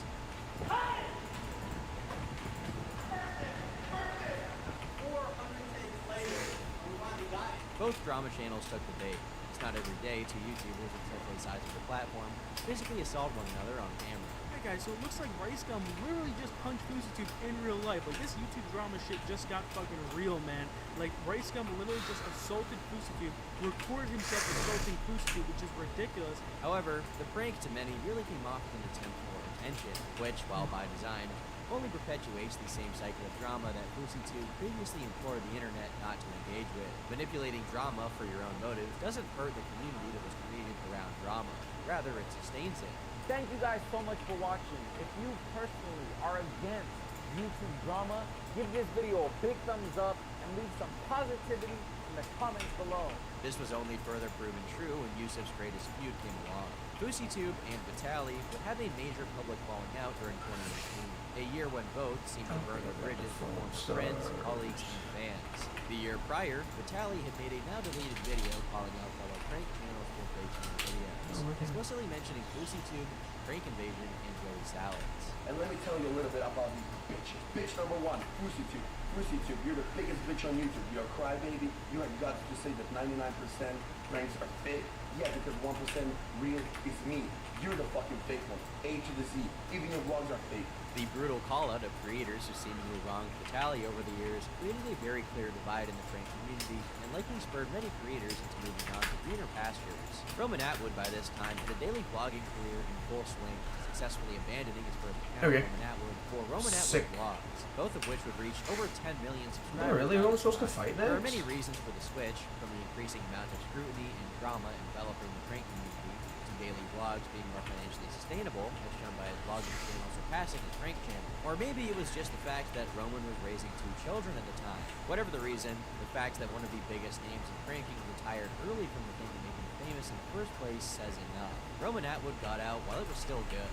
Those who did stick with pranks, like the pioneers of the genre, like Ed Basemaster, Mediocre Films, and Jack Phil Films, would face trouble with the algorithm, systematically undermining their videos and careers as pranks fell from the mainstream of YouTube.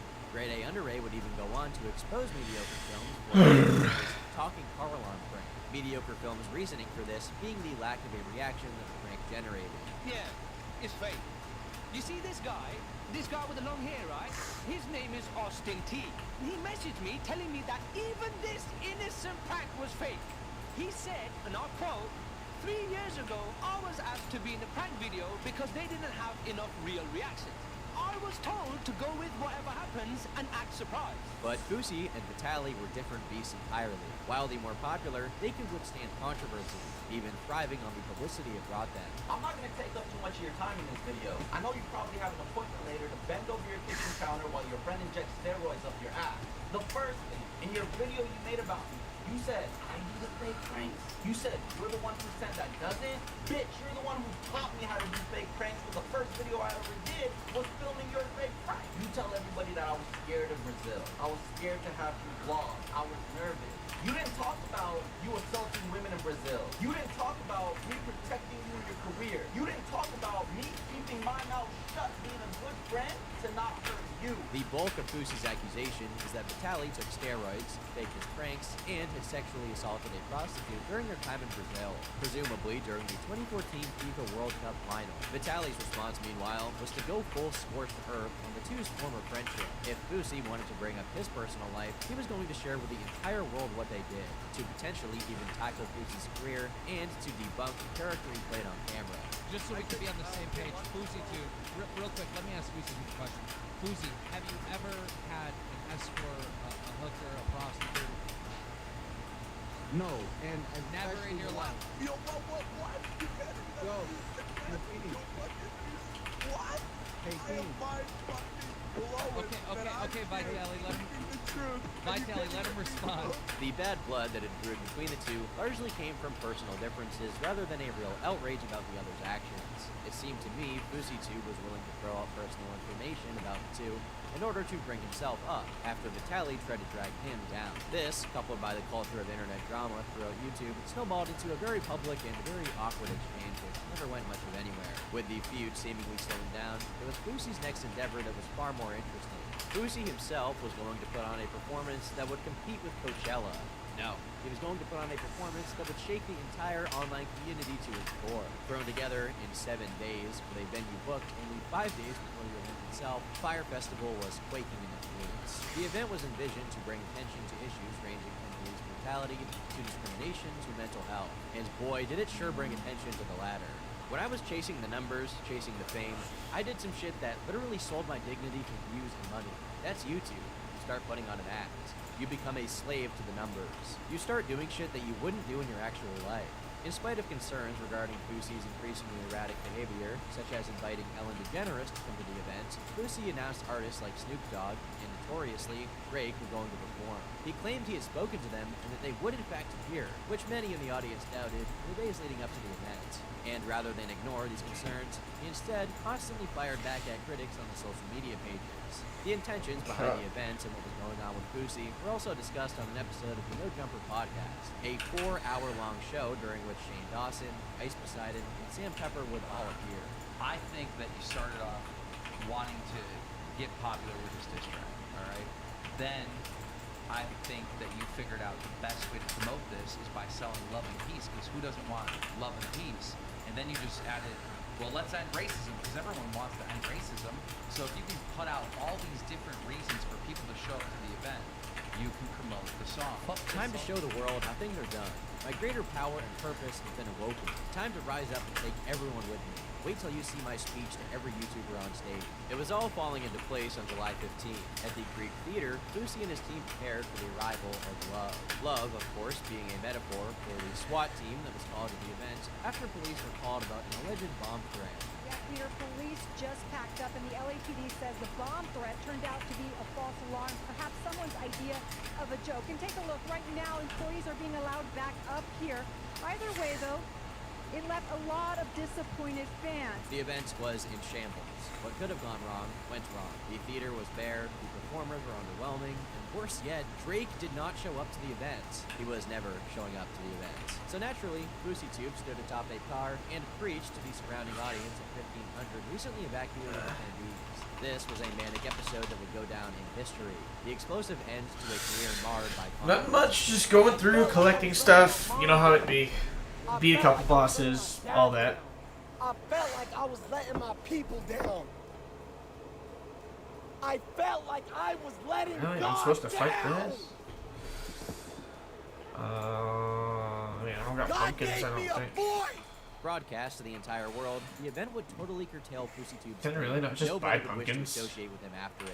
He would lose his following, he would lose his fame, and he would lose his money. However, even after all the loss, Yusuf would describe later on how at the time, we didn't actually use the July I wonder if I 15th can buy it incident from to the reflect on his life. builder. It would be a later Oh, you're all incident good, that would dog. cause him to wake up. FouseyTube would be on the YouTube reality show Reality House when he and TikToker Bryce Hall would get into a fight in the building show's blocks? episode. Would it be in here? FouseyTube during Oh, here this we go, time pumpkin. was blackout drunk and in no state to partake in the show.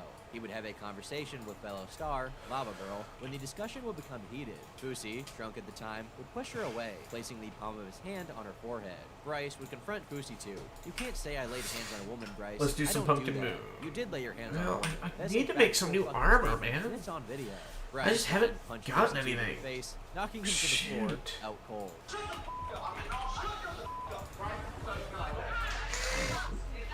I would make this if I The could rest go of down the and house actually guests who get witnessed the it. fight would leave the room and Fousey on the floor. It would be producers who would tend to Fousey as he recovered. The show would eventually release a statement on the incident. To ensure the safety of the other contestants, Fousey and Bryce were both asked to leave the house. A now 31-year-old Yusuf Arakat would wake up and realize the Yeah, path he was it's heading just, it down keeps was crashing my dangerous. game every time I go and collect it. Before his abuse of drugs and alcohol caught up with him. During this time, Because of that he would one reflect on his enemy. time in the spotlight and seek to forge a better life for himself. While Yusuf would fall Which into is relative stupid, online but- obscurity while trying to get his life back on track, he would leave Yeah, behind it's a social bug legacy that's been around for a credit while, his but critics. it's just During this time, nothing's Vitaly would continue fixed the downward it. spiral, with not only his career taking a dive, but also his personal life. Vitaly, like Yusuf, would upend his friendships and push those closest to him away. So, A spiral like, of drugs, sex, and alcohol that would taint his I don't know how His I'm gonna go personal collect that vendetta stuff against because I those who need wronged it. him in the past, like Joey Salads, would lead I to really very don't want to public just cheat tirades, stuff such as in. his confrontation with Joey Hold on, Salads. I'm at gonna save the world and then bring it down to a different difficulty and see if that'll change it. What do you mean? All the videos you've made talking shit about my mom. The one video I made a year ago? Yeah. Now I catch you finally in person. What's up? What are you gonna say? Let's see if that does anything. YouTube beef, huh? I'm in front of you right now. What you gonna do about it? You gonna talk shit about my mom? I knew this was gonna happen. Yeah, well, it finally happened. I was waiting for this moment to happen. His increasingly erratic behavior blurred the lines between the persona he played online and Let's see if I can Vitaly. go get what I want to now.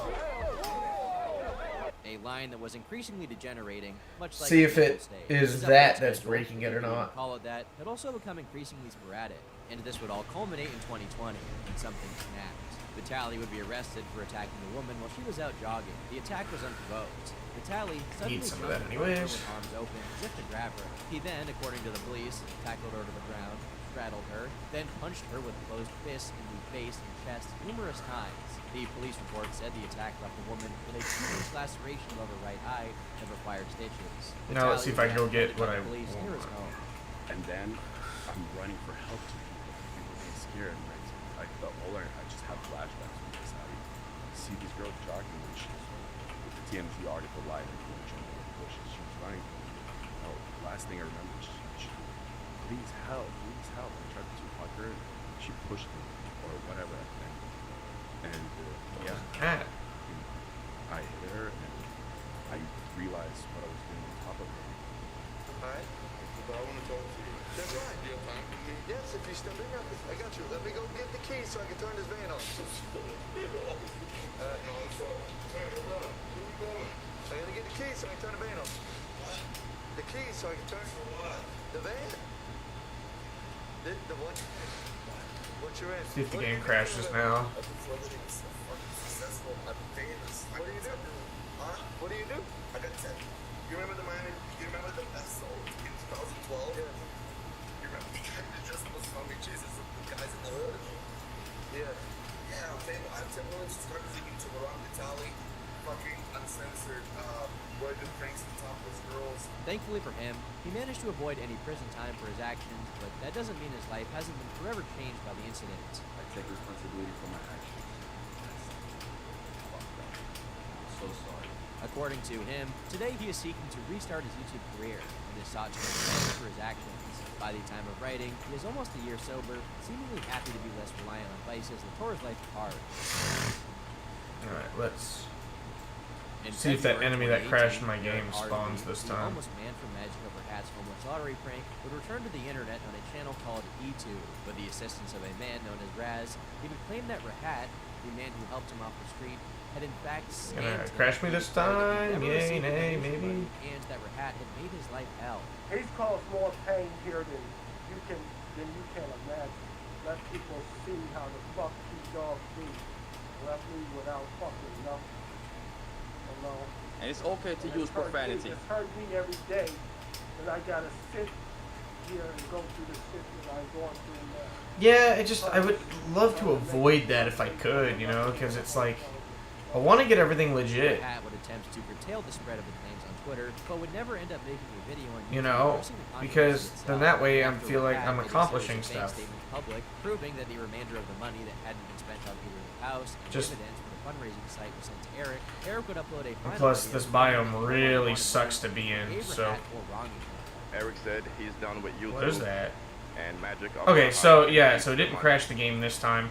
I guess it's just because of that difficulty and something that's supposed to happen. Despite his attempts to prove otherwise, Rahat's supposed guilt will be perpetuated throughout this time. His lack of Sucks, response in but regards to the situation on YouTube, oh well. to some, only reaffirmed his guilt. It was during this time that he would fall into depression, proved that his time on YouTube was over. And for a time, he seemed to be trying to make peace with this. The way I dealt with, the situation mentally, when the very first video came out back in 2018, Eric in front of the camera, telling his story and everything. I remember sitting there in bed thinking, that's it. I knew that at this point my YouTube career was there's no way they'll come back from this at all. Oh, absolutely, 100%. I think there should be some sort of mental health. Like, Man, I love this weapon. The rework that they did to it, it's so good. What we do is, it's not easy. Having had his time in the spotlight, he was happy to resign himself to a quieter life and a new career. However, this would all change when YouTuber Jay Law would upload a video on the disappearance of Rahat. Jay often covers YouTube prank channels in his videos, and his video on Rahat... Technically, it attacks really slow, but it does a ton of damage because of the way the attack system works on it. Rahat had been unfairly vilified by the community. He even manages to get an interview with the cameraman who worked on the original Homeless Lottery videos. He too confirmed Rahat's innocence. Raz's response Now can I to make the the stuff? wasn't an apology. In fact, it was I wonder how very much far of from this we can sympathetic. make. This is Oh, Raz. yes, I should be able don't to make understand. enough. If you have a great YouTube career, sponsorship all the great things you lost in the video, are you telling everyone reading this because a homeless man lied on you and gave up on life? It doesn't make any sense. Can I make the new armor now? I think there's more to this story. One man claimed he didn't get all the money. Another man ran and hid it for 3 years. It just doesn't make sense. Seemingly missing the points about the outrage and vitriol. Freaking love this armor, dude. And the mob mentality that sort of forced him off the platform. Raz continued to double down on his dismissiveness. He claimed that it sense that there must be more to it, despite Rahat showing the evidence of the money being handed over. YouTube would eventually be rebranded to Raz Entertainment, calling into question how much This armor's sick, dude. Freaking love it. and how much was rather pushed by Raz. The account. ever Now since I need to make video, the has wings as consistently well, faced massive because those disagreements. benefit the armor. Rahat, despite not specifying whether or not he would return, would begin regularly uploading pranks again in January 2021, successfully reintegrating himself into the prank community. Rahat remains the greatest example of the danger of mob mentality, especially when the opposing point of view has yet to be made.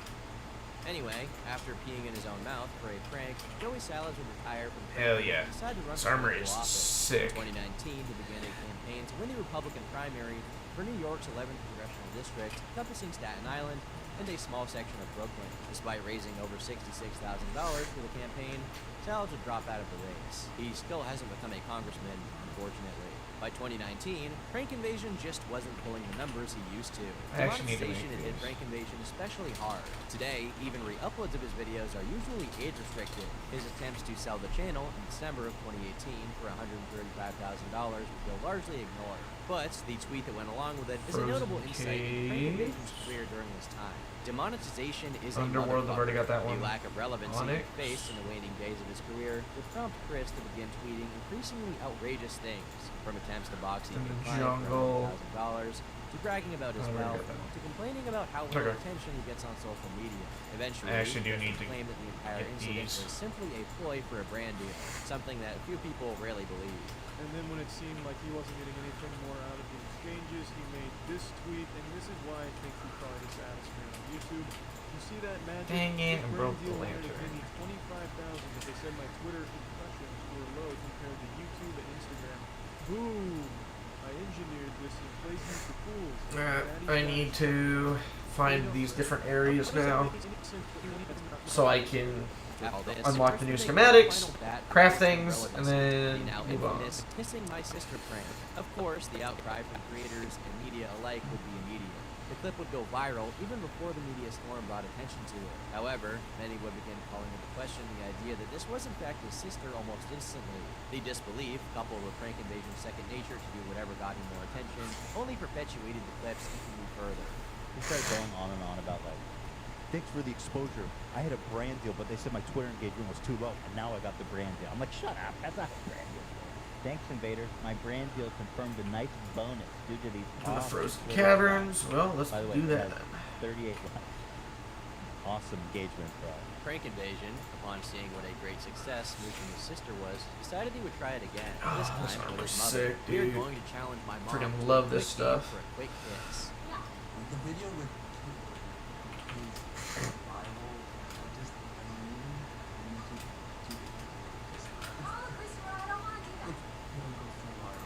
What is this thing?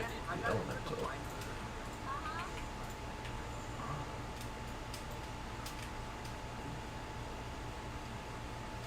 Oh my god! Despite The clear attempt to Ah, go the light viral, one the is what video I largely need. failed to gain traction. Totally overshadowed by the prior video, it would be the last straw for Prank Invasion. With his already bare-bones reputation, sullied by short-term attempts to grab the limelight, Chris Monroe would upload a tweet, "Thank you for everything. It was a fun journey. One thing is for certain, whether you love me or hated me, when you're 90 rocking your old chair, you will still remember exactly who Prank Invasion was or who Chris is. Whatever my name is." It would effectively be his last post as Prank Invasion. Since the tweet, his whereabouts have been a center of interest for many creators to try and pin down. Most seem to conclude that he moved to Las Vegas for a small-time job to get by, somewhere where his history on YouTube wouldn't be questioned. There's also the possibility that Prank Invasion isn't actually called Chris Monroe. YouTuber SunnyV2 would do some digging around and found a profile of a Christopher Manavi. He concludes that this is most likely Prank Invasion's real name. Prank Invasion's current whereabouts and situation are unknown to the public. By January 2019, YouTube had begun instituting harsher penalties. Explode when getting hit. That's pretty sick. Content. While many of these penalties targeted challenges like the notorious Tide Pod Challenge, it also affected many prank channels, especially after the shooting of Pedro Ruiz. Many accounts Need were to find even this banned lab. from the platform entirely. YouTube is home to many beloved viral challenges and pranks. We've always had policies to make sure what's funny doesn't cross the line into also being harmful or dangerous. Our community guidelines prohibit content that encourages dangerous activities that are likely to result in serious harm. And today, clarifying what this means... For real, dog. These sites... I'm gonna be looking for a bunch of these places because I actually need the stuff off them to upgrade that computer we got, because that's actually for another boss later on. Even if no real threat existed, obviously eluding the prank creators like Sam Pepper. However, this would do little to deter prank from pushing the limit, even after the new rules were introduced. That's right, perennial ore. I do have to find 2019, that stuff. Twin brothers, Alan and Alex Stokes, dressed in all black, wore ski masks and carried duffel bags full of cash to pretend they had robbed a bank. In a now deleted video, the two would be reported ordering an Uber to be promptly denied service by the driver.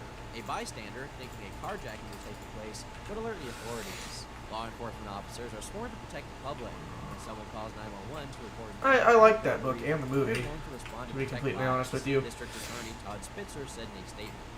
Instead, what they found was some kind of twisted attempts to gain more popularity on the internet by unnecessarily putting members of the public and police officers in danger.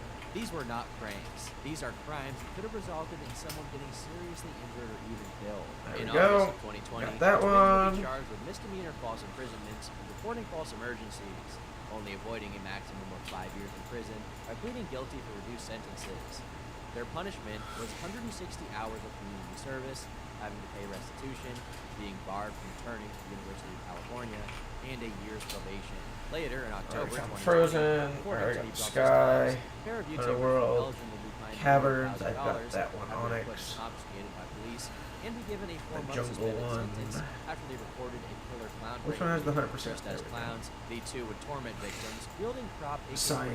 assault rifles. The two would release a statement in response to the prosecution. Frightening a few people is not so Yeah, the bad. movie's pretty sick, I'm not gonna lie. No, not the wall. However, the sensationalism of these pranks would seemingly reach its peak in February 2021. I didn't when find the lab for this danger one yet, of did I? many fake No. pranks were in fact real, reached its most deadly conclusion. In what was an imitation of popular robbery pranks, a 20-year-old called Timothy Wilkes and a friend wielded butcher knives and charged at a group of people as they were leaving the family trampoline park, Urban Air Trampoline and Adventure Park.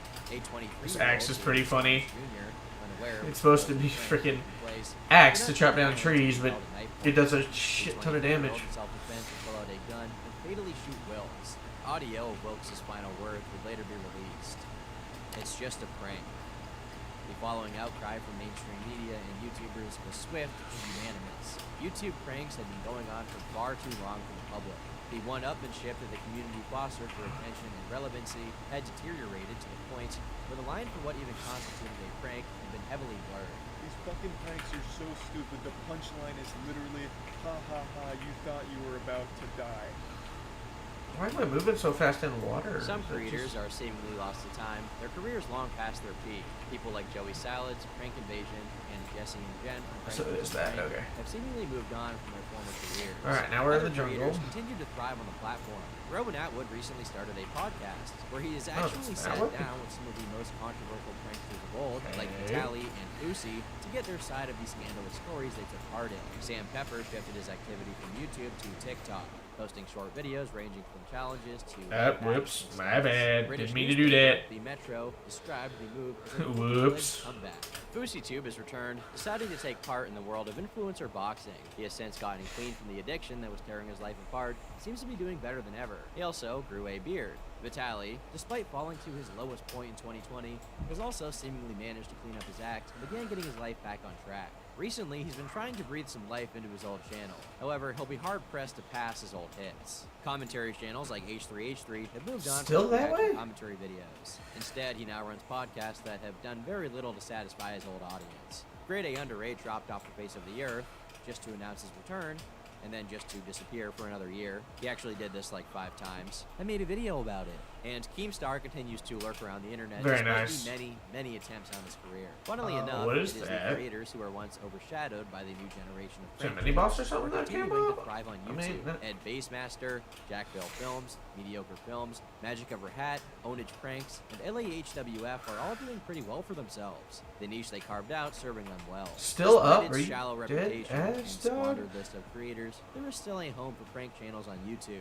But it likely won't reach the highs of 2014 or 2015, and maybe that's for the best. In the end, I'll leave it up to you to decide who really fair. killed YouTube prank channels. School. Whether it be the laziness and greed of creators, I do prank not miss engagement, school the at idle all. stagnation and destructive personal lives of people like Vitaly and Fousey, or the commentary channels who sought to expose pranksters. I'm like still H3 and Grade A. waiting to go back to Maybe college, instead it was but- the various controversies, encouraging YouTube to There take it action is. against prank channels Oh, as a wait. whole to quell the storm. That Whatever is the the general case, one of it. one thing is for certain: it was never, ever just a prank. It's just a situation that should have never happened in the first place. Terrible. That's it. See ya. I've been Turkey Tom. Thanks for watching, and until next time, leave me alone.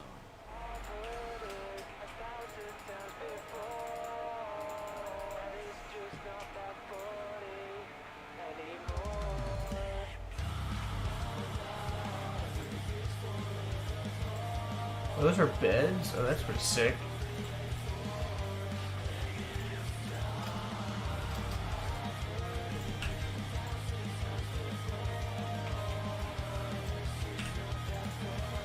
I found that one now.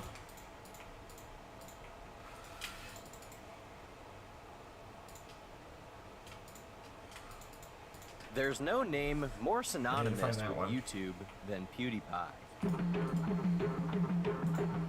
Felix Schellberg has successfully cemented himself as one of the most important people in contemporary culture. Initially seen as another passing fad amongst a pantheon of other popular faces, his meteoric rise defied all expectations, pushing him to the #1 spot on YouTube. His stardom has earned him appearances in There we news go, outlets perennial. of every caliber, as well as on legacy media, where this. shows like South Park have tapped into his brand. With that has also come a long list of controversies. Both office chairs and bridges have suffered from his slips of tongue, not to mention controversial endorsements, being targeted by the FTC, and even being name-dropped during a major tragedy. Most people don't really know just how many controversies he's Oh, had shit, since I he need to turn began his Infernum term mode at the back helm of on. the site. Once you look at it all, it's impressive to see that he's even managed to Whoops. stick around this long. But Keep forgetting I due need to to do his that. massive catalog of content, it's rare that anyone has tried to document Felix's decade-long tale. So here I am. This I is have the to turn it story off to of go how get that PewDiePie ore, so. maintained his Or just go empire. down there in general. Which sucks because there's enemies down there that change for Infernum, but nothing I can do about it, I guess.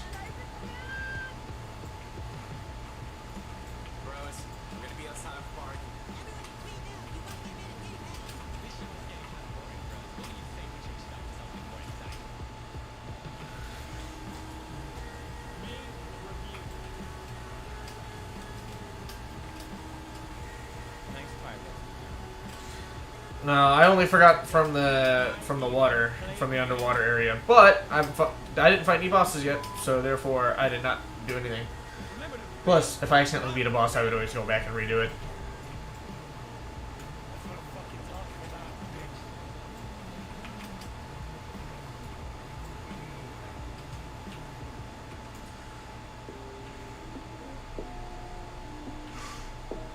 Gothenburg, Sweden is a relatively large I told myself city I beat the game on Infernum mode, and that's exactly what I'm gonna do. With a population of more than 500,000, it serves as an important seaport for the country, and as the headquarters for Volvo automobiles. It's also the birthplace of our subject, who joined us in 1989. But he wouldn't start using the internet in any serious capacity until around 2006, when he started his first YouTube channel. He titled it PewDie. At least I'm finding a bunch of this new ore on my the adventure. sound of a laser. To this new While people had been thing talking that I have about to video find. games Oh, is that and it? recording themselves playing video games for years, the release of Call of Duty Modern Warfare Maybe? in 2007 was an important turning point. It brought first-person shooters to a contemporary setting. This is a normal one, I Simultaneously, guess. due to the popularization of services like Xbox Live and Skype, a community was created around the game in a way that every other Call of Duty had failed to do up until this point. This was then brought to a number of forums, as well as video sharing platforms, namely YouTube. Names like CNanners and Hutch became synonymous with Call of Duty at the time, with the people behind them becoming some of the first to successfully monetize their gaming passions online. Felix was heavily inspired by both of these people, wanting to recreate their success and have his own fun posting Call of Duty commentary videos. His interest in the platform as a whole stemmed largely from a desire to express himself, both artistically and socially. Felix grew up passionate in creation with Photoshop. At the same time, he was largely introverted and withheld during his teenage years, gravitating primarily towards video games as a result, but with an ever-present desire to be himself to the outside world, much like the figures he'd come to know on YouTube. However, upon entering college for a degree in industrial economics and technology My management, nose Felix's can't desire for an breathe. outlet grew substantially. He had pursued avenues, such as developing and selling his Photoshop art, and stated how much he preferred this over his education. But having had his attention drawn to YouTube from creators he looked up to, this medium piqued his interest even more. With an increasing desire for expression, he created his own content actively for a period, apparently still struggling with his anxiety.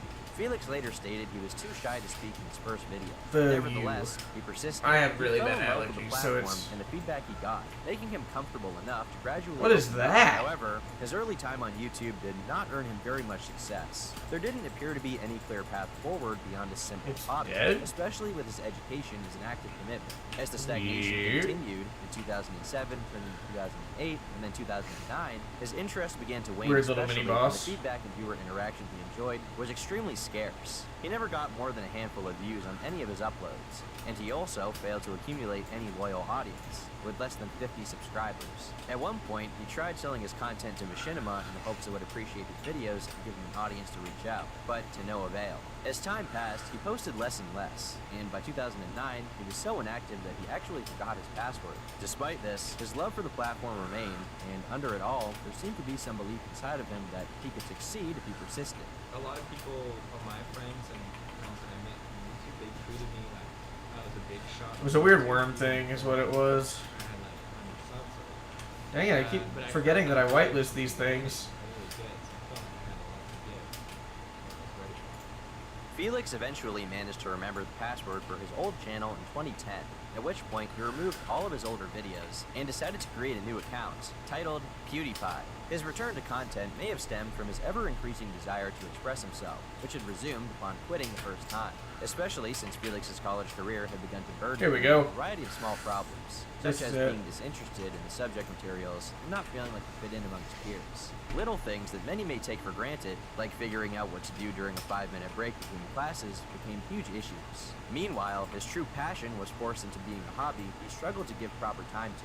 During his early content, he often expressed that his YouTube ventures had limitations as a result of his education. There's a lot of effort needed to put into college already.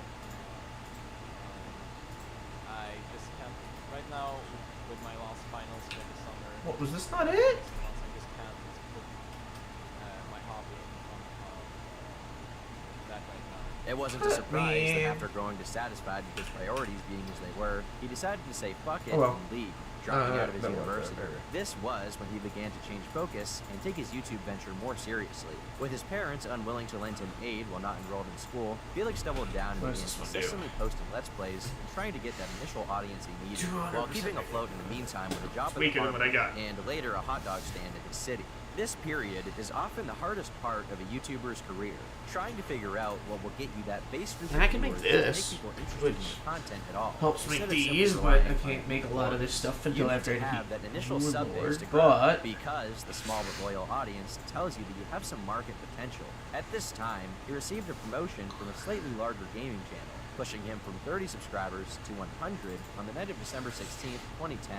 Seeing an opportunity for growth, the new year with need kind to- of motivation and lofty dreams. In order to if get I the ball can. rolling, he would need to put out enough content to consistently interest an audience and to grow his channel. So, he posted multiple times a day, with Dead Space, Minecraft, and of course, the latest installment in the Call of Duty franchise, Black Ops, being his bread and butter. In February of 2011, he was picking up some steam, with more than 2,000 subscribers having joined him since the beginning of the year. Things only increased as he thought of more ways to break the mold and be more entertaining to his audience. At the time, the two categories that the majority of gaming content fell into were that of skill or that which was funniest. People who were particularly good at the game they played usually received lots of recognition for their impressive abilities, Right, and this people thing who were in NPC funniest somewhere. managed to grow an audience because of their ability to captivate and hold viewers there through their personality. The latter was the category Felix fell into, and as time went on, he realized that there were better games for delivering comedic moments than Call of Duty.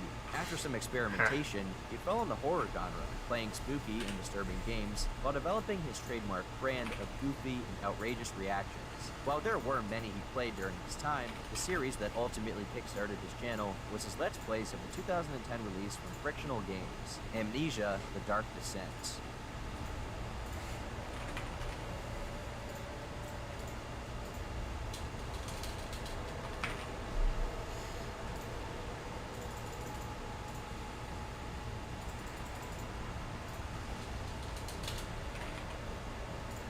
While somewhat dated, the game still holds up to this day as one of the definitive survival horror experiences, being very atmospheric and immersive. Alright, This contrasts so I've well maxed out my with Felix HP at Costume's 590, His okay. navigation of the virtual nightmare was refreshing to viewers, particularly younger users, who found his reactions to be comedic.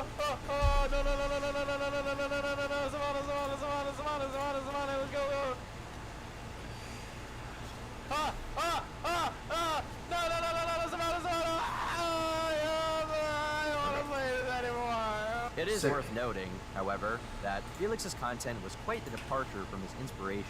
At the time, most of the YouTubers making a living playing games were also entertaining a relatively mature audience. Usually, Let's see what we those can over the make. age of 16 were watching people like Seamanners. In contrast, Felix's humor heavily relied on how animated and zany he was, meaning he attracted a far younger viewership, with a median age of around 12. The And clock while his gaps videos were were not big, no. immediately successful, his consistency garnered him the initial audience he had previously had a hard time accumulating. In September, he passed 25,000 subscribers, a pretty sizable milestone for any YouTuber. Shortly after, he even successfully entered a partnership with Machinima through an association with a friend who was already under the network. After nearly a year of continuous rejected attempts at doing so on his own, this difficulty was especially strange given his channel size. Entering this agreement took a heavy portion of his potential earnings, but was the only means of making any income since YouTube refused to directly pay partner gaming channels at the time. But with his numbers growing at such a consistent rate, with no end in sight, it was a worthwhile decision given the circumstances. His hobby finally had the potential to be something more, and he made sure to do whatever possible for that to happen. Felix unwaveringly kept up his routine of gaming content creation, as the channel was catching the eye of more and more people every day. It was also during these videos that the Destiny? Bro Couldn't Army play it. was born. Felix would jokingly call the monster me. from Amnesia his bro as a comedic gesture, and as time went on, it also became a name for his fans. Before long, every video was opening with, How's it going, bros? My name is but YouTube was Ah, not his well, I only need to focus get in a- life. He also had a romantic interest. Ancient In manipulator. Yeah, you're all good, 2011, dog. He received an email from a female What's fan who next? enjoyed his videos. I have to fight a the, young Italian girl named Marzia. Initially responding to her simply because he found her attractive, Felix began speaking to her frequently online, discovering that the two greatly enjoyed each other's company. For a time, however, he suspected that she could have been a catfish, as she was very shy and would rarely send pictures or videos of herself. One of their only means of communication was through videos they would exchange.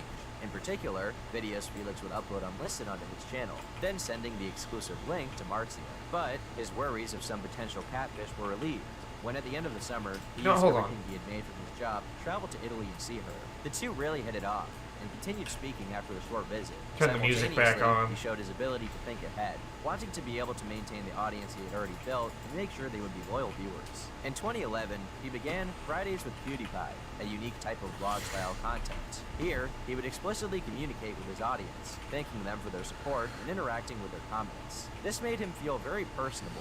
He wasn't like mainstream celebrities. He was, by all accounts, a YouTuber, and a pretty humble one at that for someone growing so quick. Meanwhile, Amnesia had taken over his channel, with upload after upload featuring it as the source material.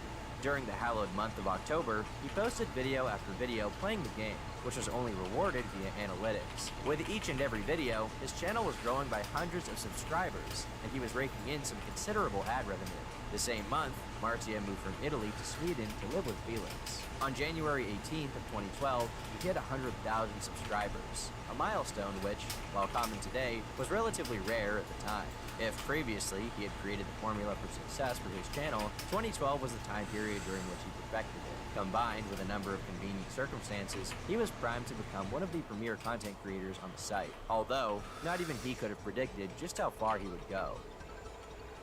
With a sizable audience, Felix now began to receive some recognition from his peers. One important way he was praised was through the King of the Web Awards. Seen as a sort of America's Got Talent for e-celebrities, King of the Web was a yearly contest in which the audiences could vote for their favorite up-and-comer who was making waves in the online community. How it differs from singing awards shows and legacy media is that the audience is not given a few people to choose from and vote for. Instead, the voting is left entirely up to the promotion of the creator involved.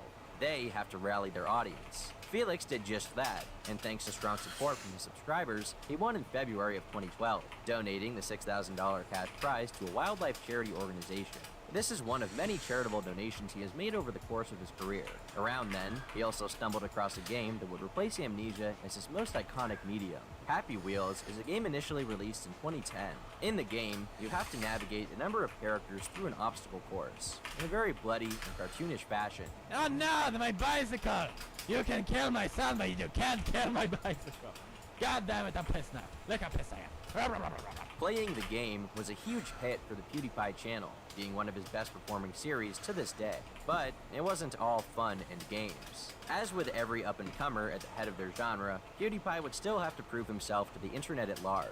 It wouldn't be any easier to do this when YouTube specifically began rewarding his content and punishing those who had come before. One of the most popular genres of content on YouTube prior to 2012 was animation. Independent animators would post their original works to YouTube, with people like OniNG, Psychic Pebbles, and Rubber Ninja being some of the most popular names. At the time, the YouTube algorithm, the method by which YouTube promotes different content to different people, also heavily favored animation. This is because the algorithm favored content which had viral potential.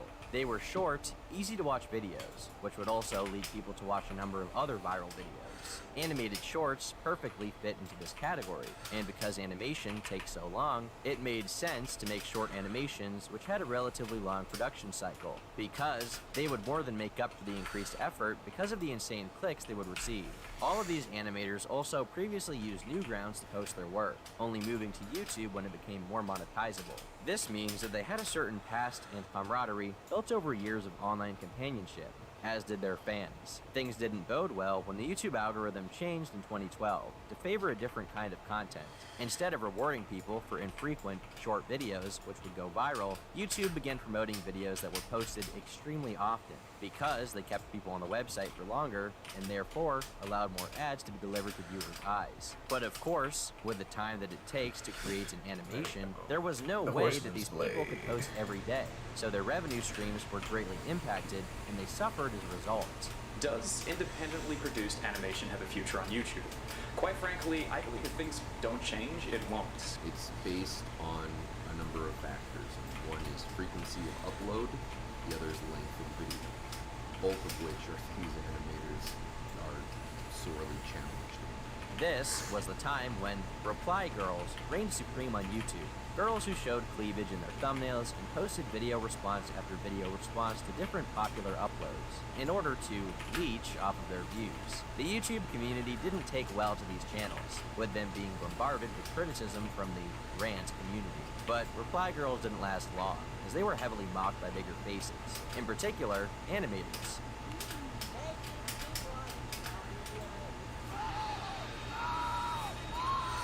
And so, with the reply girls out of the way, the next focus of these detractors became the newest and most popular form of low-effort content, Let's Play. In particular, the man heading the genre. In November of 2012, Jaltoid uploaded a video mocking Felix's fans and the repetitive nature of his channel. I can't believe how unique that was compared to the first one. Like, give it, and subscribe. This may seem like a ridiculous criticism now, with so many YouTubers today doing video after video, playing the same game, or doing the same game mode. You get some but at the HP time, back. there was a compelling point against them. This was followed up by an animation just a few weeks later from Speedo Sausage, titled Please Die Pod. Welcome to the opening of my new gaming channel. It's gonna be wacky and unique. I'm gonna play lots of indie games that you guys have never seen before. Time to play Happy Wheels! This was all while Felix's channel had continued to grow considerably. By the release of Speedo's video, he had more than 3 million subscribers. It may seem slightly reductive to compare the two, but PewDiePie was in a similar position to where Dream is now. Both have massive audiences which were growing larger than perhaps they could have ever anticipated. Both are at the forefront of their genre, and on a more negative note, small comments from both, which, coming from other creators, would go unnoticed, became entire controversies. One of the first controversies with the PewDiePie channel would come with this wave of vitriol and mockery. Red Supre is seen by many as one of the original faces of the Let's Play genre, with their uploads predating PewDiePie by years.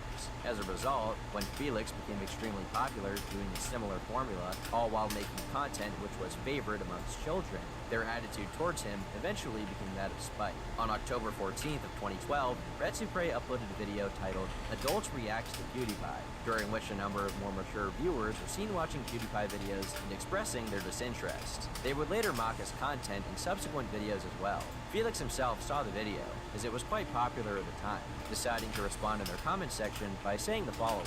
Pretty funny, I'll admit, but seriously though, have you ever heard, if you don't like it, then don't watch it? Actually, never mind. Keep watching. Your extra views get me extra cash.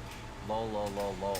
This got heavy backlash from Red Supre fans, and more broadly, older viewers who disliked Felix's videos. Now, they had a reason to call him greedy and deride his image as a whole. A good reference for how people felt at the time would be the comment section of the Red Supre video, as well as forum posts from those who talked about his response to them. Anyone who wasn't a fan was likely to see PewDiePie as a pretty obnoxious guy, who makes videos for a fan base of rabid children. His passive flaunting of his newfound wealth certainly did not help his case, and only in fact cemented the negative view many had of him. Now, he was not only the guy who was making supposedly low-effort content and being extremely successful at it, but he was also doing it with a smile. However, many in the animation community did eventually learn to adapt to the new state of the website, including Ego Raptor, who, with fellow YouTuber JonTron, formed the long-standing Let's Play channel Game Grumps in the summer of 2012.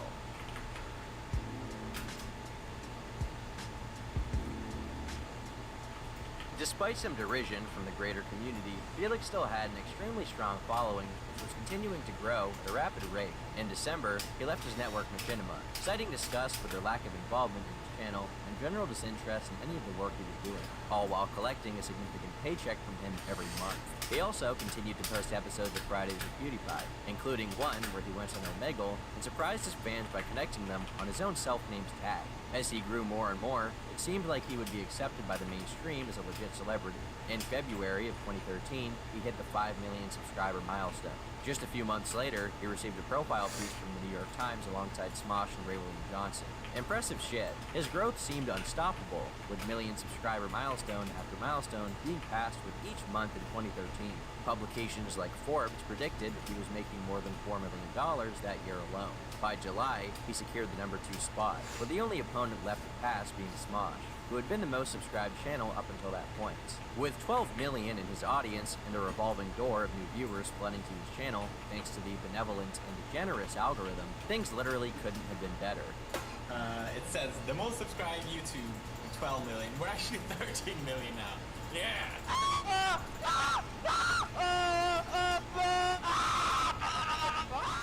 2013 and 2014 are when PewDiePie became comfortable. Having had some time to adjust to his newfound fame, he took the opportunity to shout out some of his favorite fellow creators, including people that would later go on to become huge successes in their own right, although not on the same level as Felix. In one episode of Fridays with PewDiePie, he promoted Omwrecker, Davey504, and a small gaming YouTuber named Jacksepticeye. At the time of the video's upload, Jack had just 2,000 subscribers, but a day later, he had more than 10,000. Jack followed the same basic formula that Felix perfected years prior, making videos where he played horror games like Outlast and reacted in goofy and exaggerated ways. Many have credited this with kickstarting Jack's career, as his channel only snowballed in popularity from that point onward. He also took the time to grow new connections with corporations that played big parts in the online space. One of these was with Polaris, a creator network he signed onto, which later became Maker Studios. He even managed to appear in YouTube Rewind that year, marking his integration with the platform and the industry at large. This mirrored his metric success. In 2014, he passed 20 million subscribers, pushing him farther ahead of the competition, all of which were trailing millions behind him and could simply not compete with his growth. It was also at this point that an interesting figure emerged in the YouTube community to challenge PewDiePie. Dylan the Hacker was a 14-year-old troll who posted video after video declaring war on various websites, including Reddit and 4chan. He would often threaten to hack them and rail them with petty insults, all while yelling at his webcam. Eventually, he turned his attention to PewDiePie, making a video about him in 2014 titled PewDiePie Roast. While it was obvious Dylan was not actually some experienced Black Hat scripter, many assumed he was actually a kid trying to intimidate his subjects' sincerity, and as a result, the uploads were heavily disliked. Nice. Currently running through some events right now. He's not a true gamer like me. And if I ever see him in real life, then I'm gonna do what I do to all nerds. I'm gonna throw him in a trash can. PewDiePie, you better be afraid of me. Take down your channel, PewDiePie. Take it down, or I'll hack you to the moon. Dylan famously claimed that he had stolen Felix's channel, as well as his girlfriend, Marcia. Eventually, Dylan would be directly acknowledged by Felix himself. With the two I just gotta several complete these, videos later down the line, just so I have them as the done. bit was further, Get some of the Dylan weapons off of them. hacked his channel, You know, while all the two good. bantered about getting it back. A similar series of events unfolded with a kid known as Malcolm, a name Felix invented to protect the identity of a user who made several amateur videos criticizing him, something which he stumbled across by accident during the filming of his reacting to PewDiePie hate videos. Like Dylan, he too would respond, leading them to have a fun back and forth that accompanied both of their channels. Boy. Malcolm's involvement in PewDiePie content was arguably My greater HB, than others who man. received similar attention. He was acknowledged in over 15 videos on Felix's main channel, and accumulated over 130,000 subscribers from this alone. While it's common for others to gain their own popularity, largely through association to bigger figures, and consistent collaborations or being a part of different groups, Felix's desire and ability to actively involve fans in his content endeared these individuals to many, in a manner that's difficult to describe. And by doing so, Felix himself managed to continuously remain genuine and personable in the eyes of his audience, a far cry from the reputations many others within YouTube's uppercase could sustain. However, one event in particular would undermine this for a short time. In August of 2014, PewDiePie disabled comments across all of his videos, sparking a lot of conversation from his fans. Usually, when people disable comments, they are seen as unable to take criticism. As it Forgot how turns much out, harder this his event reason was than for the other doing one. so actually came down to the forced integration of Google Plus into YouTube. In a nutshell, you would have to sign up for a Google Plus account in order to even use the comments. This is in addition to your YouTube account. While this was a large annoyance to many, it also caused a lot of abuse within the comment section, with spam and self-promoting running rampant under videos. Meanwhile, there was no moderation from YouTube themselves, and many of these problems became extremely intense directly after the Google Plus integration. For you bros, that's my reason of wanting to do this. And I think the main problem here is the comments. I know I complain about the comments a lot, but it's basically my main way to communicate with you bros. I go to the comments and it's mainly spam, it's self-advertising, it's people who's trying to provoke, people who reply to all these, just all this stuff that, to me, it doesn't mean anything. As a result, Felix turned off his comments as a form of protest, and because he felt they could be a liability. So, he got rid of them for 2.5 months, only reinstating them once many of the issues with Google Plus integration were fixed. These older videos actually still have the comments disabled on them to this day. The same year, Felix also signed an exclusive streaming deal with his friend and fellow YouTuber Cinnamon Toast Pen to host Bro Pen, a show where they would discuss their personal lives and the gaming world. Hey everybody, I'm Cinnamon Toast Pen, and welcome to the Broken Podcast. I am joined by that guy over there. What's your name, sir? How do you know where you're pointing? I'm pointing both ways! Oh, that's smart. Yeah. I'm gonna duplicate myself so you point on both of me. Hi. The show was available on MLG.tv the day before the episodes were posted to YouTube. It was also during this time that Felix was once again expressing discontent with his YouTube network, but this time instead of Machinima, it was the previously mentioned Maker Studios. While he didn't want to give many details at the time, he did express in interviews that he was frustrated with the way YouTube networks were run and their lack of support for creators, feeling they did not do much for the people giving away a large cut of their revenue every month. I'd rather not talk too much about it. I'm in touch with a couple of people who I think would be so right for this. I'm eager to get it all up and running. So far, all the networks have been managed in such an incredibly poor way. It's embarrassing, really. I'd like to help other YouTubers. You're good, dog. At least for now, his idea to create a new network for himself and other independent YouTubers would remain just that, an idea. And perhaps in response to Felix feeling like he wasn't receiving much support from the company he was signed to, Maker ended up launching an online store for him to sell his merch, as well as a custom website, PewDiePie.com. While this may seem typical today, back then it was relatively uncommon for a YouTuber to have their own online merchandise store. And, as another way to build his community, he promoted a fan-made forum, hosted at the domain broarmy.net. Here, fans of his could create their own accounts and interact with other members of the Bro fandom. Showing how strong his following was, his forum had more than 125,000 members at the end of 2014, with a record high of around 50,000 using the site at once. This was, by all means, the home of his most dedicated fans. Outside of the gaming world, he was receiving more recognition in pop culture as well, with frequent requests for him to appear on mainstream television flooding his inbox. There was an interest from the entertainment industry in captivating younger audiences through his image, but he turned the majority of these down until a message found its way to him from the creators of one of television's most important and influential animated series. On season 18, episode 9 of Comedy Central's animated show, South Park, Felix played himself as the show lampooned modern gaming celebrities. Wednesday on an all-new South Park. Prepare yourself for the biggest celebrity cameo ever. Hey, how's it going, bros? The episode aired on December 3rd of 2014 to mostly positive reception from PewDiePie's fans, as well as average viewers of the show. Later that month, Felix's channel had another important milestone.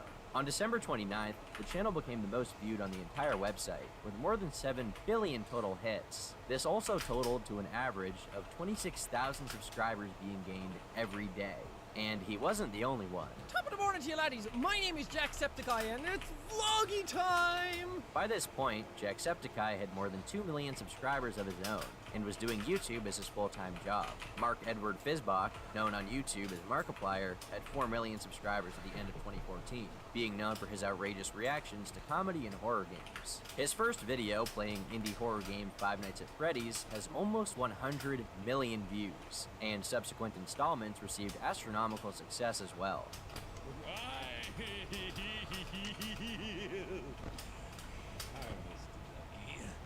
God, this night is lasting so long. I just want to go home. I never want to play this game again.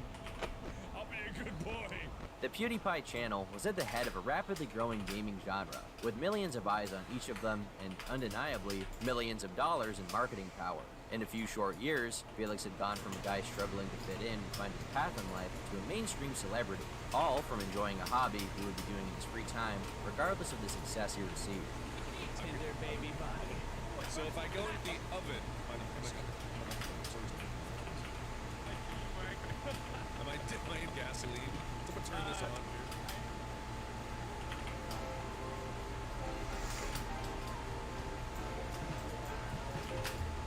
As 2014 turned into 2015, Felix was only receiving more success for his work, and decided to take the time to experiment a bit with his content.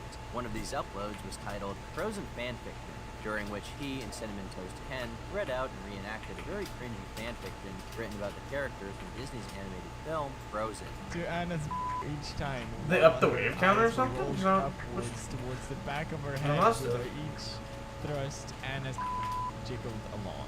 This has become routine for the two sisters. They spend most of their week alone in Elsa's bedroom. They sleep together, eat together, bathe together. Oh. However, this video did not stay up for long, being deleted by Felix himself. Today, it is only available in re-uploads on YouTube and in lower quality resolution. Well, the reason the video was taken down is because of the company he was signed to at. Disney purchased Maker Studios in 2014 for $500 million, meaning that Disney now owned Maker, and by proxy, Felix was technically in a business partnership with Disney. According to an article from the New York Times, Bob Iger, the CEO of Disney, found out that PewDiePie was laughing at fanfiction about Elsa and the snowman having sex, finding it to be in poor taste. As a result, word was passed down via the chain of command, and Felix was ordered to take the video down. Supposedly, this also jeopardized his relationship with Maker for the time being, although they would continue to do business for the foreseeable future. However, this incident didn't deter him from making more fanfiction videos, as he continued to do them about franchises like Harry Potter. This was part of a more experimental content that didn't quite fit into the Let's Play category. While the stories were being reenacted through video games, they would be more focused on the fanfictions themselves. There we go. And the actions of Felix and Completed Ken those would two give. events. Even during his more typical gameplay videos, you could see his jokes evolving. With time, he was growing to appreciate dry humor, irony more than I need to do as well as Martian integrating Madness. a lot of satirical edits into his videos. Things like MLG memes were typically found in commentary channels of his time, but Felix was putting them in his gaming videos as well.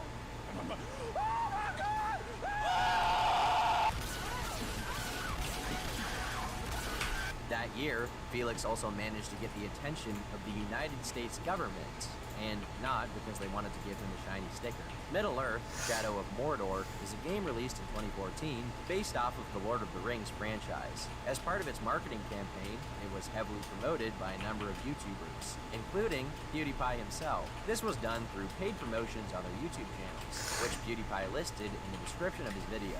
However, according to the Federal Trade Commission, this was not enough disclosure, leading them to open a federal complaint over deceptive advertising. Luckily, Felix did not end up being Come on, I need a Martian with the probe to spawn. responsibility ultimately falling onto the publisher of the game that was being promoted, WB Games. In an article from The Time by Polygon, Felix himself said, "A lot of YouTubers were involved in this sponsorship, but since my name is the biggest YouTuber, it's the only one that pops up. Yes, I could have disclosed it better. I could have put it above the fold. So basically, all of these news articles are using me as clickbait, putting my name to shame, when I didn't even do Come on, anything Martian wrong. probe. If I did something wrong, I should be paying the consequences. In this case, I don't think I did anything wrong." Though this was not the first time Felix had been portrayed. I do need to build more houses again. By the press, this is a noticeable All right, point see you later, because dog. he was aggravated with the way he was being portrayed by the online media at large. Warner Brothers ended up settling with the FTC over the issue. Following this, they were required to make it clear on any Shadow of Mordor promotional videos that the company paid the YouTuber in question to promote their game. PewDiePie also said that going forward, he would be putting a disclaimer at the beginning of every sponsorship within the video itself, and promoting games created by industry giants weren't his only ventures into the gaming industry. In September of 2015, Felix released his own mobile game, PewDiePie: Legend of the Bro Fist. The game was a bestseller on iOS and Android, starring Felix himself as the main character in a side-scrolling platformer. So basically, you collect the bro coins, and you use them to unlock abilities later in the game, unlock characters. You maybe to unlock Marcia, and a bunch of other YouTuber friends, and I'm sure you know this already, I just have to say it just to make sure that you know it. And, as his form was traveling around the world to the phones and tablets of his fans, he was also traveling the globe. That same October, Felix made a trip to America, in specific, Los Angeles. As he filmed his adventure, he was putting hints in his vlogs that he was filming some kind of show with YouTube. I found out, though, that I can't really say too much of what I'm doing here. People are worried it's gonna leak into the media. Engadget published an article at the time speculating that he was filming some kind of reality show. After lots of eager anticipation from his fans, Scare PewDiePie was announced alongside YouTube Red. YouTube's new paid subscription service, which would feature exclusive shows from YouTubers. Scare PewDiePie was marketed as one of the most important premiere shows, and released in February of 2016.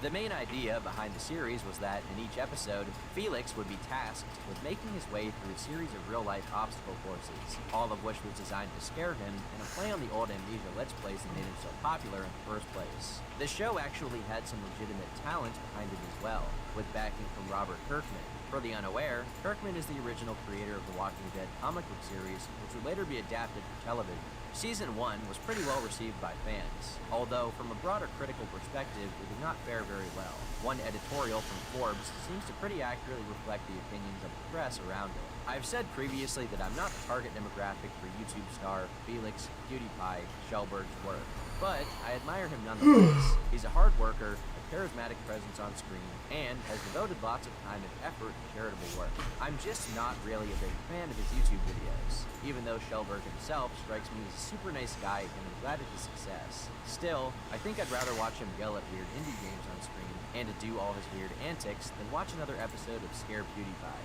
the new YouTube Red exclusive. It's a heavily scripted reality TV show of sorts, placing Shellberg in scary, real-world versions of frightening video games. PewDiePie doesn't know what's coming, and reacts accordingly. It's not very good. It's just, maybe if you're a PewDiePie fan, you might enjoy it, but I'd rather watch that one Brazilian elevator prank over and over again than this. And I can watch that on YouTube without a $10 a month subscription. Regardless, the show received pretty high viewership, meaning the formula was working for his fans. Production on Season 2 was even scheduled for late 2016, and Felix continued to smash other milestones, becoming the first channel to ever accumulate 10 billion views. As the year came to a close, he also went on The Late Show with Stephen Colbert, and did a charity event with Markiplier, Rebecca Black, and Ellen DeGeneres. But things wouldn't remain status quo for too long. The PewDiePie channel was about to enter a transitionary period. On November 21st, Dumbass Gets PewDiePie tattoo was uploaded by Filthy Frank, in which, and at the time unknown, Chad, or Anything for Views, got a tattoo of the Brofist logo on his ass. On January 2nd of 2016, PewDiePie reacted to the video. You know what? If you ever want to get a PewDiePie tattoo, make sure it's on your ass, because I will protest.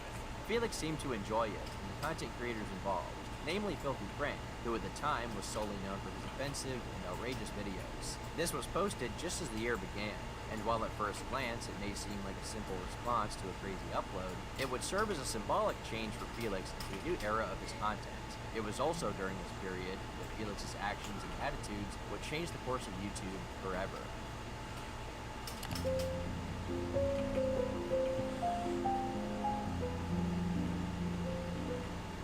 2016 is a year many remember as YouTube's golden age. It definitely depends on who you ask, but if you're like me and spent a lot of time that year watching people like Filthy Frank, iDubbbz, H3H3, and Leafy is Here, then you would probably agree. All of these creators relied on a dry sense of humor, oftentimes saying controversial things not because they believed them, but because they were willing to say basically anything to get a reaction. Generating outrage was rewarded, and with each rising creator, it seemed like the bar of what was acceptable was being pushed more and more. iDubbbz famously managed to even justify his use of the forbidden executable, a code script that today is rarely used. And when it is rewarded with backlash and hatred of the highest degree. Don't say it, don't think it. The previous year, PewDiePie had become a fan of many of these darker content creators, and in 2016, he began branching off into different kinds of videos which fell into this category. In the first half of that year, Felix posted My New Car, which was a parody of the trend a lot of YouTubers were doing at the time, where they would showcase their slick new automobiles, which were, of course, purchased with their Google advertising revenue. He did this while blasting the song from the late 3PAC, PewDiePie is a Child Rapist.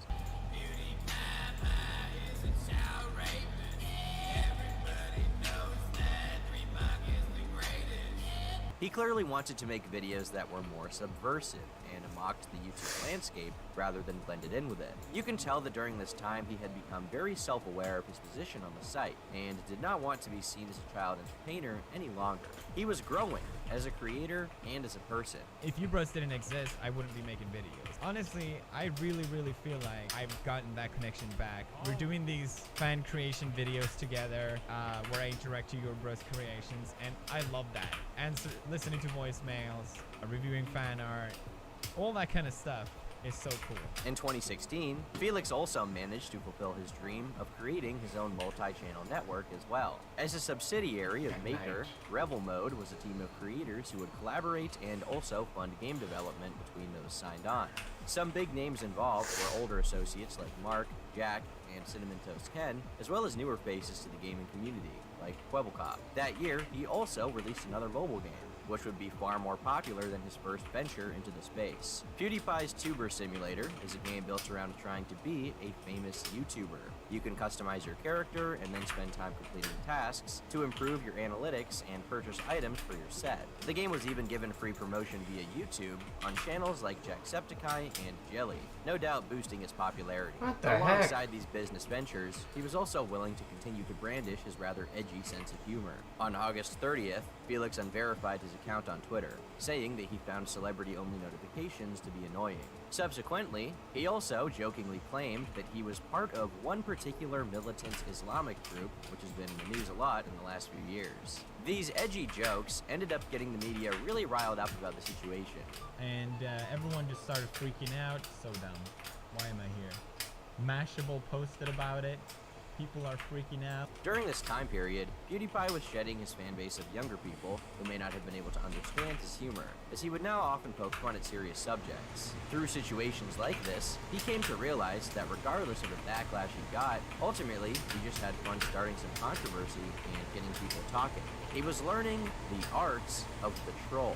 On October 20th, he created a joke second channel called Jacksepticeye 2 and promoted it in a video on his main channel. It quickly amassed a large following of its own, being the fastest channel to ever reach 1 million subscribers. This was done as a method to poke fun at his friend, Jack, and so that he could get another golden play button, because the original had been sent to him broken. I'm gonna link this channel in the description.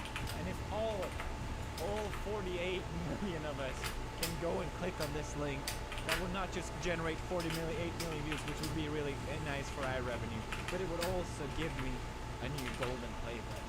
At the time, the PewDiePie channel was nearing 50 million subscribers, and he decided that he would spice things up a bit. So, he posted a video threatening to delete his channel once he hit 50 million, also citing his issues with the site as a whole, like clickbaits and failing to show videos and subscription speeds. I know you're gonna think I'm joking right now, but I'm gonna delete my channel. I swear to you, at 50 million subs, when we hit 50 million, huge landmark coming out. Huge deal. Never been done before. No one's even close. I am deleting my channel. However, when the time came to get rid of his channel, the one he terminated was his new second channel he had created for a cheap gag. Meanwhile, he had already reaped the benefits from his video talking about it, and the ad revenue gathered from it, and from the talk generated from the story of the biggest YouTuber potentially deleting his channel. As the year went on, he seemed to become bolder with every video, trying to find a line in terms of what he could and could not get away with on YouTube. On December 6th, Felix dressed in a British soldier's uniform while watching clips of Germany's Supreme Chancellor from 1933 to 1945. One day before Christmas, he posted, "Can this video get 1 million dislikes?" in an effort to see how many downvotes his audience would give if encouraged to do so. On January 5th, hashtag PewDiePie is over party went trending on Twitter after Felix posted a video of himself reacting to being named the 18th most handsome face of 2016. In the video, he drops a use of the ninja and exclamation that is placing at number 18, saying 18! On January 11th, Felix uploaded a video which has now become infamous to the entire internet, and even many members of the mainstream media. Within it, Huge pays a number of people on the website Fiverr. In this case, he paid them to record themselves saying various offensive things purely for the shock value. For example, he paid 2 Indian men to hold up a sign with an anti-Semitic slogan while saying subscribe to Keemstar. As a result, the men in the video were banned, as well as Jesus Christ himself. But the video was so popular that it even hit YouTube's trending tab for a short time. 5 days later, the two men who held up the sign for PewDiePie apologized, saying that they did not understand what they were saying. A week later, on January 17th, Felix posted a video titled "In My Defense," where he criticized some of the media perception around his video and the way that his comedy was being treated. See, and even all the comments talk about it, like, what a trash article, nice grab for views you had. I'm glad people at least realize, I'm really glad to see that the majority realize how bullshit these articles are, and that they fulfill no purpose whatsoever than to tear down my name to get some more clicks online. But this would not be enough to quell any of the conversation around his statements, as shortly after that, Vox would publish an article detailing the controversy around what had happened. Hughes tried to explain himself via a Tumblr post, where he said that he made the Pfeiffer video simply to show how crazy the modern world is, rather than as a move to embolden anti-Semites. I think it's important to say something, and I want to make one thing clear.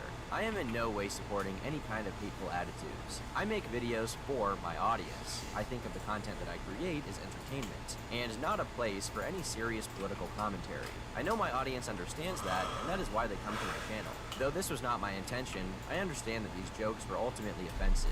As laughable as it is to believe that I might actually endorse these people, to anyone unsure on my standpoint regarding hate-based groups, no, I do not support these people in any way. While Felix was successfully transitioning his content, it was not going to be smooth sailing from this point onward. Prior to this, he had basically been given a free pass to do and say what he wanted, with very little criticism from the media or those that may find his jokes offensive. People like Filthy Frank, or even Leafy, could get away with this, because, while popular, they were by no means poster boys. PewDiePie, meanwhile, was the de facto human face associated with the platform, as the most popular online creator in the world.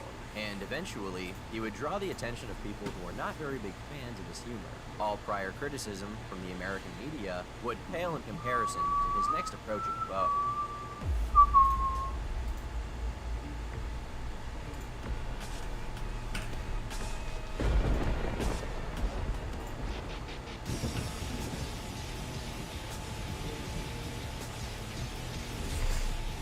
On February 14th, New York City-based publication The Wall Street Journal published an article titled "Disney Severs Ties with YouTube Star PewDiePie After Anti-Semitic Posts." Within it, the three authors detail the instances stated prior, as well as specifically outlining their own effort to hurt Felix financially. On Monday, after the Journal contacted Disney about the videos, the entertainment giant said it was severing ties with Mr. Shelburne. This would mean that the contract signed between the PewDiePie channel and Maker Studios was now void, and the channel was now without a network. The majority of PewDiePie fans were enraged by the article, as the Journal deliberately took various jokes and bits out of context to make Felix look as bad as possible. So basically, they went to the biggest brands that I work with, Disney and YouTube, and they pushed them to the corner and said, "Hey, what do you think about this?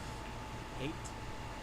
Look at this. Look at this. This is bad." Obviously, forcing them to sever their ties with me. Here's the thing, though: they don't call it jokes; they call it posts. I made a point that the media takes what I say out of context. They take that and put it out of context to use against me and to portray me as a Nazi. Nice try, Wall Street Journal. Try again, motherfucker. As well as deliberately targeted his connections with larger companies in a move to hurt him financially. This didn't seem to be just journalism, but rather a few spiteful individuals trying to hurt the finances of a man far more successful than themselves.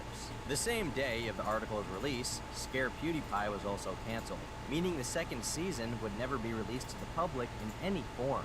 Felix's channel was also removed from its premium advertising program, meaning he would no longer be able to receive ads from big-name brands, likely because YouTube feared that if a large brand had their ad appear in an offensive video, then another article could be written and damage the reputation of the website. To make things worse, Felix's own network he was running as a subsidiary of Maker, Rebel Mode, which had signed on his friends like Markiplier and Jacksepticeye, was shuttered. The man himself said that he found this to be the most devastating blow from the initial fallout. But that was not nearly the end of it. Following the article, hundreds more were published from news outlets, many of which either outright called him an anti-Semite or criticized him for making jokes on such a large platform. Amidst the backlash, Shelburne did attempt to defend himself, and by a wide margin, his fans were on his side. Popular faces like Philip DeFranco, Markiplier, and H3H3 defended him, with the community coming to his aid to correct the record that the legacy media was pushing. He's a comedian. Maybe he pushed the boundary a little too far. But guys, that's it. Let's not call him an anti-Semite, because he's not. Save your fucking outrage for the real racists. Felix. And I want to be very clear about this.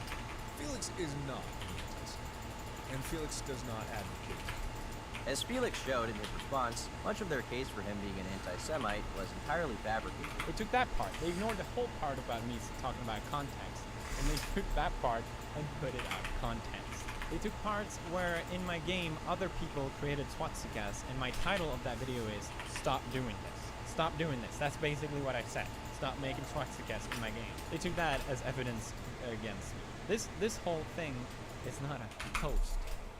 It was an attack. There seemed to be a concerted effort by the Wall Street Journal to take his words out of context to make him look worse. While offensive, none of his jokes were an endorsement of the ideologies he parodied.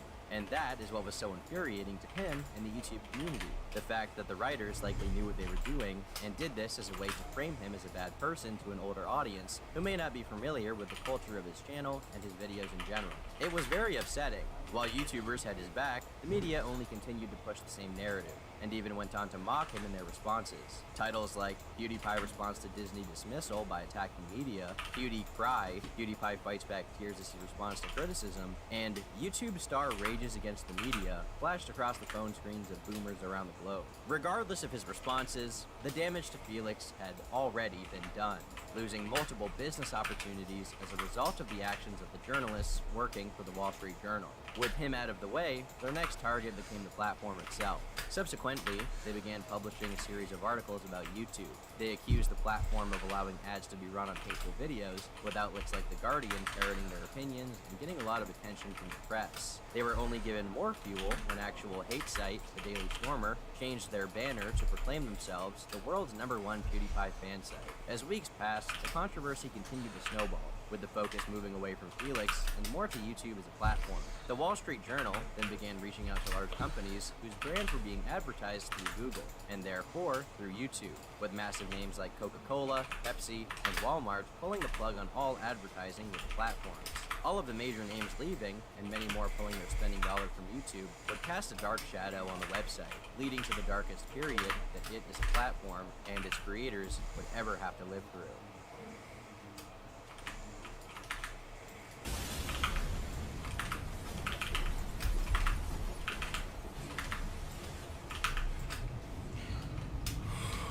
Woo! Man! A little rough, to be completely honest.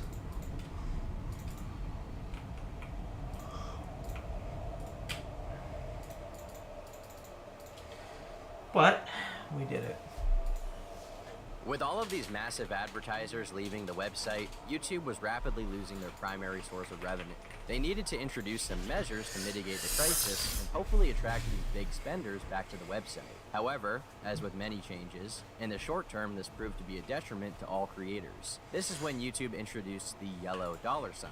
Limited advertisements. You've probably heard a lot about this little yellow symbol due to the adverse effects it has had on the creators who see it on their videos. In a nutshell, pre-adpocalypse, if you met the qualifications for the YouTube Partner Program, then you could basically have any video monetized. But, as of this controversy, YouTube introduced the limited ad system, meaning that any videos with controversial content would be unsuitable for most advertisers. However, this also led to thousands of videos with no controversial content being caught in the crossfire. Many YouTubers, even those posting completely safe content, received the yellow $sign on their videos and reported losing as much as 60% of their revenue across the board. Behind the scenes, YouTube was also developing a number of other systems to categorize which videos would receive which ads, information which was not privy to creators in any form by YouTube themselves. Rather, a researcher named CeeLo, in collaboration with Nerd City, had to bring this to the public, exposing that YouTube was working on a secret rating system by which videos could be given more or less ads. At the time, many creators were afraid for their channels, fearing that if the trend continued, then they would be unable to do YouTube as a job. Right after it happened, my revenue dropped by 50%. What's going on right now for me is most of my back catalog has had ads added back onto them. There's still a couple of videos that don't. But what happens now is when I upload a new video, it does not see many ads for the first 24 hours. Look at these earnings. It's like a pulse. I'm flatlining out here. Leave Ken Bone alone? How is that even controversial? It's just Ken Bone. We have Jenna Marbles saying, same dude, I also had a bizarre selection of videos demonetized with no notification or option kill. If Jen is not safe, it's coming for all of us. IDOS, experiencing a similar meme. So, while larger creators could survive, many smaller ones were left at the wayside trying to find ways to support their channels. This is when many YouTubers began to utilize Patreon, as it was, and still is, one of the only ways to successfully monetize content about controversial issues. Many YouTubers began taking sponsorship offers for their videos, with games like Raid Shadow Legends and services like NordVPN becoming a staple of YouTubers' monthly income. With these new revenue streams, people could support themselves, although it did take some considerable adjustment. Some also went to the effort of creating new platforms to increase their income streams, such as H3H3, who at the time began the H3 podcast and made it his main focus as opposed to his previously successful commentary channel. Due to his large channel size, Felix managed to survive the onslaught, both from the media and from the considerable drop in revenue, without making too many big changes to his channel. And as the summer of 2017 grew closer, he had time to reflect on the controversy, vowing to make several changes to his content.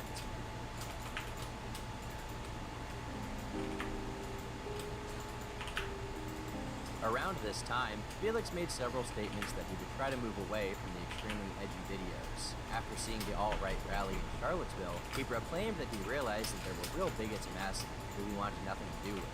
So I thought now would be a good time as any to just say, I want nothing to do with these people. I don't think anyone that watches me think I'm an actual Nazi.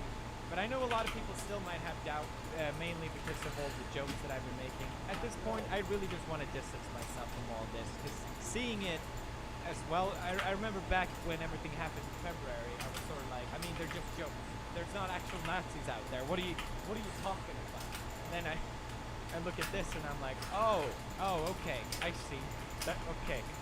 Well, and at the same time, he was also making several moves to change his content. Whereas prior, many of his videos were focused on gaming, here he became more of a commentary channel, talking about current events and interacting with his audience. One series to premiere during this time was Lawai, a series ripped off, a series inspired by Guy from fellow YouTuber Jax Films. Today we're gonna go through you guys' submission for that green screen competition. I recorded myself in front of a green screen. I asked you guys to submit your edits, and now we're gonna watch. Serving as the direct link between him and his audience, Felix would ask his fans a question, and would then respond to some of the most upvoted posts on his subreddit designed to directly for the show, r/PewDiePie submissions. Most of these were comedic in nature, and he would react to them for the first time in his recording.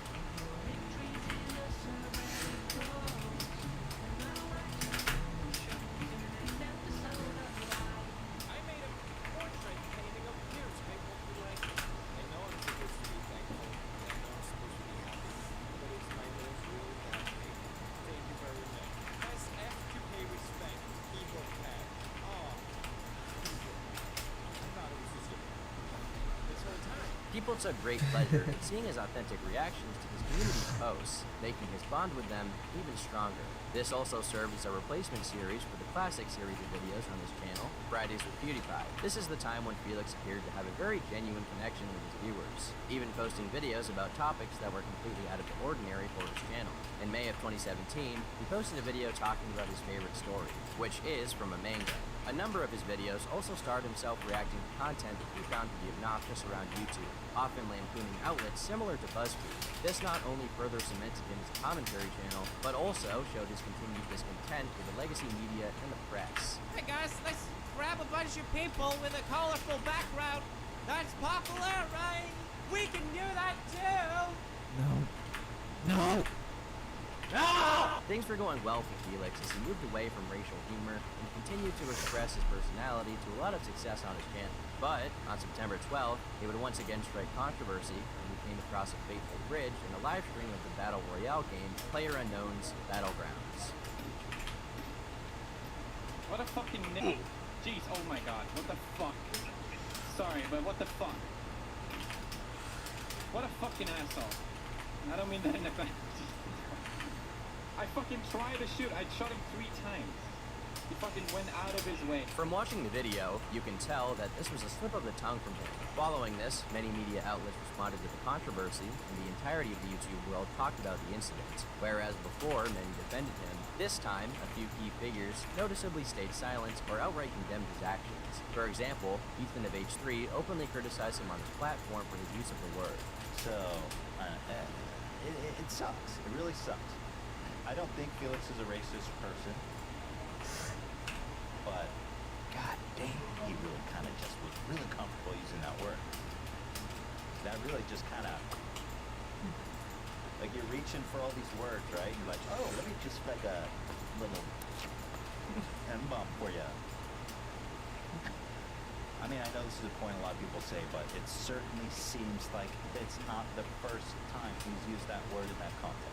Ethan was heavily criticized for this moment, as he had previously used the N-word on his own podcast repeatedly and without hesitation, and yet here he was criticizing Felix. Regardless, it was clear to him that he made a mistake, and he wanted to apologize on his platform. As the biggest YouTuber in the world, there was no way he would be able to continue unhindered without some kind of statement. So, on September 12th of 2017, he posted an apology video titled My Response. You probably won't believe me when I say this, but whenever I go online and I hear other players use the same kind of language that I did, I always find it extremely immature and stupid, and I hate how I now personally fed into that part of gaming as well. It was something that I said in the heat of the moment. I said the worst word I could possibly think of, and it just sort of slipped out. And I'm not going to make any excuses to why it did, because there are no excuses for it. I'm disappointed in myself, because it seems like I've learned nothing from all these past controversies. And it's not that I think I can say or do whatever I want and get away with it. That's not it at all. I'm just an idiot. But that doesn't make what I said or how I said it okay. It was not okay. This entire thing was undoubtedly a huge blow to his reputation, as the clip went viral and received widespread criticism from the media world. And this time, he didn't make an effort to defend it. A subsequent controversy from the event was also when a developer of one of the games Felix had played caught wind of his livestream slip-up. Developer Sean Vanneman, the co-founder of Campo Santo Games, was one of the lead creators behind the indie game Firewatch. This was a game played commonly by YouTubers as of its time of release, including Felix himself. Initially, Sean was fine with this, as the video served as free promotion for his game and undoubtedly contributed to a number of sales on Steam. However, after the bridge incident, Sean was not happy with the series remaining up on YouTube, stating that he would be filing a DMCA takedown of the content posted by Felix. For those of you who don't know, a DMCA claim is basically a copyright strike. It's like a legal action towards your channel. It's a pretty big deal. If I get more than 3 of them, then my channel will shut down. So you could say this is an attack on me, my livelihood. So it seemed more than just grandstanding. This seems more like an attack to me. He also followed with, I urge other developers and will be reaching out to folks much larger than us to cut him off from the content that has made him a million. As a result, Campo Santo as a company received heavy backlash from the YouTube community and was review bombed at the time that the incident occurred. Many were upset that the developer seemed okay with profiting off of the PewDiePie platform when it was convenient for him, but he threatened to abuse copyright law in his favor once he became upset with his game being associated with a controversial figure. This is also evident from the fact that the About tab on the official Firewatch website was changed after this incident occurred. Previously, it said that anyone could stream the game and monetize their videos about it. But after, it was changed to proclaim that if you use your platform to spread hate or harassment, they would not like you to play their game or make money off of it. This would imply that Felix encouraged some kind of hate or harassment, which he would obviously disagree with. In the end, though, the videos of him playing Firewatch were removed, and eventually, the Steam reviews of the game did return back to normal.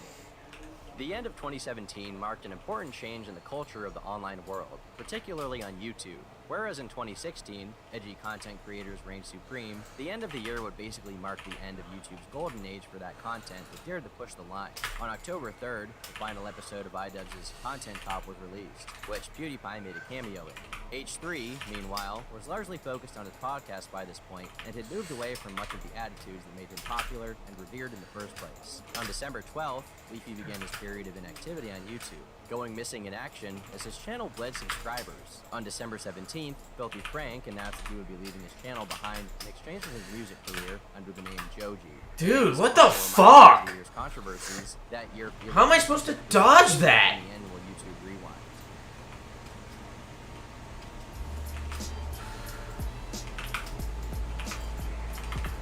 Despite the changing landscapes of YouTube, Felix's channel was still going strong, receiving consistent viewership from his fans, even hitting 60 million subscribers and 17 billion cumulative views in January of 2018. Oh, now he's this transformation into more of a commentary channel also continued with his videos giving his thoughts on current events, both on and off YouTube, all while portraying his signature dry sense of humor, albeit with some alterations to avoid the obvious. On February 3rd, PewDiePie began his Q News series. As a pseudo-parody of mainstream news outlets, it had Felix making jokes about current events and talking about internet culture.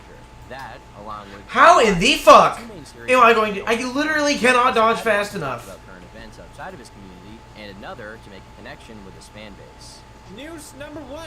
J.K. Rowling Outside of the underground? is under Oh my god, the fire lately. we have to go J.K. underground for Rowling this. responds to gay Dumbledore controversy. J.K. Rowling, the wonderful author Are you serious? who didn't take a second before calling me out publicly for being a fascist. Are we really? Thank you, J.K. He also made an effort to use his platform for good, trying to shake off the image of his channel that many mainstream outlets would have liked to paint. On April 8th, a video was uploaded titled Johnny D Needs Help. For the unaware, Johnny D was an elderly man who had been posting videos for 3 years, which were usually him doing song covers of popular rap songs. Many in the community found his performances entertaining and his personality endearing. Hence, Felix had promoted him on his channel. But in April of 2018, he began suffering from pneumonia, an ailment which prevents breathing and can be extremely harmful for older individuals. In this episode of Q News, Felix promoted a fundraiser to help Johnny B with God, man. Nevertheless, I hope Johnny recovers as soon as possible so we can have him back making this amazing character. Johnny, keep hanging in there. The bro's got your back, boy. And apart from that, as a commentary channel, Felix criticized a pantheon of different faces. A few good examples of this would be the creators of the ill-fated Bully Hunter service and typical targets of commentary channels, like Tanabojo and the Paul brothers. This was, by all means, a new era for Felix's channel, with him resembling someone like McBuckers more than ever with his content. But, as is typical of a commentary channel, he also ended up stirring the pot quite a bit in a few instances. Rather than talking about the drama of the day, he became heavily entrenched in some of his own very big stories, which would then go on to be covered by people like Keemstar and Scarce. One story all began with one Twitch streamer that you have likely heard of, Alinity. Alinity is a female Twitch streamer hailing from Canada, who many have been critical of in the past due to the fact that many of her viewers appear to watch her more for her physical attractiveness rather than any perceived skill or entertainment value being displayed. As a result, she would often wind up in compilations on YouTube with some rather dubious titles. I would say to contact the Horny Police Twitter account, but those guys have unfortunately been compromised and now promote girls' OnlyFans. In a video titled Testing Out Eye Tracking, Felix attempted to avoid looking at suggestive parts of girls' bodies while watching clips of a number of female streamers. And during this video, Alinity was briefly featured. Once she caught wind of this, she watched it on stream and took issue with the fact that he called her and the other girls Twitch thoughts. This led to a now infamous clip where she threatens to use the DMCA system to remove the video in question, misspeaking and calling this a is a lot more copyright strike doable. a copy strike. Seriously? You just said that? I'm gonna copy strike this guy. Just for that word. Gonna copy strike him. Yo! Can we copy strike PewDiePie's latest video? Like right now? Following the virality of this clip, PewDiePie responded to Alinity criticizing her for taking down his video, which he was totally within his legal right to post. She, meanwhile, had abused the systems in place which are designed to prevent copyright infringement to silence someone who made a lighthearted joke about her. My intention is never to upset people with videos. I decided it was easier to just cut her out. But before we were able to do that, the video did in fact get copied. Strike! This introduced Alinity to a much wider audience, and in a negative context, as she was now someone who was willing to use illegal means to remove videos that she did not like. To make matters worse, she went on to brag that she had made $700 in the last month alone from her network of claiming videos on YouTube and collecting the ad revenue from them.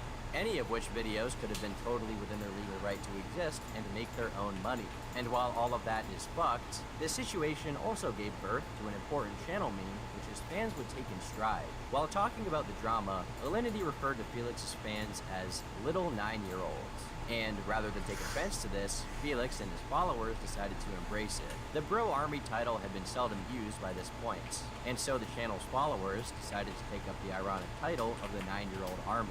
Meanwhile, Felix's following was growing stronger with every passing day, as his subreddit reached more than 600,000 members in October of the same year. But things wouldn't stay comfortable for too long as another challenger approached, one that would symbolize the end of an era for YouTube as a platform, as well as the trajectory of the internet as a whole.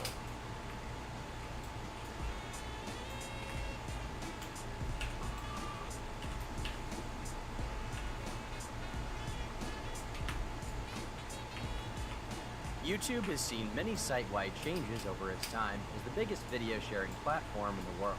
However, what hadn't changed until 2018 was the virtual pecking order, the list of most subscribed to YouTubers. Channels like Smosh and Jenna Marbles that Felix had passed half a decade ago had never really gotten the same growth, and no creator had stepped up to the plate since, until the channel T-Series. T-Series is an Indian YouTube channel created in 2006. The channel is mostly focused on music, posting a number of extremely popular Indian music videos, and as of 2017, the channel was growing very fast, racking up 100,000 subscribers daily. Up until that point, it had gone largely unnoticed by English-speaking YouTube, because the majority of them weren't huge fans of Indian music. But, as the channel's popularity increased, people in the highest places began to take notice of its success. By July of 2018, the channel had reached 51 million subscribers, just 10 million behind the PewDiePie channel. T-Series was also growing 4 times faster. So, in August of 2018, Felix made a call to action. Another YouTube channel is taking over. That's right. In no less than in November this year. PewDiePie will not be the biggest channel on YouTube. While he was being pretty goofy in this video, this change is important. Felix had been at the number one spot for 5 years, and even though YouTube is I need a faster attacking weapon that I can use. Man, that's to rough. represent them as the most well-known creator on the platform, him being rough around the edges is really what made him such a captivating figure. From the inception of his career, he wasn't a super family-friendly guy who was interested in cynically promoting his content to a mass audience. He was just a young guy who liked video games and wanted to share that with people. Ultimately, his controversies just made him more human. That being said, I think you should probably stay away from bridges while live streaming. T-Series, on the other hand, is a channel run by a company. There's no personality or one creator behind it. It's owned by a businessman who has hundreds of employees operating it, working on producing professional content, which is basically the Indian equivalent of Justin Bieber or Britney Spears. There's a corporatism to the channel that makes it so popular in India, because it can just pump out content. But it's also not really a YouTube channel. It's TV and the music industry coming to YouTube to make its nest. The community already had a growing distaste towards American talk show hosts for having clip re-uploads of their broadcast put on the trending tab and receiving the utmost support from YouTube as a platform. And now, some company was going to pass the man who had earned his place at the top. People were not going to just let it slide. So, channels like Drama Alert and Mr. Beast posted videos to their channels about T-Series, encouraging their audiences to subscribe to him and rallying fellow independent creators to the cause. Before long, people across the platform were doing outrageous things, which would not only help their own individual success due to how big the topic was becoming, but also create a positive feedback loop where other creators and fans would join the campaign. The story only became more interesting when Felix uploaded an episode of Q News, alleging that T-Series had an advantage given to them by YouTube as a platform. Users stated that upon creating a new YouTube account and setting your location to India or the Middle East, you would be automatically subscribed to T-Series. There's been a lot of posts talking about how if you create an account in India or the Middle East, you will be automatically subscribed to T-Series. At first I thought, no, that's impossible, there's just no way that would actually be a thing. But then I see more and more people talking about it, saying that it did happen to them. So I wanted to ask if you guys could send, if you guys notice this, please send evidence. Maybe create an account in India to test it or something like that. Because I'm curious, because it would definitely be interesting. This seems to suggest that the company's corporate connections went so far that they were just the default in some versions of YouTube. As the year dragged on, I people think you began need a doing better more weapon, but I don't know what to things to fuel the grab. fire. Well, Mr. Beast famously spent tens it's of enough for thousands me to today. buy every billboard in That the was a good city stream. to Thank you all for advertise tuning in. movements. At the time this video was Good released, night, everyone. Felix was only 100